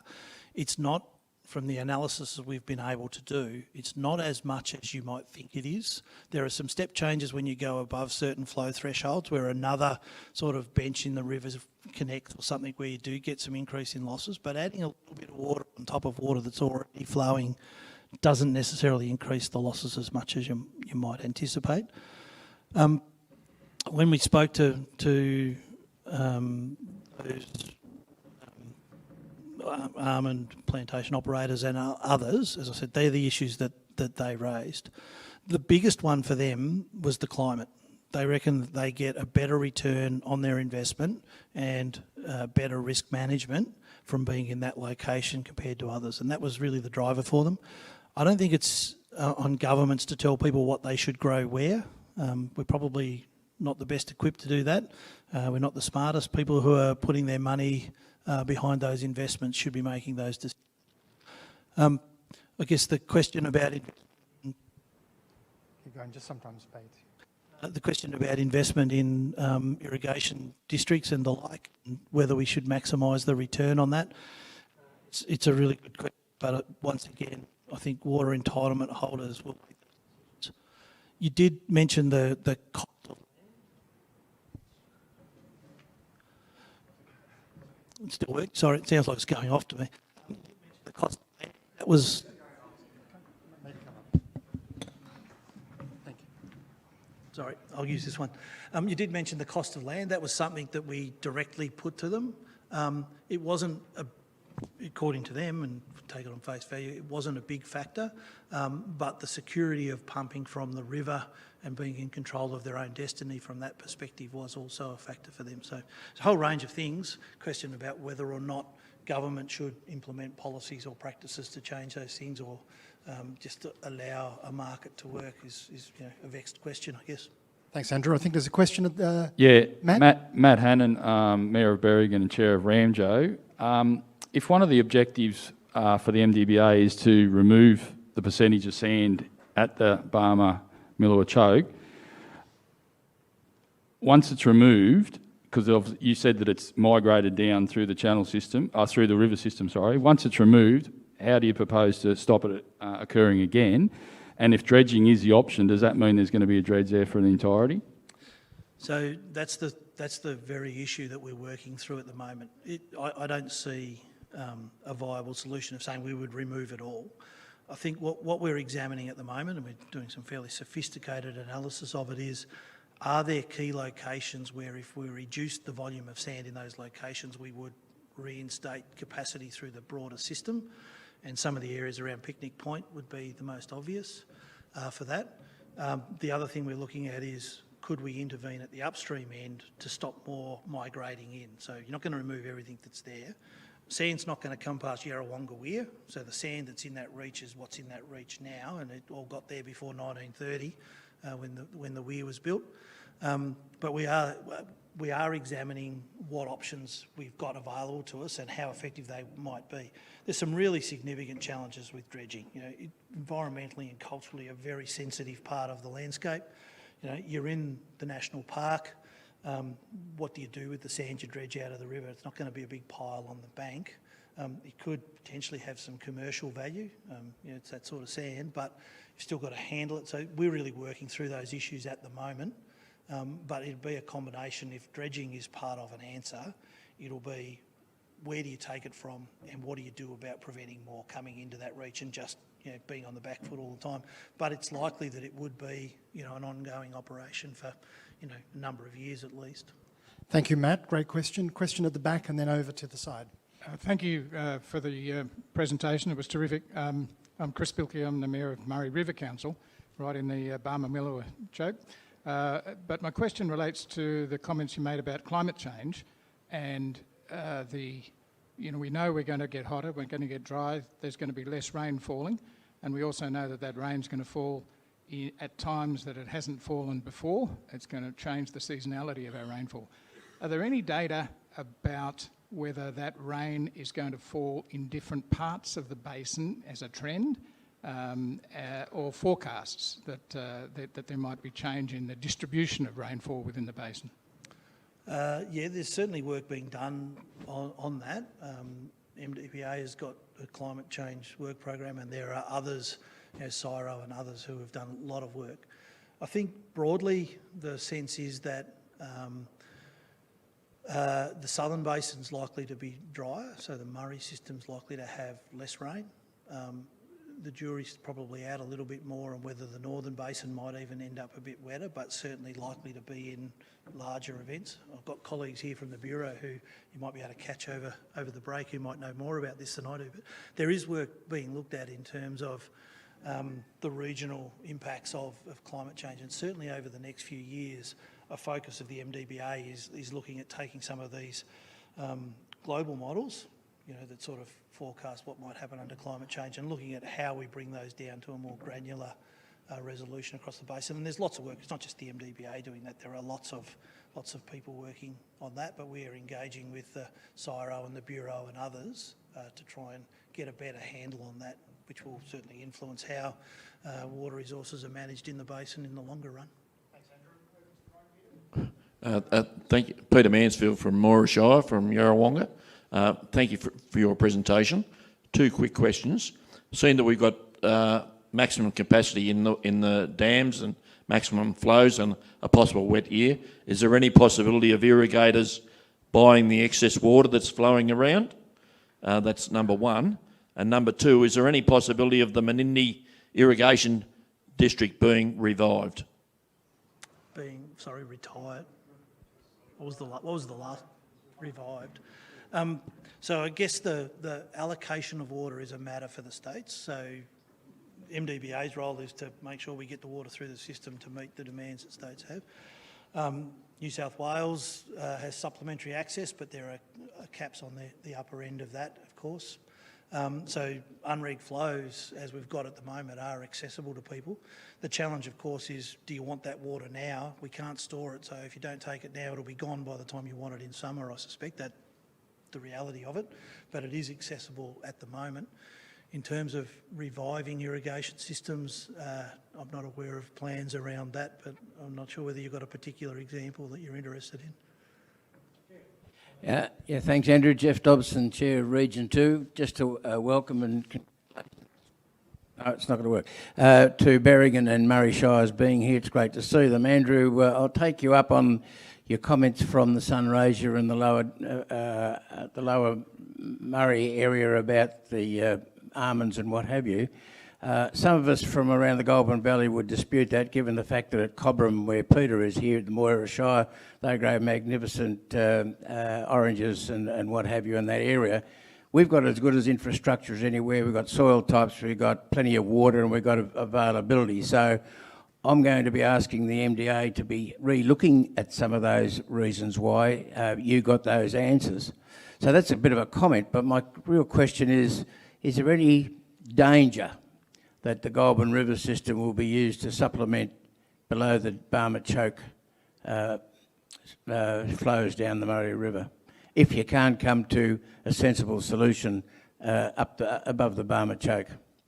So a couple of things. The Goulburn over the last few years has contributed a lot of water to meeting those demands down in Sunraysia. The Victorian government's done a lot of work and has revised trade rules from the Goulburn into the Murray.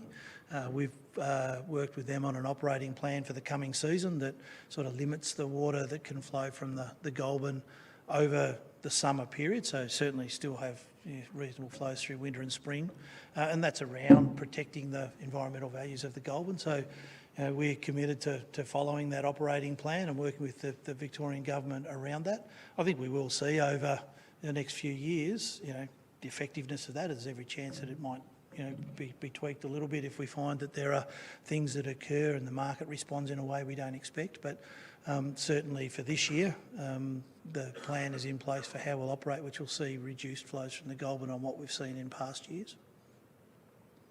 Last question, I'm going to indulge myself, and I'm sorry, Michael, you did have a question, didn't you? I'm sorry, beg your pardon. I was going to be cheeky actually and see if I could slip two in. One that I'm asked quite often now, with a consistent high river rising and looks like it's going to be high for a while, will we still need to have the dredges working at the Murray mouth, or will we be able to reduce that at all? Will the constant flow be able to erode the problems down there? That's one question. And second is a sort of a hypothetical question, is that we're talking about reduced rainfall across Australia, and secondly, but more extreme events. Now, it's the extreme events that give you the runoff. So do you see the possibility for actually the river still scoring a considerable amount of water from the extreme event runoffs, rather than perhaps not scoring it on an average year where the rainfall is very gentle? Because we're finding, from a farming point of view, that when it's just gentle rain, we've had a lot of gentle rain in the last couple of years, and our dams don't fill. We only have to get a couple of inches in the extreme event, and the dams fill up to overflowing. So I pose that for the river hypothetically, but there were two questions in there. Thank you. No worries. So I'll go to the dredging first. What we've seen in the past is for significant sand to scour out of the Murray mouth, we need a flow in excess of sort of 80 or 90,000 megalitres a day at the mouth for a sustained period. What we've had with the flows over the last several months is a flow of sort of approaching 50,000 across the South Australian border and down to the lower end. So we're not seeing, without a much larger event that makes its way all the way through the system, we don't get the velocities at the mouth that scour a lot of sand. So we've still got dredges operating there, and I can't tell you exactly what's going to happen over the next few months, but if we continue to get flows like we've got at the moment, the dredges will continue to operate at the lower end. We are actually looking at that dredging arrangement and looking to shift from 2 dredges to 1 larger dredge and see whether we can get things to be a bit more effective in the way we're doing that down there. But dredging is likely to continue for the foreseeable future at that part of the river system. The other question was about storing extreme events. I guess the question with extreme events, and if they're spread out, is how you use that water. The Northern Basin, in a way, works that way now. It's quite ephemeral. When it rains, water's stored in a lot of private on-farm storages as well as the public storages, and when they've got water, they grow a crop, and when they haven't, then they scale back. The Murray system, a lot more reliable, large public storages, and so water availability sort of smoothed out a bit more. I think the issue under climate change will be the relationship between rainfall and runoff, and how much a hotter, drier period dries catchments and how much the inflows recede, or the inflows are reduced as a result. The extreme events, if you've got the infrastructure to be able to store them and they happen in the right places, that's fine. One of the challenges on the Murray, big storages are in the upstream part of the system where most of the rain falls. There are not any good locations for dams further downstream. You end up with big, shallow, wide evaporation pans, so I wouldn't be advocating trying to build new structures further downstream to try and capture those extreme events. So it really is a balancing act, and I'm not sure that the science is really in completely on how often those extreme events might happen, and therefore what the ability to re-regulate those flows will look like.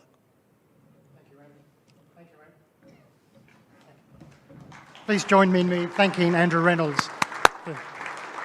As it says on the MDA banner, it says it's in the balance. Trying to strike the balance in the water system is a really challenging thing, but I think the questions are indicative of the interest in the topic, so thank you, Andrew. I think the good news is I think he's going to be around all afternoon and tonight, so again, we have the chance to have one-on-one conversations, and please, let's go to afternoon tea. Please be back at 3:15 sharp. Thank you.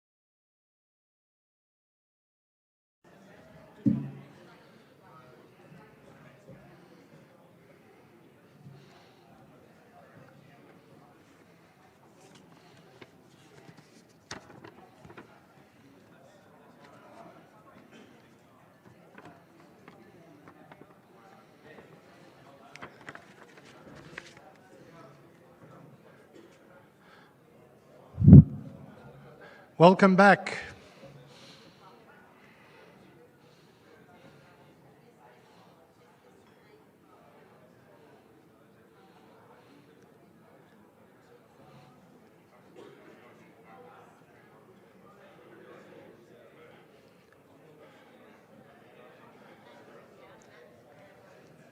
Good afternoon, ladies and gentlemen. Please resume your seats.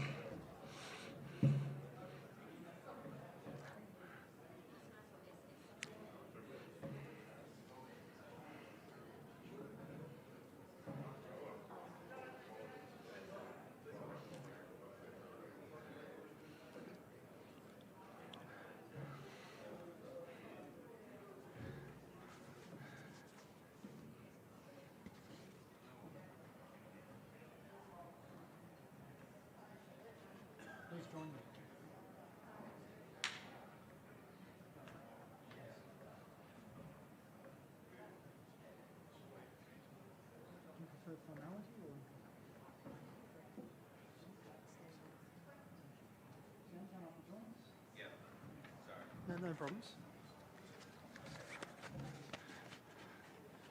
Welcome back.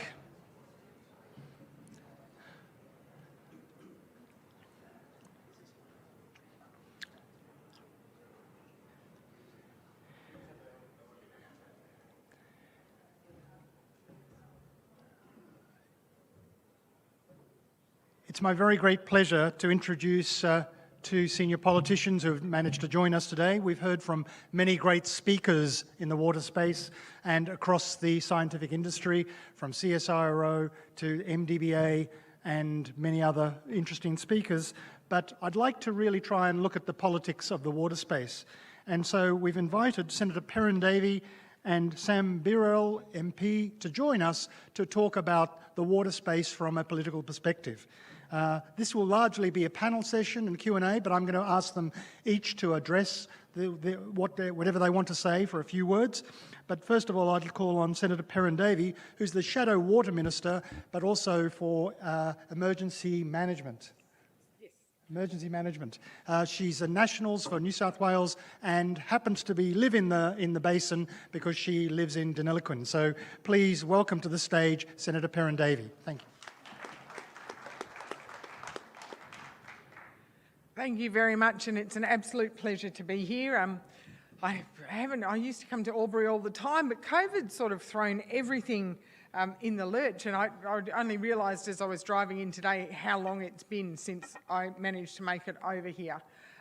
But it's a pleasure to be here. It's a pleasure to be addressing the Murray-Darling Association. I've actually had a lot to do with the association. Prior to politics, I worked in water policy for the irrigation industry, and obviously living in Deniliquin had a lot to do with my 5 local government areas and that the irrigation footprint over there covers, and got to know the Murray-Darling Association very well during that time. They've always been staunch advocates across the basin, not limited to New South Wales, and they've always fought very hard to ensure that local government has a voice at the table. So I commend you all. Thankfully, some inland floods are often more welcome than not. But I really do feel for anyone who is facing floods in their towns. And my office is always open and available to hear your feedback and how we can do things better. We're not in government at the moment, unfortunately, but I have a very good working relationship with the Emergency Management Minister in Senator Murray Watt, and I make sure that I pass on any constructive feedback to him. Emergencies are not an issue that should be politicised, and under our government, we put a lot of money on the table and we developed the disaster recovery funding arrangements with the states, and thankfully the new government has continued that. But we always know that we can do things better, so any constructive feedback would be appreciated. My other portfolio, for all my sins, I did get the Shadow Water portfolio. And as I said, I have worked for the irrigation industry prior to politics, but my take on water and water management is not just about irrigation. And certainly most irrigators I know also don't think water management should be just about irrigation. We're all very much committed to holistic water management. One of the issues as I see it, and I think the last Productivity Commission review also identified that somewhere along the pathway, the Basin Plan has become about chasing numbers and targets rather than chasing outcomes. I've always believed that the Basin Plan should be about holistic water management, looking at the entire pool of environmental water entitlements that are held, be it held by the states or the MDBA through the Living Murray program that recovered water, or through the Water for Rivers program that recovered water, or the portfolio held by the Commonwealth Environmental Water Holder through the Murray-Darling Basin Plan. Now, all of those reforms that I've just mentioned have been occurring since the 1990s, and they've seen over 4,000 gigalitres of water returned to the environment, held in an environmental portfolio somehow. So when they first announced the Murray-Darling Basin Plan, I thought it was about pooling all of these entitlements, managing environmental water holistically within a working river system. Craig Knowles, the then chair of the MDBA, was very big on the working river system. No one's going to pull out the dams, no one's going to do away with the locks and the weirs. So it is a working river system, it is not the natural river system. No one ever said we were returning it to nature. So it is about how do we manage the water within the infrastructure we have to get the best outcomes. In 2007, when John Howard announced his vision for the Water Act, he said it would be a means to ensure environmental sustainability and we could improve the reliability for irrigators in the dry times while getting environmental outcomes in the wet times. To most in the industry at the time, they thought that that would be about, you know, novel management and potentially buying and selling and utilising the market to water the environment when it's most suitable, but also potentially to put water back in the market in dry times. While the environmental water holder can trade water, there are so many caveats around it. It's very rare that do they put water back in the market during dry times. But that's okay. I will say the Commonwealth Environmental Water Holder in the 14 years since they've been established have learnt a great deal. And the work they do on the ground in communities is very important work. The outcomes they are achieving with the portfolio of water they've got are significant outcomes. And you would have all seen Hilary Johnson's presentation today. So I get extremely frustrated when I hear people say the Basin Plan is failing, we are a failure. Because I like to say that, wait a minute, the Basin Plan, the Water Act said the Basin Plan had to establish a sustainable diversion limit. How much water can sustainably be taken out of the river system in any given year to ensure that we still have a sustainable environment? So the Basin Plan did that. Then it estimated the target of water recovery that would need to be undertaken to ensure that under the rules that were there at the time, we didn't exceed that diversion limit. And all of a sudden, everyone's just focused on that target. That target plus another target of the 450 gigalitres, which, depending on how you interpret the basin plan, some say is over and above. Our communities in the basin have done a lot of heavy lifting. Under the basin plan, over 2,100 gigalitres of yield has been recovered, and it is being well managed. And under the current accounting, and we've had, I think, 2 rounds of accounting to check whether we're compliant with the sustainable diversion limits, and all but one valley is currently below the sustainable diversion limits when we're talking about how much water is being taken out. So is the basin plan failing? I would say, look at Hilary Johnson's presentation today. We're getting pygmy perchlets in Menindee Lakes that they haven't seen in years. We're getting waterbird breeding events, the likes that haven't been seen in years. We've had the Coorong connected to the lower lakes for 10 years in a row, even when other water users had 0% allocation.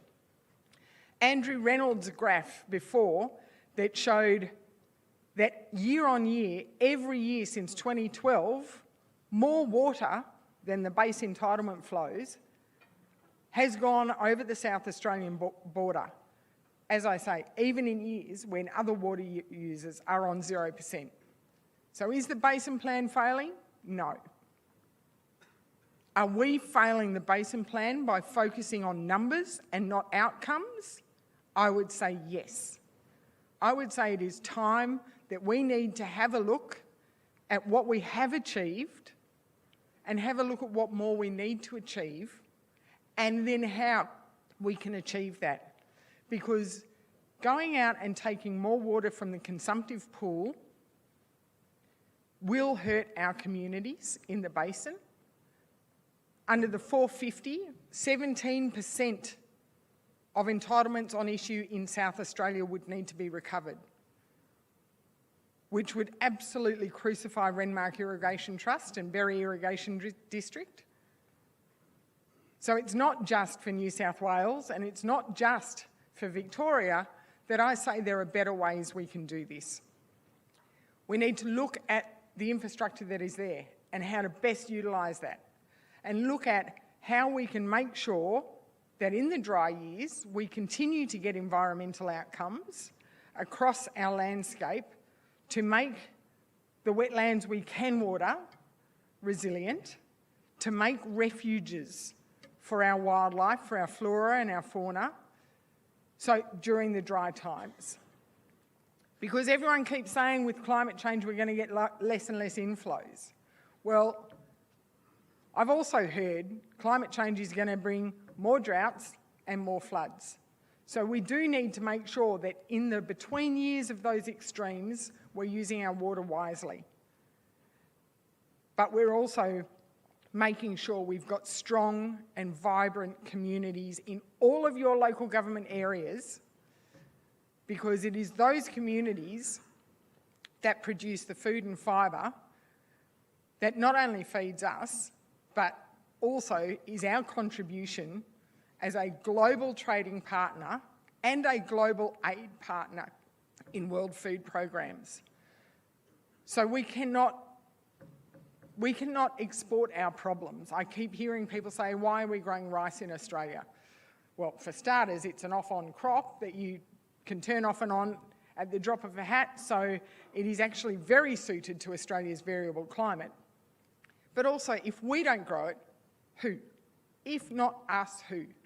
So we need to look at the holistic management of our water resources and look at how we do it better. And I have met with the Water Minister and I have made it clear that I am open to having conversations about how we can finalise the basin plan in a way that ensures it is ecologically responsible, economically responsible and socially responsible. Thank you. Sam.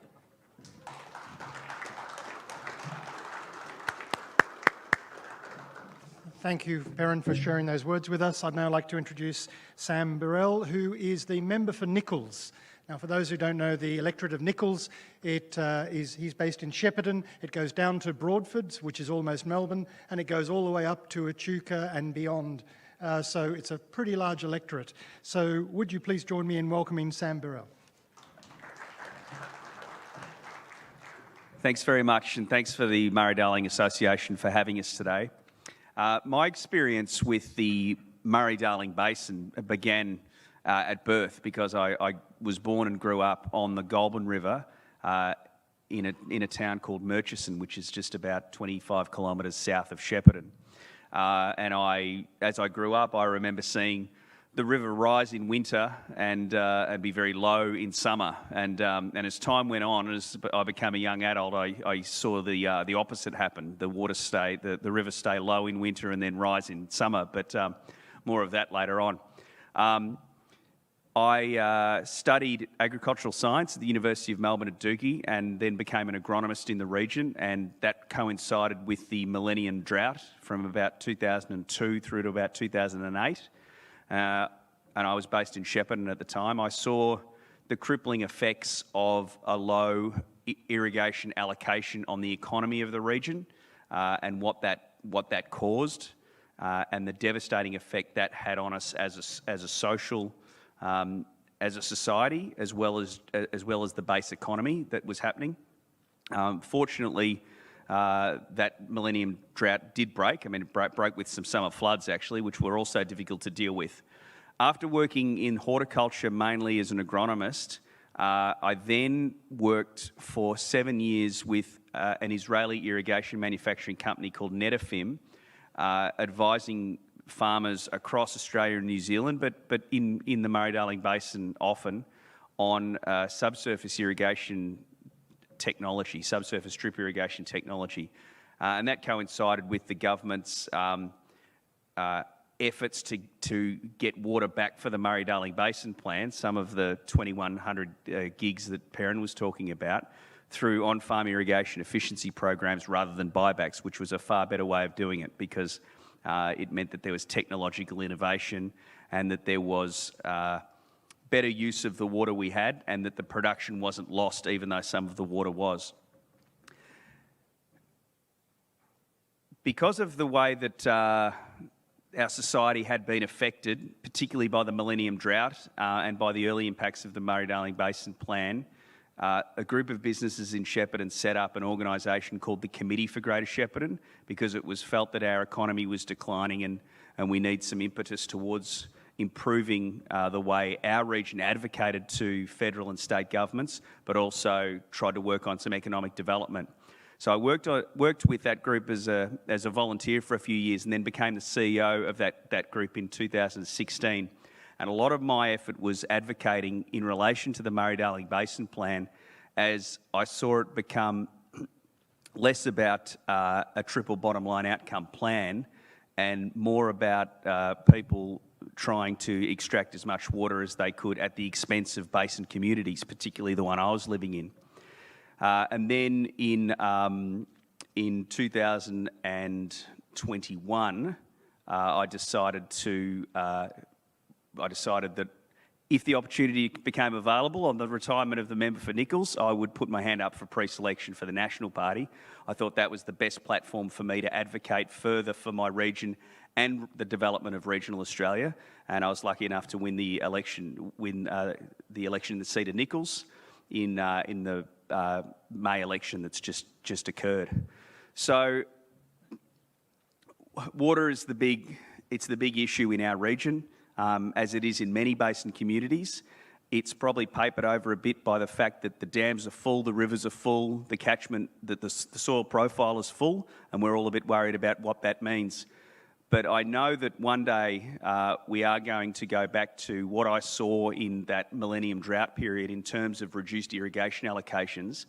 And if the consumptive pool is too small, then we have horticulturalists, dairy farmers, all sorts of different farmers who simply won't have access to the pool of water to buy either permanently or temporarily that they need to sustain their businesses.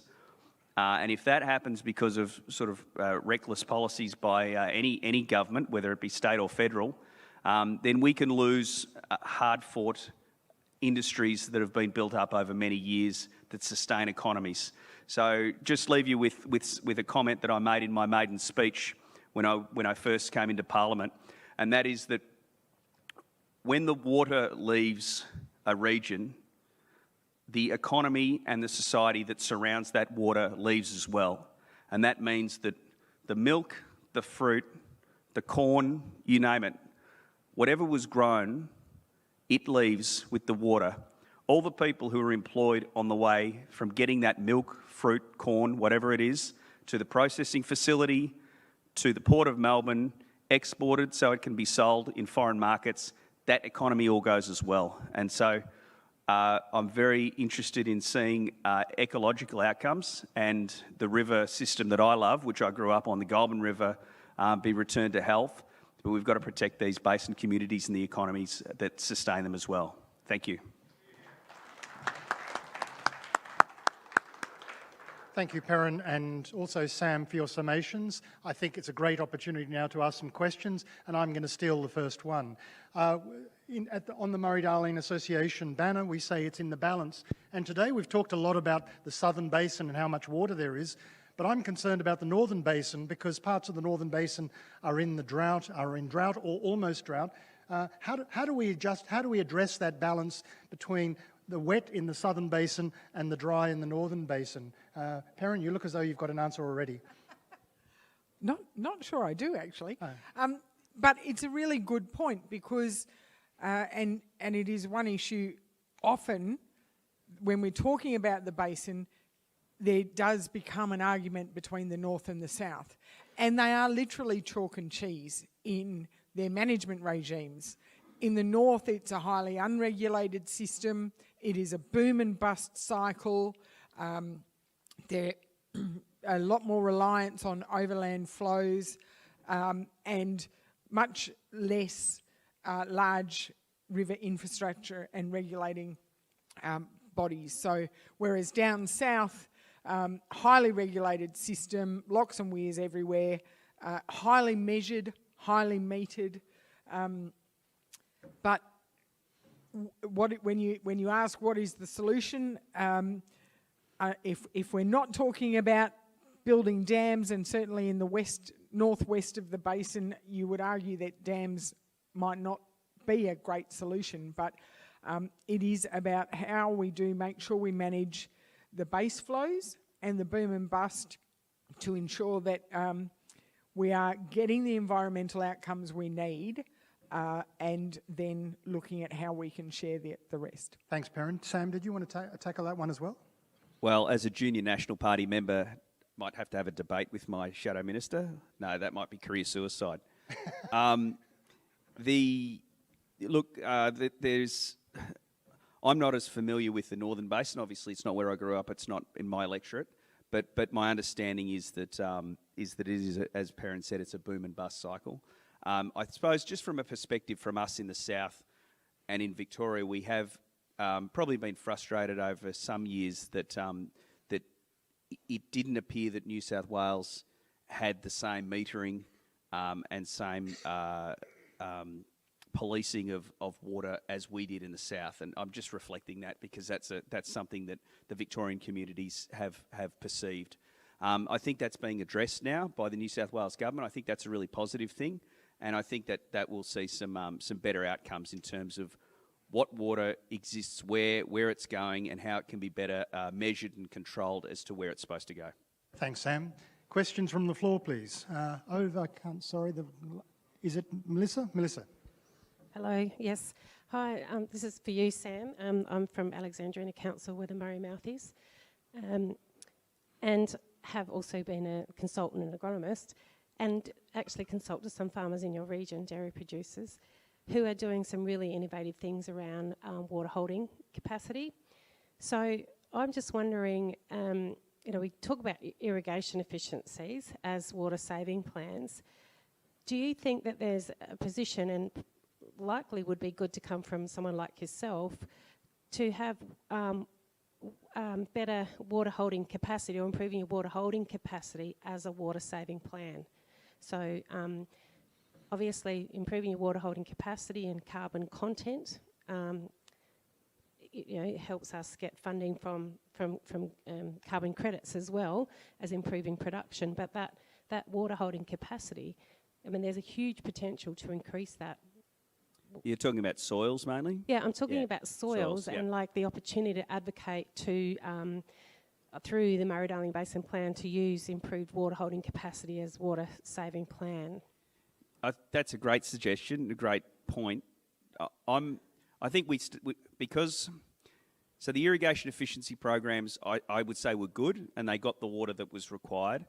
I'd say now we're at a tipping point where most of the irrigation efficiency in terms of the pivots and the subsurface drip irrigation and the improved surface irrigation has been done. And you can't keep running programs like that. Eventually you take so much water out of the consumptive pool, then you haven't got enough actual water to farm for regions. But anything we can do to make irrigation more efficient, we need to be doing, and water holding capacity is one of those things. So I'm lucky where I come from in the Shepparton region, soils naturally have really good water holding capacity. So that means people can get away with a bit more in terms of if they put the sprinkler on, the water stays there waiting for the roots to take the water up. You go up to some sandier places, and even with the most precise drip irrigation, the water holding capacity of the soil's not much, so that the potential for it to go past the root zone is higher. So yes, you're right. Anything we can do to improve that is an irrigation efficiency measure in itself. Any other questions from the floor? At the back, thank you.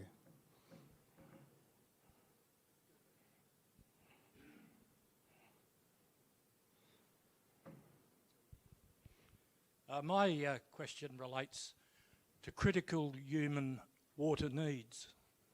It's defined in the Act 2007, which specifies that the plan should accommodate critical human water needs, and that includes domestic water supply.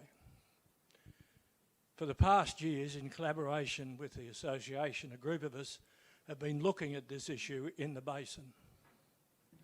And what we've found, and I'll give the question in a minute, is that if you live in a town and get scheme water, the state and local government make sure you don't get queer shits and spews. Full stop.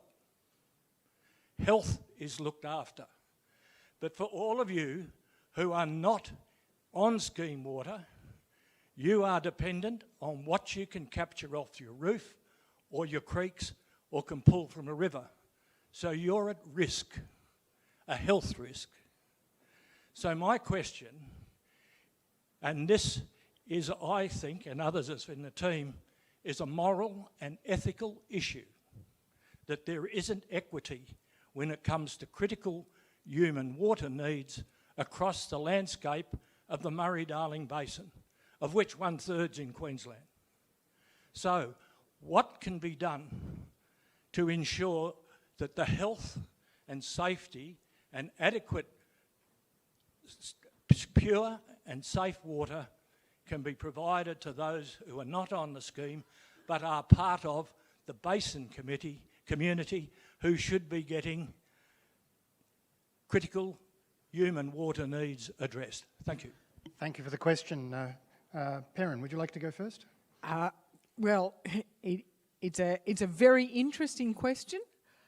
It's certainly one that is novel, because we have had a lot of discussions through various forums and fora about town water and urban water, and certainly even, you know, the potential for growth in towns and urban regions and where they take surface water from the river systems. And you're absolutely right, when you live in a town, you have access to town water supplies.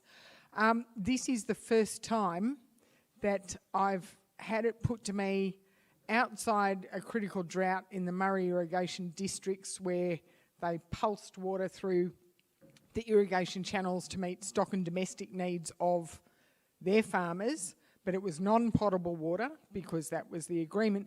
But this is the first time it's ever been put to me that governments have a responsibility to ensure that households disconnected from any other urban services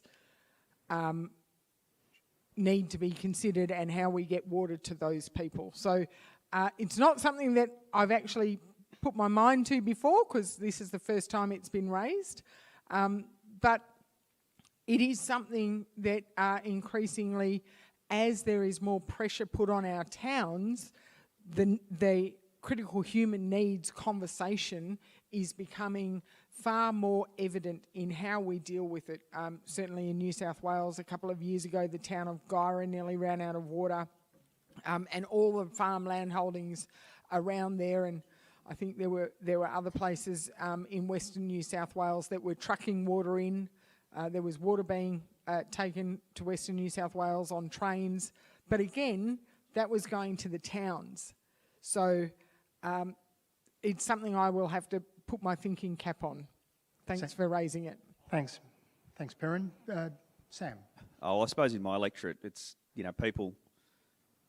population moves to where water is. So people live on rivers, and people who don't live on rivers live where they can get access to water. And I suppose that there's a conversation to have about what's the responsibility between where people choose to live and what government needs to do to get water to them. That's an interesting conversation that needs to be had.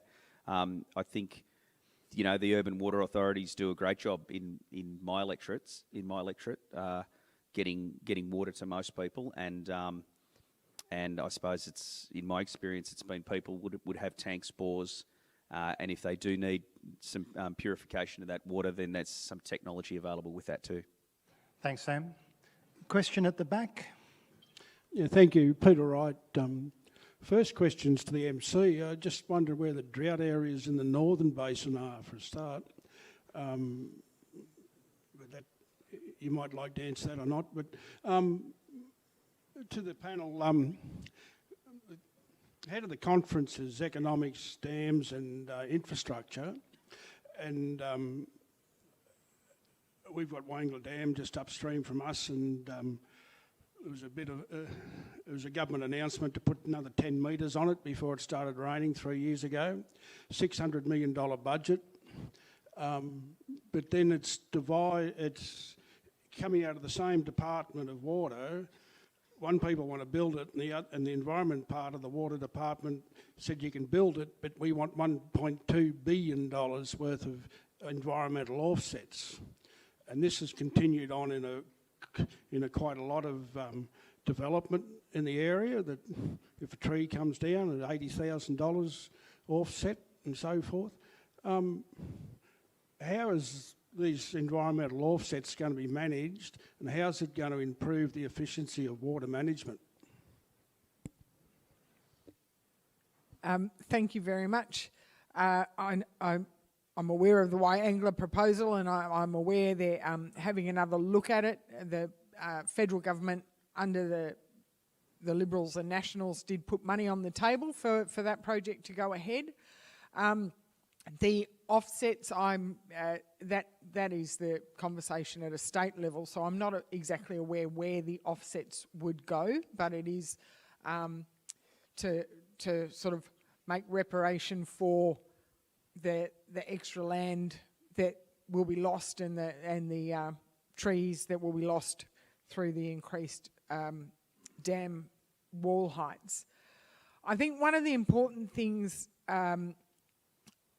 to look at as well, when we're talking about dams and when we're talking about new water infrastructure, we shouldn't limit ourselves to talking about dams.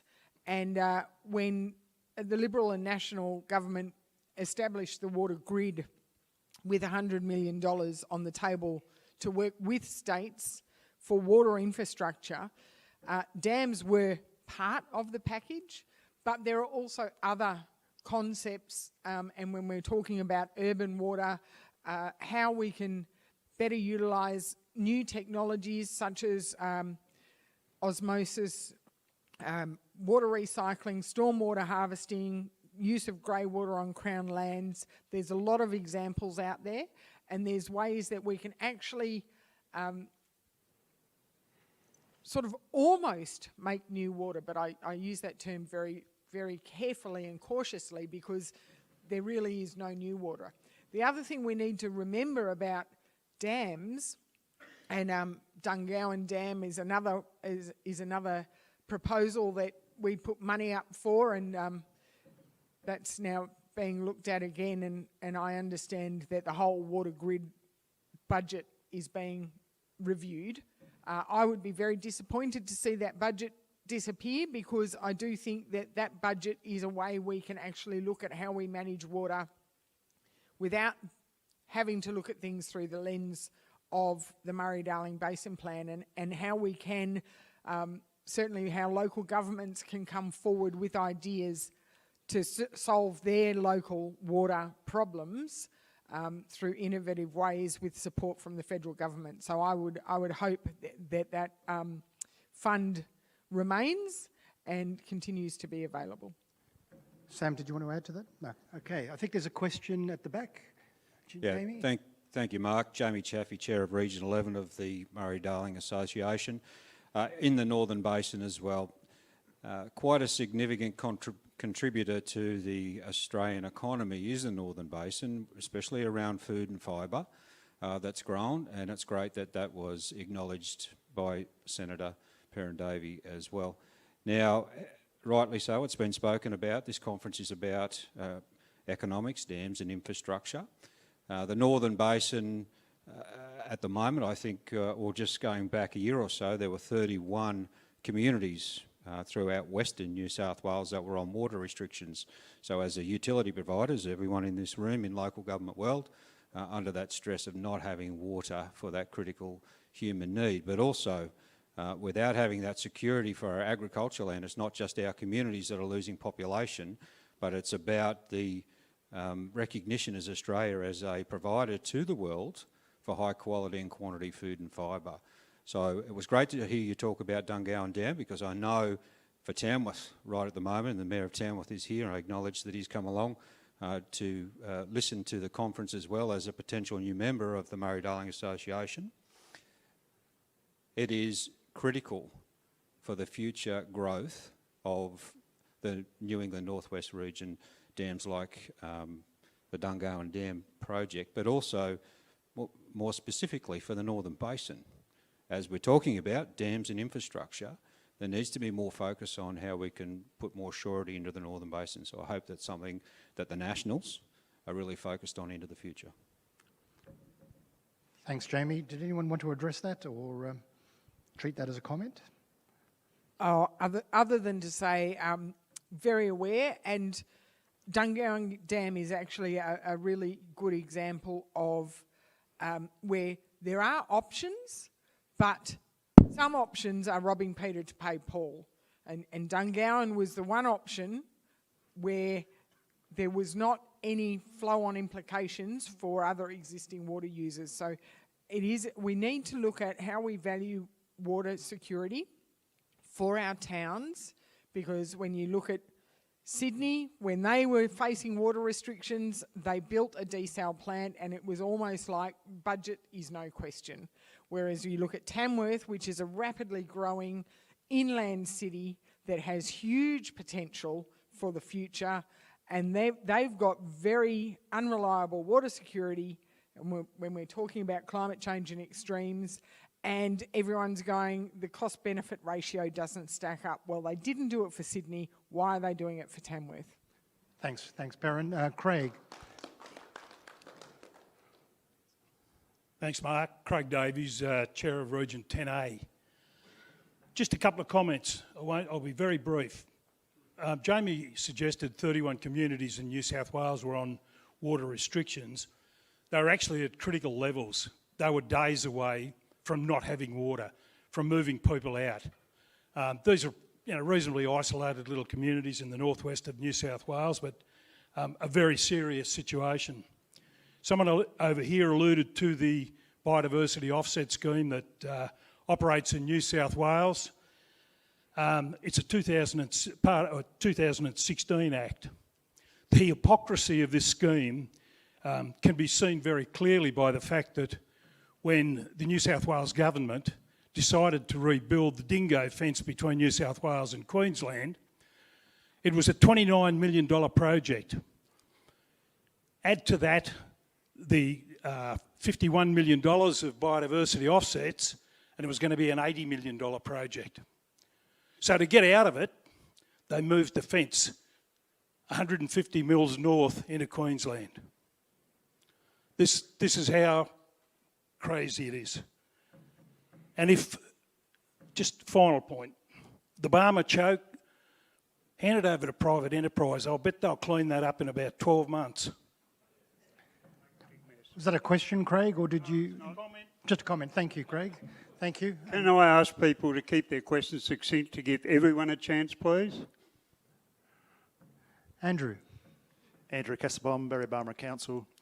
I was also the South Australian representative on the socio and economic study of the Basin Plan known as the Sefton Report. Two of the findings found in that report were planning failure and the economic development pie, which all local governments fight over. So the planning failure was it does not take into account, can you get water to that greenfield site? And that is the loss for Goulburn. That's where Goulburn lost their economic development because it got transferred down to the River Murray corridor.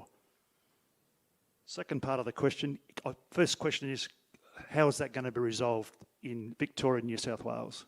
Because in South Australia, we've got quite stringent rules about greenfield sites. Second question is, who is going to hold New South Wales government to account with their water resource planning? They are got 1 out of 20 approved, the rest are still pending. And those water resource plans would mitigate some of these critical human need problems they had during the last dry spell. I might talk to the first question and then hand over to Perrin for the second question, if that's okay. I think what you're referring to is the deliverability of the water that the plan sort of the plan identified, and then the add-ons to the plan identified, which is always it's confused many of us in the region. We thought even if we obviously didn't want the water to leave, but even if a reasonable case could be made for taking that water away from our basin communities and our economies and societies, as I said, the physical act of getting that water down there was almost an impossibility. And when I started to speak, I did allude to that pattern of seeing the river rise in the winter when I was young, and seeing it low, and camping on the sandbanks when I was young. And now we see rivers running. The river runs high in summer, which is a lot of its irrigation demand downstream. But then, if we're trying to push environmental water downstream at certain times of the year as well, what effect does that have on the banks? Well, I can tell you because I've seen it. It really damages our economic asset. Our environmental asset, which is the Goulburn River. So yeah, I think I agree. It's just it's a failure in planning, and I fail to see how people think that trying to use our beloved Goulburn River as a channel just to push all that water down, and then the Murray, leads to environmental outcomes, good environmental outcomes. Thanks, Sam. Perrin, I think you're going to tackle the second question. I'll try. And just on the planning though as well, it is an issue, and there were a lot of assumptions made when the Basin Plan was being devised about what the impact of water recovery would do, and what the impact of open trade would do. And I have spoken to several people who were at the MDBA at the time, and they have admitted that some of the assumptions didn't pan out. One assumption was for every megalitre of water taken out of the consumptive pool, demand would drop in an equivalent, and I would say the opposite's happened. So it is an issue. Regarding the water resource plans, while yes, you're right, only one has been accredited to date, New South Wales actually submitted all 22 of their plans a couple of years ago, and all 22 were rejected. Some, we were told through the Senate estimates process, were rejected for formatting errors and minor details. So I don't know why it has taken so long. Those ones that were rejected for simple reasons should have been a matter of sending the track changes and getting it back. I'm told that New South Wales was told to start from scratch. So is that an effective use of time? I don't know. Maybe I should be directing that question to the MDBA. The other point though, coming back to your point about the critical human needs, and don't think for a moment that just because there were no accredited water resource plans, there was no water management regulations in New South Wales. New South Wales was one of the first states to implement holistic water sharing plans. The first ones were developed in 2004, and then the entire New South Wales inland in the Murray-Darling Basin was covered by water sharing plans by 2010.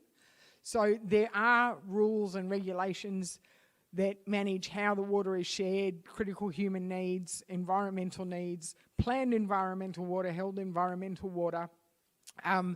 The problem has been folding those water sharing plans, incorporating in the other aspects that are needed under water resource plans, and then getting them to the MDBA.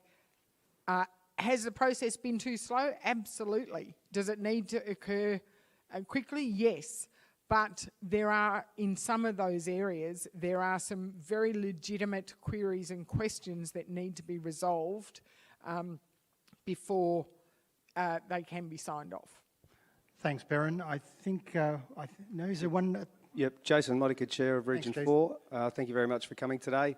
Look, I'm just interested in your view on the fact that in 2007 we identified that there was over-extraction, mismanagement, and from that point on water was commodified or financialised, and then we've had this growth in permanent plantings and annual plantings. Do you think that there's a point where we will get to a cap in what we produce and how we produce it, considering consistently we have the boom-bust cycle through the basin? Great point. I've always wondered about that too, because I live in a region, and I represented a region that has that balance between permanent horticulture and not annual crops, but more potential annualised use of water. And what I mean by that is that you know, when there's plenty of water, the dairy farmers irrigate their pastures and or their silage crops, and the fruit growers irrigate their trees. When we have a reduction in water allocation, the price goes up. The permanent planting guys don't have access to their normal licence, so they buy it temporarily off the dairy farmers for good money, and the dairy farmers go and buy feed from somewhere else. It's actually a pretty good system that worked well. But with the boom in permanent plantings, particularly downstream of the choke, I suppose it's all, I suppose water licences is private to what people have. I'm interested to know how many of those plantings have the permanent water that they require to be able to irrigate their crops, in 100%, if 80% allocation, 60% allocation, what happens to those crops? They've got no one else to buy it from. So I think the Victorian government has talked about, and I think implemented, correct me if I'm wrong, a moratorium on some... I will. You're going to correct me if I'm wrong? A moratorium... It's great being corrected by one's senior. I mean that in terms of experience, not age. But I think the Victorian government has put a moratorium on some plantings down there because they're just worried about not only the licence but physically being able to get the temporary water down there if they needed to grow it. So, Yeah, it's one of those really difficult in that the government doesn't really want to run around telling people what to plant, but you know, people need to take responsibility for whether they can access the water under a variety of scenarios, and they need to manage that risk themselves. Well, I think we need to... What's Parent's going to correct me? I'll just... the moratorium is on water access points, but it is an attempt to control it. I just want to make two points to those questions. Yes, in 2007, the Water Act was devised to address over-allocation. My point is, though, that the Murray-Darling Basin Plan does not address over-allocation. It just transfers the allocation from one owner to another owner. There are still, all of those entitlements, all of those licences are still on issue. It's just that some of those licences are now held by the environment instead of farmers. So it is still held in storage, it is still ordered, just as though the only change is it's being ordered to go somewhere else. So it hasn't addressed the over-allocation per se, but it is addressing the how do we manage water, how do we manage it in a managed river system. So that's the first point. The second point about the development of nuts, I honestly believe that we will reach peak almond, but my big concern though is what we lose on the way. So how many dairy farmers, how many rice growers, how many broadacre croppers will we lose as we are on a pathway to peak almond? It's going to rain again in California one day, and their almonds are going to go gangbusters again one day. The price will go down, and we also, as Sam alluded to, we have the problem where there are reports that already say that in 10 years' time, we're not going to have the entitlements on issue to manage to actually meet the demand of almonds. So people will fall over. We will reach peak almond, and when you have the Almond Board of Australia actually calling for a moratorium on almond plantations, you know we've got an issue.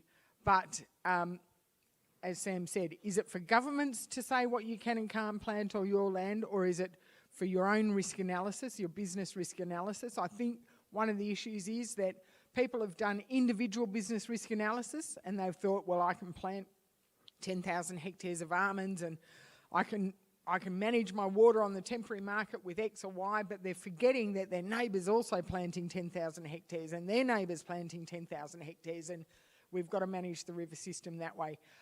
I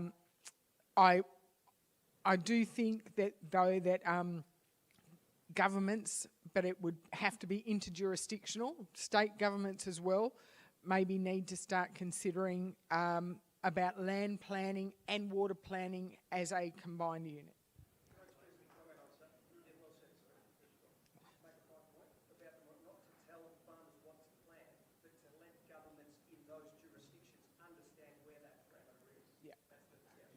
Thanks, Jason. Duly noted. I think they've been very generous with their time, but I also believe they're staying with us for a time. So you might get a chance to have a private word with Perrin or Sam. Thank you both very much for joining us. Thank you. Thank you, Perrin. Thank you, Sam. The next session is talking about the circular economic opportunities for the Murray-Darling Basin. This morning we heard CSIRO talk about it. Now we're going to hear it from one of our people who actually operates in local government. Melissa Rebeck is a councillor at Alexandrina and Chair of Region 6 and Vice President of the MDA. She's also on the board of the Australia and New Zealand Biochar Industry Group. ANZ Biochar is in the process of developing a roadmap to turn 50+ million tonnes of waste to energy. She has worked as an applied agricultural climate scientist for 20+ years and currently directs a company climate and agricultural support, conducting carbon drawdown and circular economy projects. She's also a beef producer on the Murray and a certified practicing livestock consultant. Now, she's not here in her capacity as a councillor of Alexandrina. She's actually here as an independent consultant talking about the opportunities of waste to energy. Please join me in welcoming Melissa Rebeck. Thank you, Mark. And just before I get started, I'd like to acknowledge the traditional custodians of the lands and waters in which we meet and pay respect to their elders past, present and emerging.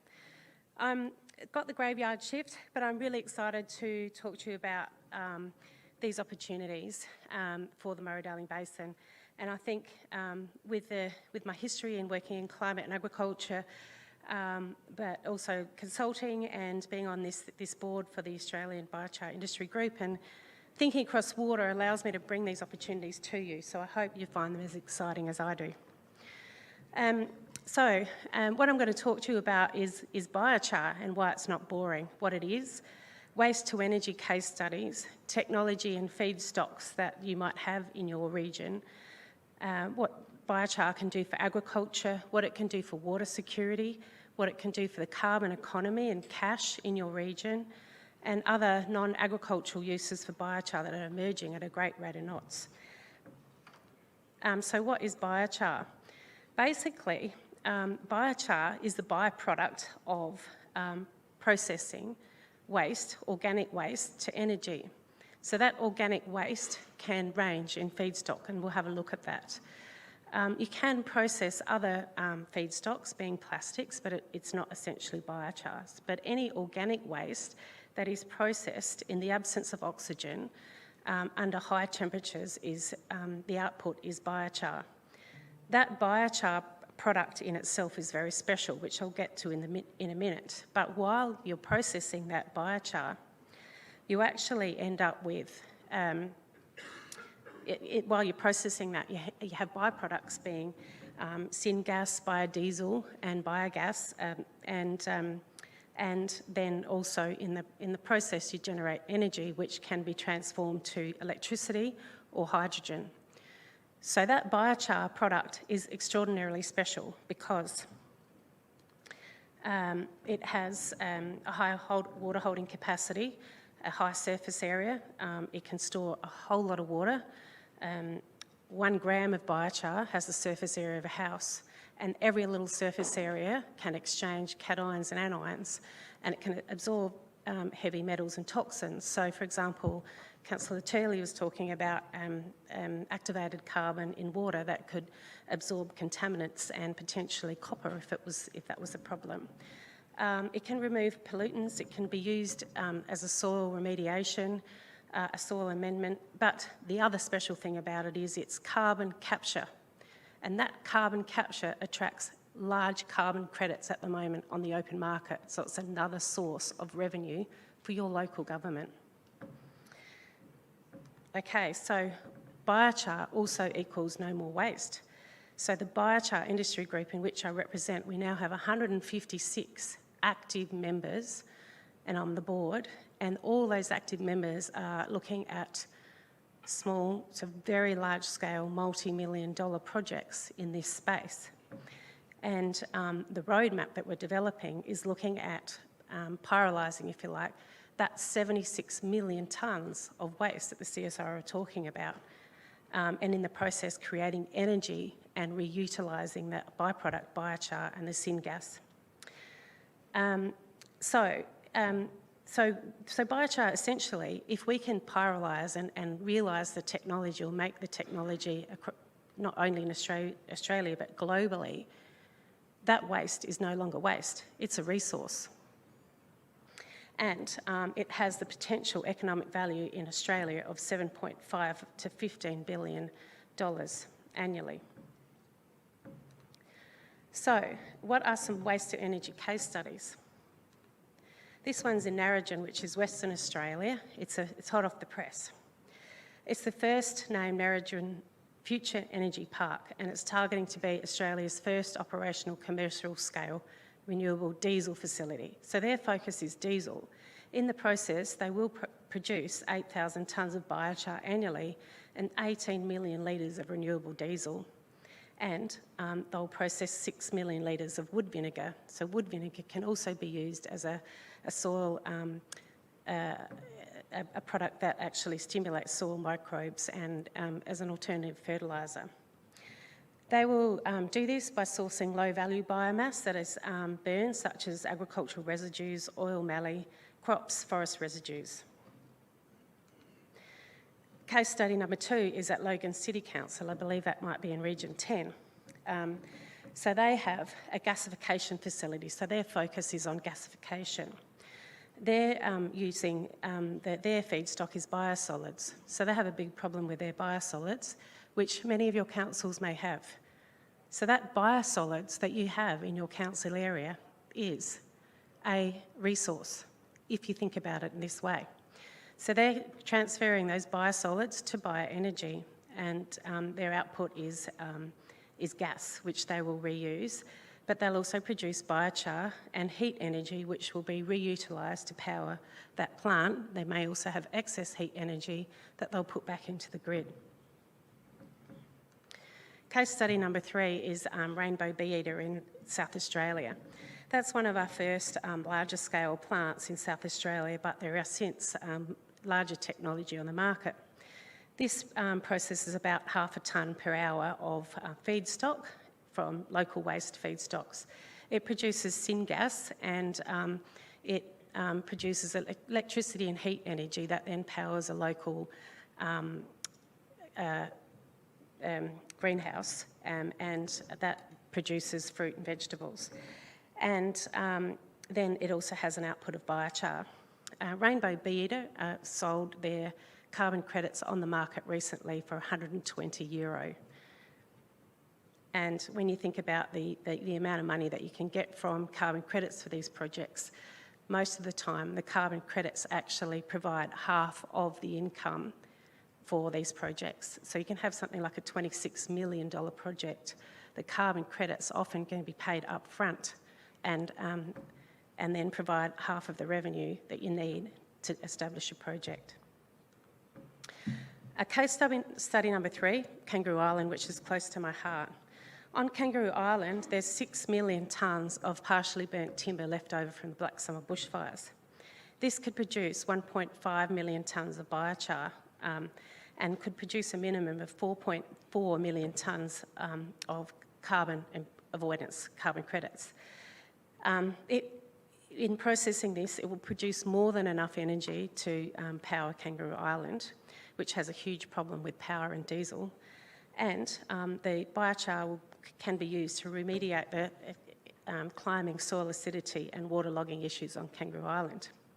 And the remainder of biochar, there's a huge interest from the steel industry to ship that biochar straight to the steelworks in Whyalla for use in steel production. So there's some case studies. Okay, so let's go on to what the technology and feedstocks are. So first of all, there's many, many different pyrolysis options. Anyone can make biochar. You could make it in your fireplace if you wanted to. You just get a little tin, you put some biomass in it, you put a lid on it, and in the morning you'll have something that looks like charcoal, but it's special because it would have been produced under high heat in the absence of oxygen, and all the little particles will be highly active. But these big projects are using continuous pyrolysis technology, so that's down the bottom. So they're continuously fed with feedstocks. In Australia at the moment, there's technology that is looking at processing 5 tonnes per hour throughput, which creates huge heat energy. And so the problem is scaling up to process the technology that's available. When you have a project though, you really need to think about what your feedstock is and then what the fit for purpose use is. So, for example, we could pyrolyse carp and we could use that as a fertiliser. So all of these feedstocks here are actually organic feedstocks, but every single project needs to have a look at what it is that you've got available and then the technology you want to utilise to process it under what temperatures, because it can be very varied. You can make really highly activated carbon, but if you produce it under lower temperatures, less activated The less activated stuff is good for roads and agriculture. The more highly activated is better for things like water filters and for use in agriculture. So it's really important to, when you're developing a business case, is to think about your feedstock and your end use. And then you can also pick what your technology would be. Okay, so what about biochar in agriculture? So, I'll just go back. So the notion of biochar in agriculture means we recycle carbon. Australia uses 2.6 times the resources it recreates in any 1 year. So with the use of biochar in agriculture, we no longer lose carbon from waste because biochar captures and stores carbon and we can put it back in the soil. And we know that we've removed 50% of the Earth's carbon from our soils in the past century. We need to get it back. Biochar and land and animal management together have the ability to reverse the past 2 centuries of anthropogenic emissions. There are circular economic opportunities for both producing and using biochar in agriculture. This is a case study, and this is a project where my company fed biochar to Flurio Milk Co for a year. We fed it at less than 0.5% of their intake and just mixed it in with their feed. Really easy to do, but we increased the milk yield in the younger animals by 1.4 litres per head per day, and the older animals was about 0.4 litres. It improved the profit of that dairy by $30,000 by doing not much, and the solids as well. But in the end also we had much better feed conversion and fed 2 less round bales. That didn't end there because the biochar is not digested and it ends up in the dung. So that dung is then highly, highly activated and highly fertile. It hangs on to nitrates and minerals. The dairy had dung beetles. So where you've got the presence of dung beetles, the dung beetles can also then bury that highly activated manure. And when I talked before about projects that I've been doing in the Goulburn Broken Shire, we had 10 dairy producers there that were feeding biochar, and we put dung beetles on their properties and they're now benefiting. Now, when you look at that in dairies, that's a spread rate of nearly 9.1 hectares of activated manure that's buried. It's no wonder we then measured a huge increase in the soil carbon, 4 tonnes per hectare, in fact, in 9 months. But the benefit of 1 tonne of biochar, not accounting for the soil, was $2,700 per every tonne of biochar used. Let's talk about biochar in the soil now. The top 10 centimetres of soil sustains all life on Earth. Fertile soils rich in organic matter are our best insurance against food insecurity and climate vulnerability. Soil is a major storer of carbon, containing 3 times as much as the atmosphere and 5 times as much as forests. So we really need to look at our soils to get that carbon back in there. And as I said, 50% of the carbon's already been released, and we've probably only got 10 years left in our topsoil. Biochar as carbon in soils is 10 to 100 times more stable than the feedstock from which it was produced. So a magical process happens when you actually add biochar to the soil carbon process. 1 piece of charcoal, as I said, has the surface area of a house, and it can balance the pH, absorb toxins, increase phosphorus availability and soil carbon. There's a graph there that shows where we had biochar in dung versus biochar under dung or nothing, increased the available phosphorus. There's 14,000 meta-analysis, 14,000 papers on biochar and its use in agriculture, and almost all of them talk about how it unlocks phosphorus.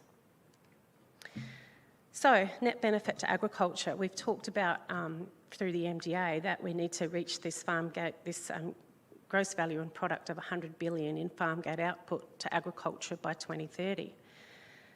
There's a range of uses for biochar which ranges from $100 per tonne up to $20,000 per tonne when you get into those horticultural uses. If we just averaged out the net benefit to agriculture for every tonne of biochar being $2,000, and we look at the fact that there's 3,844 million hectares of agriculture in Australia, if biochar was just used across 1 million hectares, the net benefit to agriculture is $10 billion, so that's 10% contribution to the agricultural productivity target. It has a huge potential.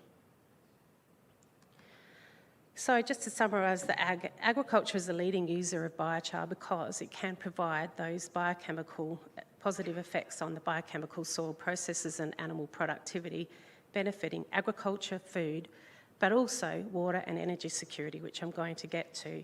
And it has a whole range of benefits on animal production, yields, feed conversion. Remember the cascading circular potential, the biomass waste to energy, but also the increased water holding capacity. So let's have a look at that, biochar and water security. So for every 1% we increase soil carbon, we get an extra 10 to 30 tonnes extra of water held in the soil. This is why I raised the question before, not about using better irrigation, but looking at our soil to store the water. If we add more biochar to our soil, we'll get that extra water holding capacity. It'll keep the water in the soil for longer, needing to irrigate less out of the river system. As an adjunct to that, for every 1% we increase our soil carbon, we also get an extra 10 to 30% increase in production. I'm going to repeat that because it's really important and we can see some before and afters of where biochar has been used. Okay, so biochar and water, to repeat, biochar could be used as a water saving plan. 1% increase in soil carbon equals 10 to 30 tonnes extra water holding capacity. So if we add that to our soil, we need to use less from the river. Biochar is also used as a water filter because of the cation and anion exchange capacities. It will filter out nutrients and heavy chemicals, heavy metals from water. And there are apparently potential water markets that would pay for water credits. So we need to think about water credits, and there is some discussion about those. Water credits as something to think about, providing cleaner waterways, less runoff and water savings. So biochar, if water credits become a reality, could be used very much in that process. So what about the carbon part of it, the carbon cache and biochar? So globally, we need to remove 8 billion tonnes of carbon dioxide from the atmosphere every year by 2050. According to the International Panel on Climate Change, biochar can help reduce carbon dioxide emissions by 1.8 to 4.1 gigatons per year and is one of 6 key negative emission technologies. Think about that. So biochar could remove half of the world's carbon emissions because of what it does, because of the waste to energy, because of the product that it is, because it no longer means we have waste, and because it's deemed carbon capture and storage, and it is monetised big time. Big investors are wanting to invest in a project that you could come up with tomorrow for your local council. They're out there, let me tell you. So this means paralysing 1 to 1.5 gigatons of waste globally, and this is a direct excerpt from the International Panel on Climate Change showing the biochar carbon credit opportunities. Oops, nearly there. Just went back too far, sorry.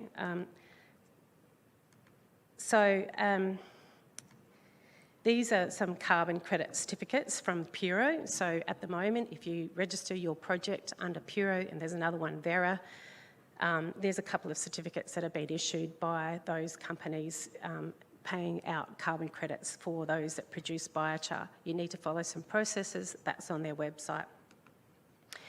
But additionally, you can get additional carbon credits by using biochar in soil as an analogy for that project that I showed you where we increased the soil carbon by 4 tonnes per hectare in 9 months. If that farmer was to apply for carbon credits under the Emission Reduction Fund, he would have got $440 per hectare back, in addition to the fact that he's already benefited from feeding the biochar to his animals, and he's got increased water holding capacity, and he's increased his production of milk, but also his pasture productivity. I did mention, I won't go into it, about the cascading benefit of biochar in the soil. It does something really special. As soon as it hits the soil, it changes its properties, but has an impact on the other carbons that exist in the soil. And that, in the presence of photosynthesis, has an amazing effect on carbon building very, very rapidly. This is repeated time and time again in papers, and you're welcome to have a look at meta-analysis that discusses what happens to biochar when it reaches the soil, remembering its special properties of the cation and anion exchange capacities and its biochemical processes. So what are some other non-agricultural uses for biochar? There's a range up here. And I mentioned the steel industry, but I've also had some work with the roads industry. So the roads industry and concrete is some of the biggest producers of carbon dioxide. You are all in councils that have a number of dirt roads, I would imagine, and so having green roads is a real viability. The biochar, because of its processes, has this ability to bond with local road aggregates and create these amazing emulsions that are out there that can surface roads. The steel industry as well has very much recognised it and is on the warpath for large quantities of biochar if you could produce it. There's a whole range of other uses there I haven't got time to go into, but happy to discuss later. All right, so what are the summary of the benefits of biochar across the Murray-Darling Basin? First of all, the revenue opportunities. Remember, you can get half of the cost of the project just by selling your carbon credits. There are companies like Shell and BHP that will pre-purchase those carbon credits for you and sell them through Puro. You get money from the sale of biochar. From the carbon credits and sale of biochar, I can tell you that that project on Kangaroo Island would be cash positive, a $26 million startup, would be cash positive within 21 months. You can also get the sale of syngas and biodiesel, the sale of wood vinegar, the sale of heat energy as renewable energy, possible conversion to hydrogen, and no more waste. Oops, just go back to that last slide. So, biochar, the circular economy, and multiple benefits for the Murray-Darling Basin. Waste to energy, increased economy, increased production, cyclic carbon, carbon drawdown, water savings, climate adaptation and mitigation, and the circular economy. Thank you.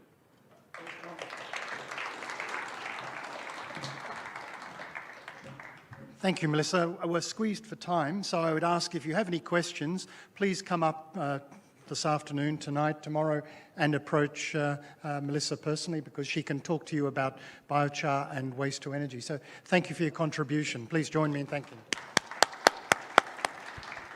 Could I now ask Professor Max Finlayson and Professor Jamie Pittock to come up and join me on stage, please?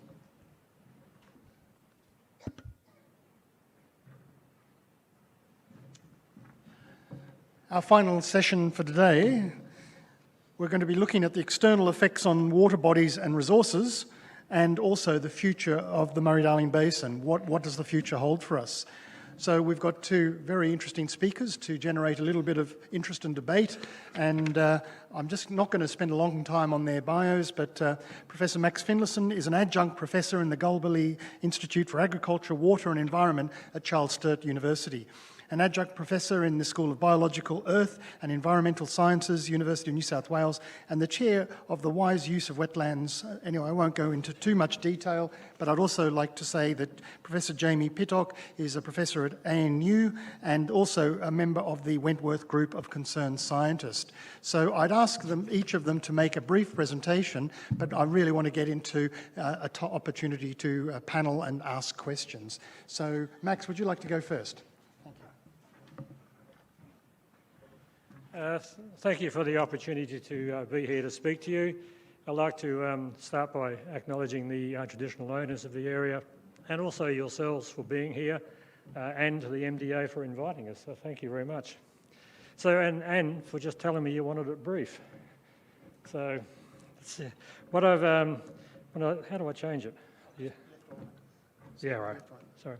When I was looking at this talk and the title I had, and I was looking at the program, sort of come up, well, half of what I was intending to cover is being addressed by other people, and in many respects they could probably do it better because of their intimate knowledge. So I've changed the content slightly. I want to make some comments on the water bodies and the resources in the basin, the wetland resources, then jump to some of the external, what I call external effects or drivers. Climate change, and this is about adapting to the impacts, not about mitigating climate change through wetland management, etc. Look at the international agreements and making better use of our commitments under the Ramsar Convention on Wetlands, and whether we're missing a few tricks there. Is there something else we could do? And then governing the basin, and this comes really back to many of you here. This is about switching to and resourcing a more local model of management or involvement in the management, i.e. bringing things down to a local level where we can. That will take resources and a change in mindset. So the water bodies and the resources, I see the rivers, the wetland systems, etc. in the basin as part of the natural infrastructure. Get back to the theme of the conference. These are part of the infrastructure. They are highly engineered in many cases, not all, but in many cases. We have mapping, etc. It's about 6% of the basin is wetlands or rivers of one sort or other. There's a lot of differences in mapping and in what we call wetlands, etc. I don't want to go into that. It's about 6%. And some more detail on that. I don't know who counted these, but there's estimated 8,000 lakes covering 7,200 square kilometres, 64,000 wetlands, more than 50,000 square kilometres of floodplains, which comes to about a total of about 7 million, which is slightly larger than the figure I gave in the last slide, but I don't think it's a big issue. Partly, I think, the important parts is that 20% of the river length is permanent, with some of these ceasing to flow during protracted drought. Therefore, it's not all wet, obviously. This dry is important. And I think how we manage the dry as part of the ecology and the economy of the basin is an important aspect where we need to do more, and we need to think about that further anyway. And less than 1/3 of the lakes and only 14% of the wetlands hold permanent water. So there's a lot of, we call it wetland or rivers, it's water, but a lot of it's dry a lot of the time. So, and a lot of the wetlands just shown on this graph here are forested, defined as swamps, wetlands of trees, in other words. But there are also a large number of marshes. This is wetlands without trees, to be simple about it. So we have a variety of habitats or ecosystems and habitats which require different management. You can't manage it all the same. So some of the resources in there, the water birds, we heard about them in detail earlier on. This graph here is a waterbird surveys of Eastern Australia, not just the Murray-Darling Basin, and it shows a general decline across Eastern Australia. We saw earlier a decline in the Murray-Darling Basin. The Murray-Darling Basin is a big driver of waterbird populations across Australia and internationally. So, but we have this decline elsewhere as well. I think we should be investigating how the basin affects that and how it's affected, other areas affect the basin, because the birds are moving around. It's not just the basin, in other words. There's a high degree of connectivity between birds, but it's not just an issue for the Murray-Darling Basin or for Australia. This graph here, the blue part just shows the linkages with some of these species, not all of them. Some of these species are connected to other countries across Asia, for example, etc. There's a lot of interconnection between waterbird populations. It really comes down to that what we do here matters elsewhere, and what happens elsewhere matters here. So we're trying to manage these resources. We really need to be understanding what's happening elsewhere and how that affects us, and how we can help other people within Australia, the Lake Eyre Basin, for example, or further afield. But it's not the same for all species. There's no single blanket overview on this. It varies a lot between species. But I want to talk about the fish. The basin previously supported a unique native fish community. About 25% were endemic from here in the basin only. Changes to the flows and habitats have led to an estimate, it's an estimate, not a measure, of a 90% decline in native fish populations. 90%. So what we're seeing, the native fish, I'm not talking about carp, is only a remnant of what was formerly here, and yet fish are critical to the functioning of the ecosystems in the basin. Commercial fisheries have largely collapsed or gone, and important traditional cultural aspects of First Nations people have also been decreased, if not lost, because of this. There has been, though, significant understanding of our knowledge of the ecology. The science is well established. To really manage the fish and try and bring some of these populations at least back is not more science as such. We need to improve our science, of course. It's the political vision and a commitment to support what we know we should do. So the point I want to make about managing these resources is we have a lot of science, we're getting more science, you've seen a lot of it today. We also need the commitment to the management based on the science. And as part of this is shown by fish kills. They are very visible with high levels of public scrutiny and major effects on the fish populations, of course. The 2018-19 fish kills and the Darlings stand out, but there's a lot of other fish kills occur. I'll come to the reasons for that in a minute. This distresses local communities. It's pretty obvious. No one likes to see all these dead fish. And who then question the competence of the management agencies. And I think they should question the competencies, because management is a big part of the problem with fish kills. It's not the only part, though. I'll move off the diagram. The diagram itself just shows there's issues that occur immediately, I'll come to those, and those that occur over a long time, which are related to our management and therefore the health, etc., and how much of a chance they give to fish populations when you get a disaster occurs. In this case, high temperatures, algal blooms, low flows, etc., turning over the water column. That's really quite well known that it occurs. That is the immediate cause of the fish deaths. But it's also well widely recognised the resilience in the ecosystems depends on the management of the ecosystem, and that can go back over years and extend into the future. So the management is a critical part of it. You can still have fish kills if you manage well, because fish kills occur naturally in some circumstances, but we also, through our management, can make them a lot worse. So recommendations from looking at fish kills, I think they're pretty obvious. We need more monitoring. How often do we say that? We need risk assessment. We don't say that as much. We need investment in water quality, etc., and early warning, not too late monitoring. A lot of our monitoring, the time we get the data, things have already happened. We need early warning indicators so we can take action. And we need to look at how we manage under drought or drying conditions as well. And there's long-standing gaps.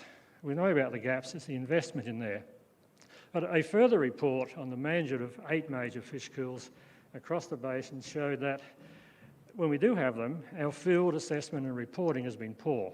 I'll just highlight a couple of these, which really indicate there's a need to change the way we approach fish kills to a more comprehensive approaches for assessment, evaluation and monitoring, and looking at the immediate causes, the water quality issues and the water flow issues on the whole, as well as the long-term management and how that affects the viability of the fish populations. We haven't done very well by our fish, is one of the key messages there. Fish are important in the system for all sorts of reasons. Climate change, here I want to talk about adapting to the impacts, not the mitigation issue, not the absorbing of carbon, which wetlands can do. Wetlands, by the way, are also the biggest natural emitter of carbon gases to the atmosphere. Natural emitter. Not industry, etc.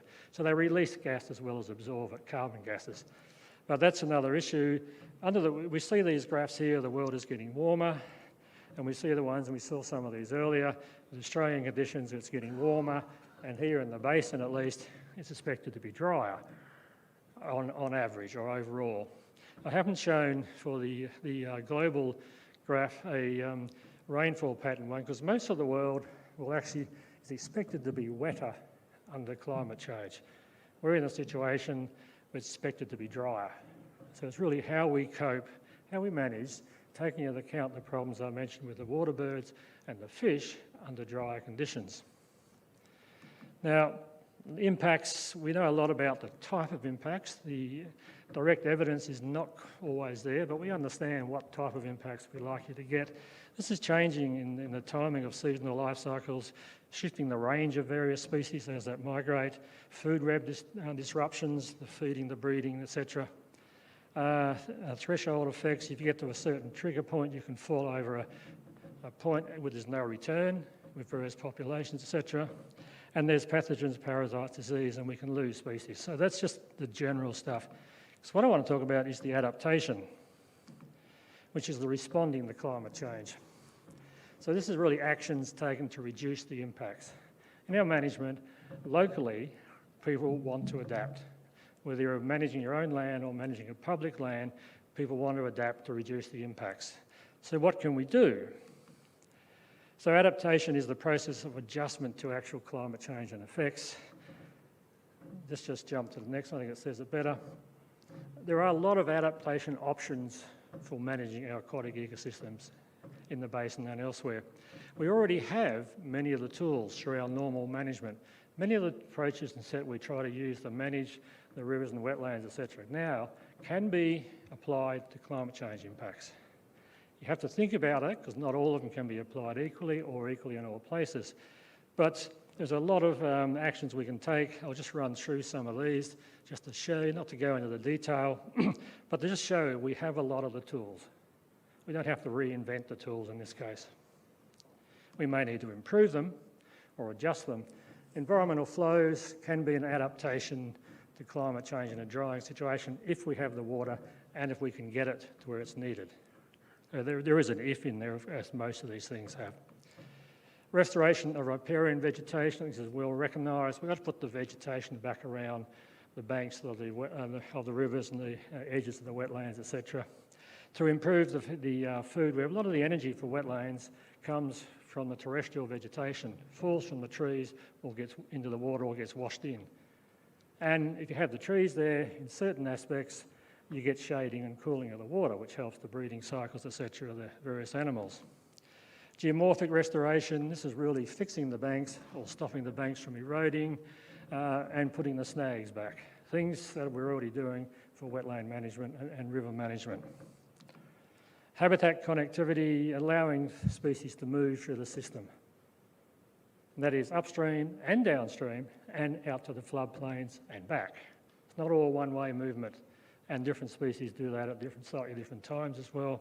It's all critical to maintain those species. So we understand connectivity, how we improve it when we've got dams and weirs, etc., embankments, etc., is a different issue. We have invested a lot in fish passage and various systems. This has improved over the years. I think we've got quite good at this, where we can afford to put them in and to check them and monitor them. We don't use North American salmon fishways anymore. We did some decades ago. Our fish don't, on the whole, behave as the North American fish, which may be obvious. But we had to learn, but we have learned, and we can do this. It can be expensive if we are retrofitting. Doing it up front is a lot cheaper. Invasive species, this is a big one. The one I've chosen here is the carp, which is, people just said the carp is a huge problem. While we've reduced the native fish, we have a lot of fish in the rivers still, on the wetlands. And they're carp. We really don't want them. And there's carp traps. So it's a huge problem. We're not quite there. There's a proposal to release a herpes virus, which is still being argued about. There could be some negative consequences of that. Thermal pollution, someone mentioned. This is a release of cold water from the bottom of dams into the streams, which the fish are not adapted to that cold water. Again, if you try to retrofit multiple offtakes or high-level offtakes to a dam, it's expensive. Putting them in when you build a dam or alter the dam is a much better economic alternative, and we've known this for a long time. I think we should ask ourselves why it hasn't been done, because it has been known. I'm not just talking decades, it's longer than that. So just the socioeconomic considerations are important in all of this. We're trying to adapt, we want to manage better. What are the socioeconomic? Now, for each of these type of adaptation options, we can go through a socioeconomic analysis. I just show here the restoration of riparian vegetation. One of the which we can do. We know how to plant trees, we know how to fence them and keep stock out, etc. We've got to pay for that and do it. Once it's done, there's a maintenance issue. And it's who the responsibility or the burden falls on to maintain the vegetation and the fencing, etc. And is there compensation needed for the lock of stock grazing, etc. Like this. But I think these are fairly obvious steps that need to be included in the assessment and enacted on. And this works to the benefit of the community. If you help the communities, I think it's pretty obvious, we're going to get better outcomes, not just leave them with a problem because we've tried to solve another problem. So that, I think we can adapt. That is treating the effect or the outcome. It's not solving the problem, it's looking at the other end of the system, which we often do in our management. We need to do though. Now, this issue of international agreements, the Ramsar Convention on Wetlands, Australia was the first country to sign the convention back in 1974.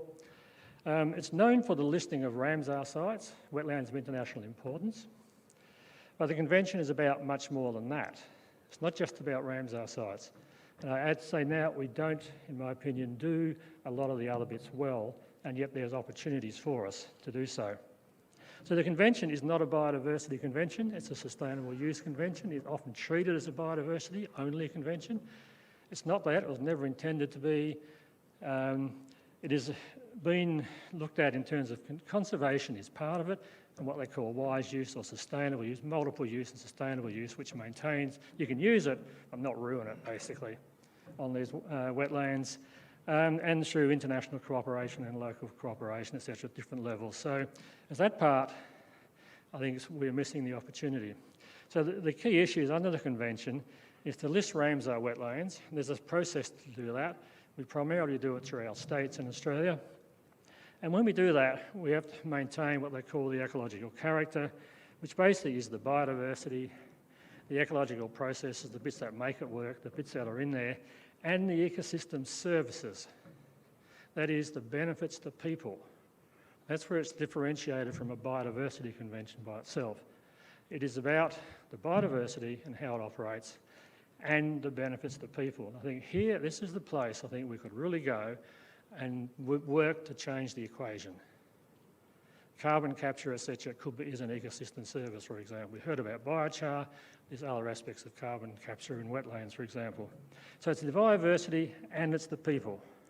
It's that people issue I think we should be looking at more to try and make a step forward or a jump forward in what we're doing now. Ecosystem services, there's simple classifications. I think we need to be more sophisticated in this, but it's about the food, the fuel, etc., the water, the fresh water we get from wetlands, and the regulating services, how they regulate erosion, flooding, climate management, etc., like that, and the cultural and education and recreational benefits. So all these are under this simple label of ecosystem services or use. This applies to all Ramsar sites. There's 16 in the basin. But also, I'll come to the next bit, it should apply, does apply in the convention, to all wetlands in the basin. So all those wetlands are listed before, the how many 50,000 whatever swamps, marsh, wetlands, sorry, etc., should be applying to all of them, not just the Ramsar sites. So wise use, and this is the wise use provisions of the convention, it's the maintenance of their ecological character, and it applies to all wetlands in a country's territory, not just the Ramsar sites. This has been the case since 2005. This definition was changed. Australia was very engaged in making this change, but I don't think we've implemented or we've transferred it to our management because it brings in people. So it's wise use and conservation together, biodiversity conservation together. So I don't think this has been well used, etc.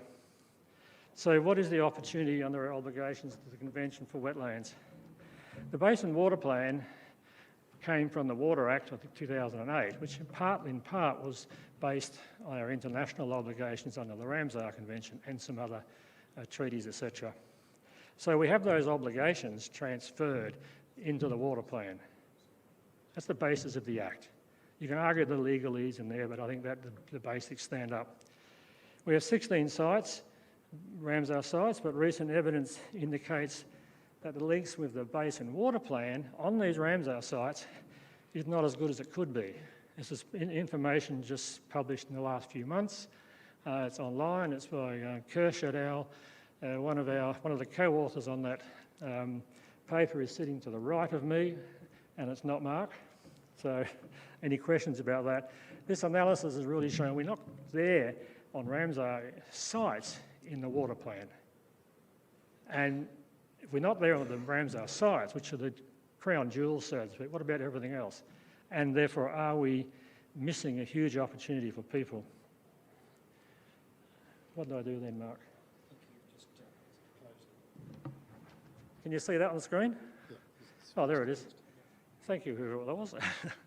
To conclude, if we did address the uses or the ecosystem services alongside the biodiversity for all wetlands in the basin, the rivers, the wetlands, the swamp, whatever we call them, which is about 6% of the area, I'm asking a question here, would it provide the impetus to bring local government fully into the implementation of the water plan? Because a lot of decisions around these uses need to be made locally, need to involve local people and local structures, managerial structures and governance structures. And it would help ensure that local communities were fully able to participate in the decision making and the management of the water resources through the basin plan, and where they were involved, to be paid for it. It's not voluntary, it should be paid for it, they're part of the system. And it takes time, people's time away from their jobs, etc., for one. And if they give up something, if you give up some benefit here in your place to benefit someone downstream, other countries have implemented schemes to pay you for doing that. So the transfer of benefits can be financially rewarded, not just said it's got to happen. So I think there's a whole series of processes here, economic and social processes around this natural infrastructure, which would help us manage the basin better, get better outcomes from the water planning, and meet our obligations under another convention, which Australia agreed, I said before, the first country to agree to this. We take pride at our national level, at least, of having been involved, heavily involved in these conventions. I think we can actually demonstrate better that we can do it and help develop local input and local government inputs with the resourcing, etc., and the capacity. It's not just giving more work to local government without any resources, it's giving the means to make sure we can do it and improve the water plan and the benefits to biodiversity and people. Thank you. Thank you, Max, and thank you for reminding us that it all comes down to local government. I'll now hand over to Professor Jamie Pittock to talk about the future of the basin.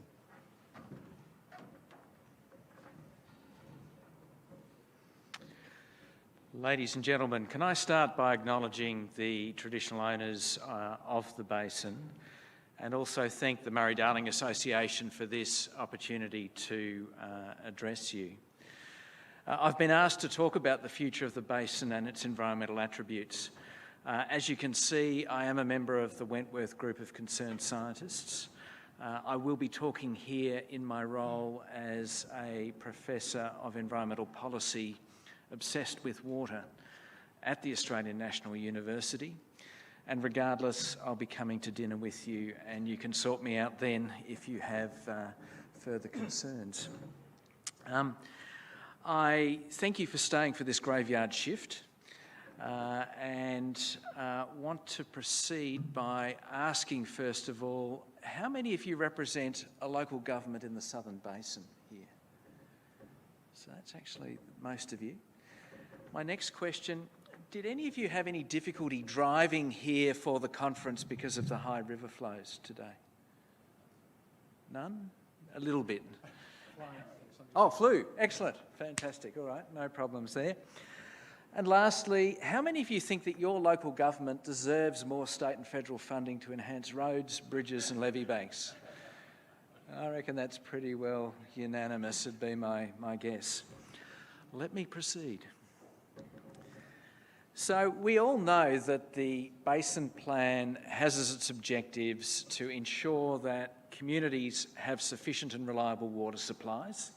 And we've heard here that there's a great many towns and other communities in the basin that don't have access to domestic water that is at all acceptable in this day and age. We've heard about, we know that the plan is meant to ensure that there's water available to industries like irrigated agriculture, and it's also about having healthy and resilient ecosystems. And these are the key words: rivers and creeks regularly connected to their floodplains and ultimately the ocean. So where does this come from? Well, the federal government's constitutional basis for being able to make the Water Act and the subsequent Basin Plan at all is drawn in large part from implementation of environmental treaties. And they're listed here, and Max has talked about the Ramsar Convention as a key one. And when you go through those treaties, there's a few key elements, and I'm taking this as the elements that Mark asked me to talk about. The Ramsar wetlands that Max has just introduced, the survival of threatened species dependent on wetland ecosystems, survival of migratory water birds, and also the conservation of ecological communities. And so that would include all threatened ecological communities like Moira grass wetlands, representative areas of each ecological community, and the world's governments, including Australia's government, including the Minister addressing you tomorrow, has just agreed that should be at least 30% of each kind of ecosystem, including wetland ecosystems, and that they should all be managed wisely. So that's a bit of a challenge in the Murray-Darling Basin, because when you look at the maps our governments have made of where all the wetlands are, shown here, you can see that there's nearly 6% of the basin area are wetlands of one kind or another. And when you think about that list of characteristics that I gave you that we're meant to conserve, there's a common theme. You know, a wetland from time to time needs to be wet. You don't need to be a professor to know that a freshwater species needs water, that a water bird needs water, or that wetland ecosystems need appropriate water. The challenge we have in the basin is that most of our wetland ecosystems are on floodplains. And for floodplains to be wet, you actually need to fill up the river channel and have it spill out onto the banks to wet up those wetlands. And if we don't do this, as we saw during the Millennium Drought, let me go back there, these are the kinds of consequences that we're increasingly seeing in some places. So one of my students and colleagues and I did some work where we looked at where every parcel of Commonwealth Environmental Water Office water went over 4 years. And I guess my proposition here is, and I'm not taking a shot here at either the Commonwealth Environmental Water Office, whose work I deeply respect, but I think is hindered by access to too little water and by rules that prevent them using the water really well, or Andrew, who presented a really great slide about particular wetland sites. My proposition here is that when we've looked at where the actual environmental water has gone, 80% of the watering events stayed in the river channel. Now that has delivered some environmental benefits. You know, it's freshened up the water, it's helped some fish. Only 20% has actually got out onto the wetland floodplains, and so only around 2% of the wetlands per year are currently being watered with the Commonwealth Environmental Water Office's water.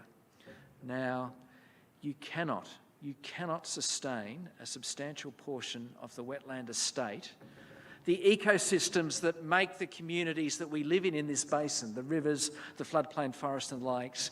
We can't sustain them if we're only watering 2% a year.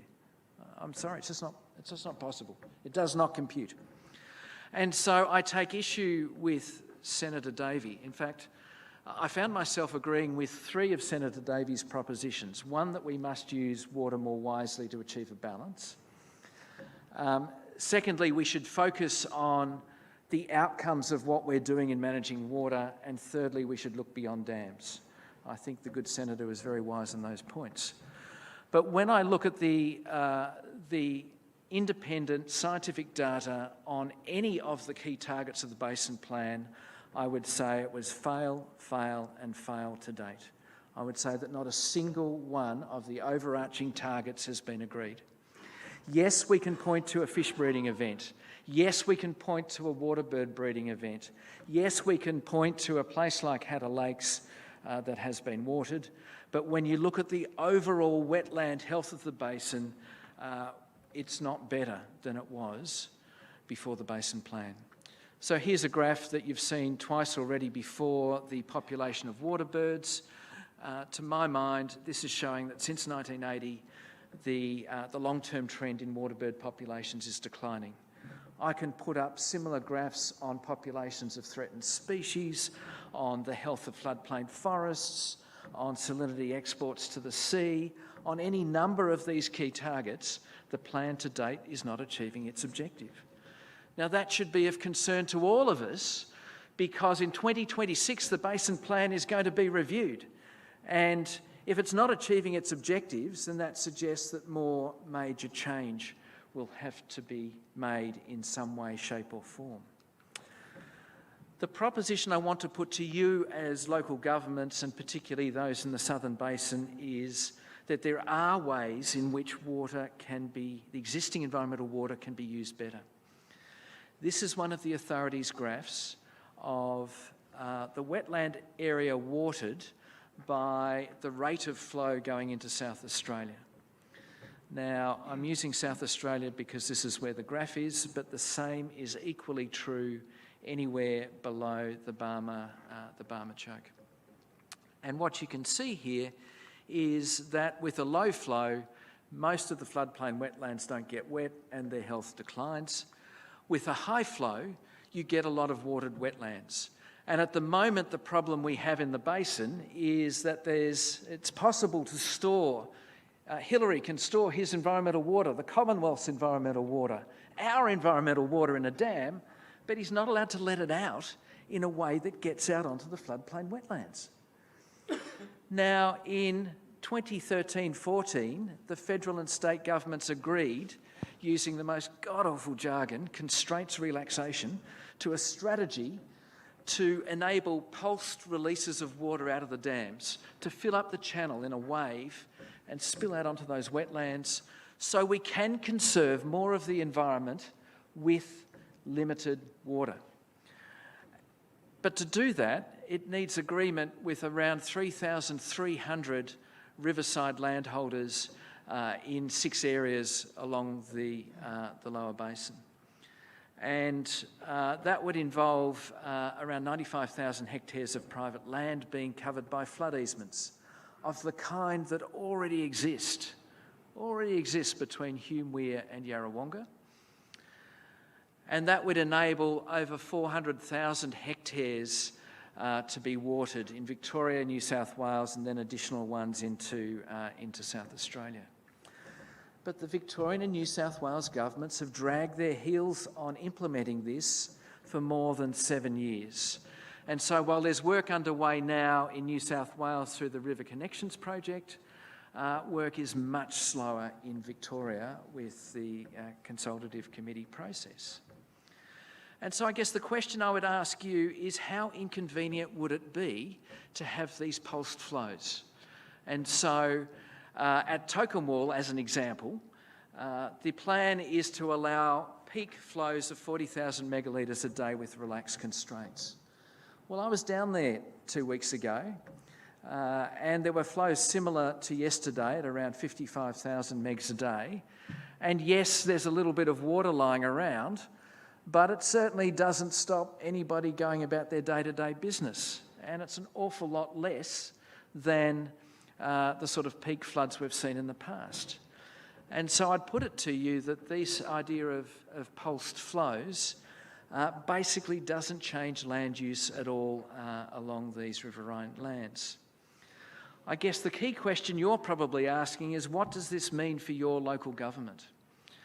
So I had a student add up all of the state government business cases, the 5 business cases for the Southern Basin.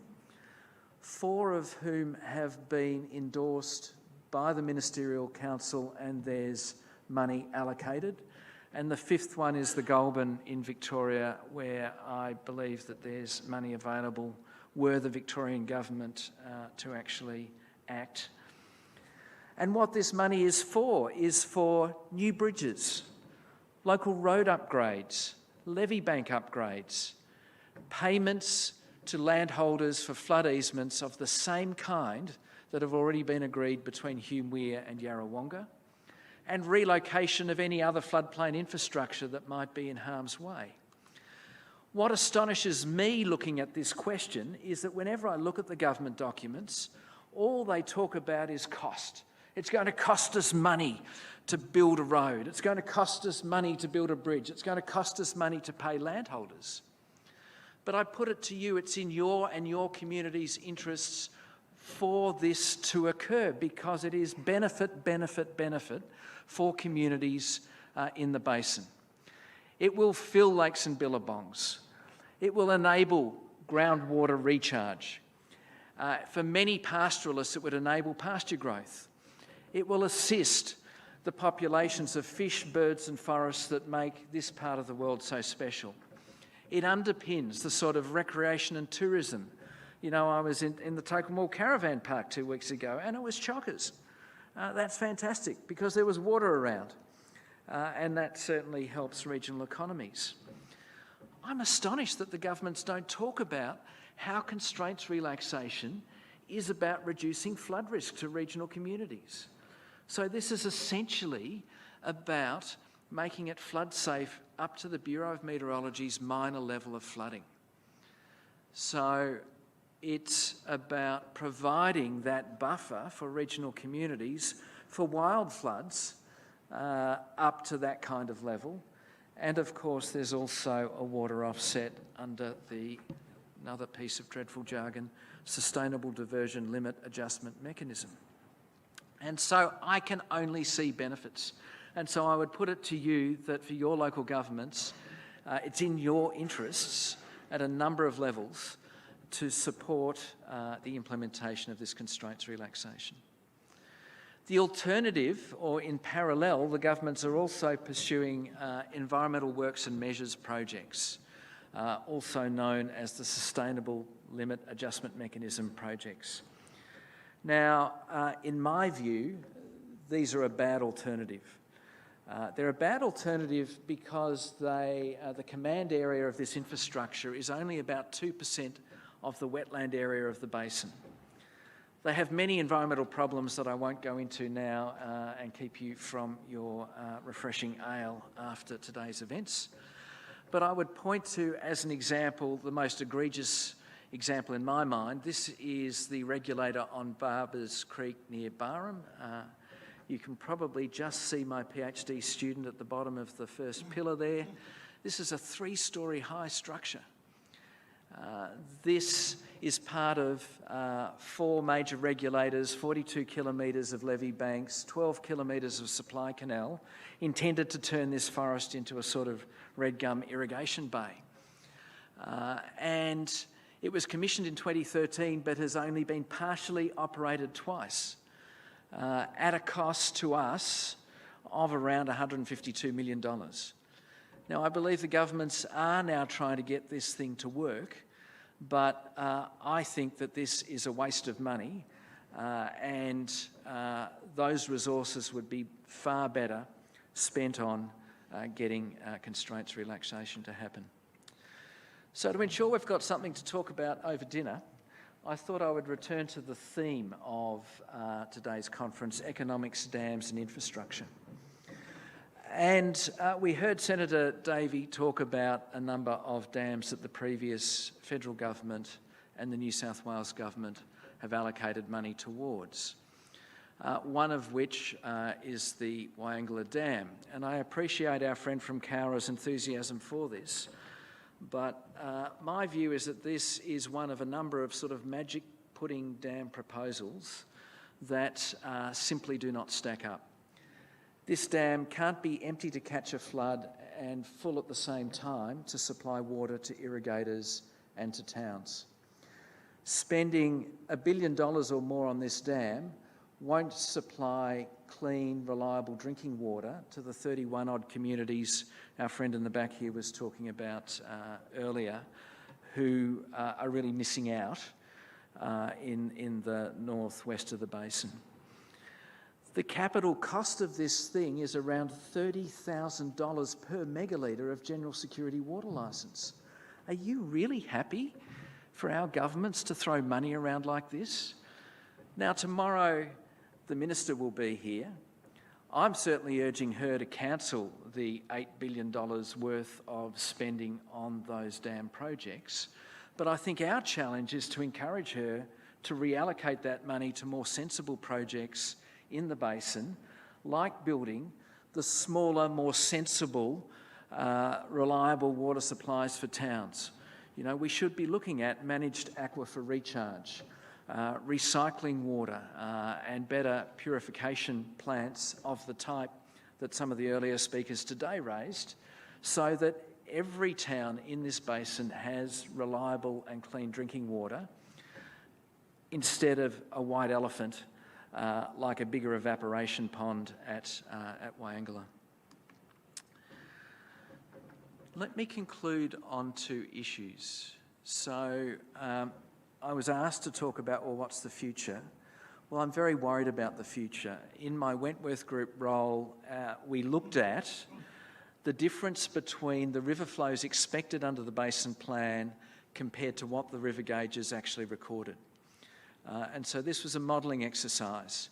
At the moment, a lot of the water accounting in the basin is essentially a single entry accounting model, counting what's sucked out, but not actually asking, is what's left in the river the amount of water that's supposed to be there, and if there's a difference, why? So in this modelling, we stripped out the year-to-year variability about whether it was wet and dry. And when we did that, essentially we found that about a quarter of the water that should be flowing across the border to South Australia under the Basin Plan wasn't there. Now, our analysis doesn't determine why, but there's a number of reasons why that could be. One is that these are old models based on operating rules that state governments like New South Wales have abandoned, and so the models are simply not up to date. Now, there is a modelling uplift program that hopefully will begin to address that.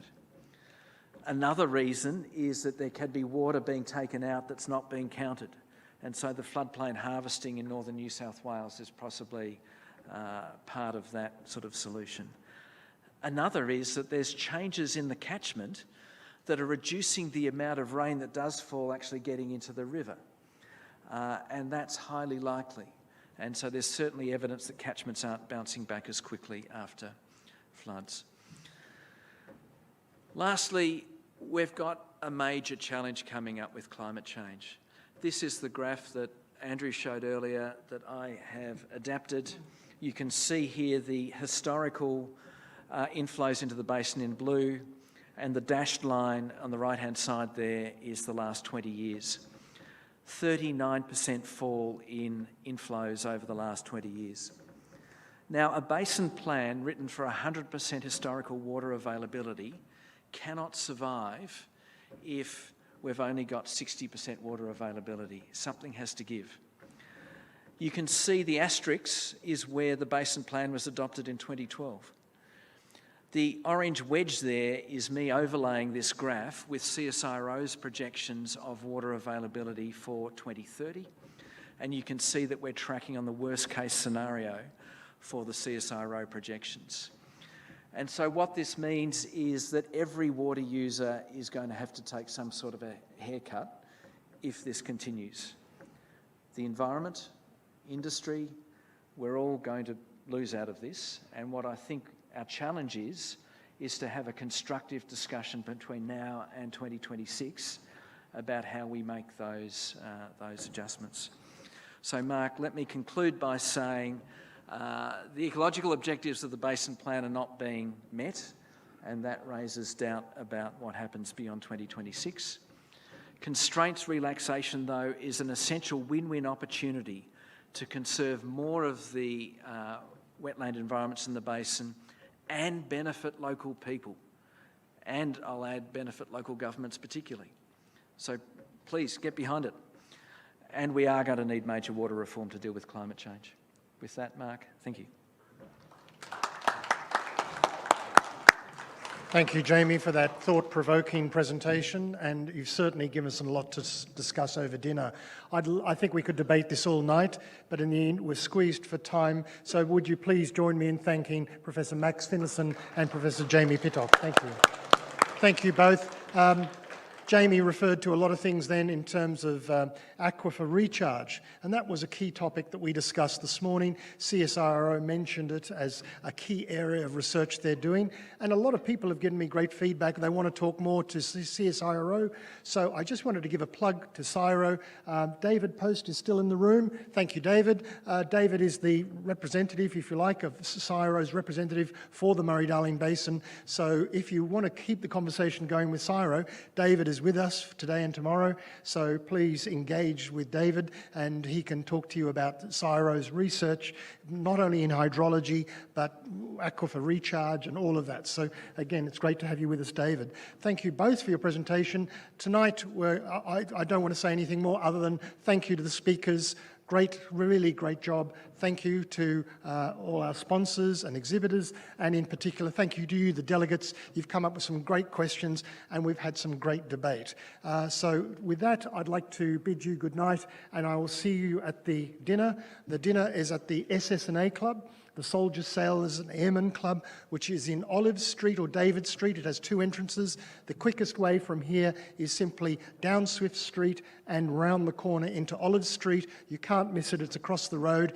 I look forward to seeing you there at 6:30 or slightly before, and for a great dinner and presentation tonight. Thank you and see you tomorrow.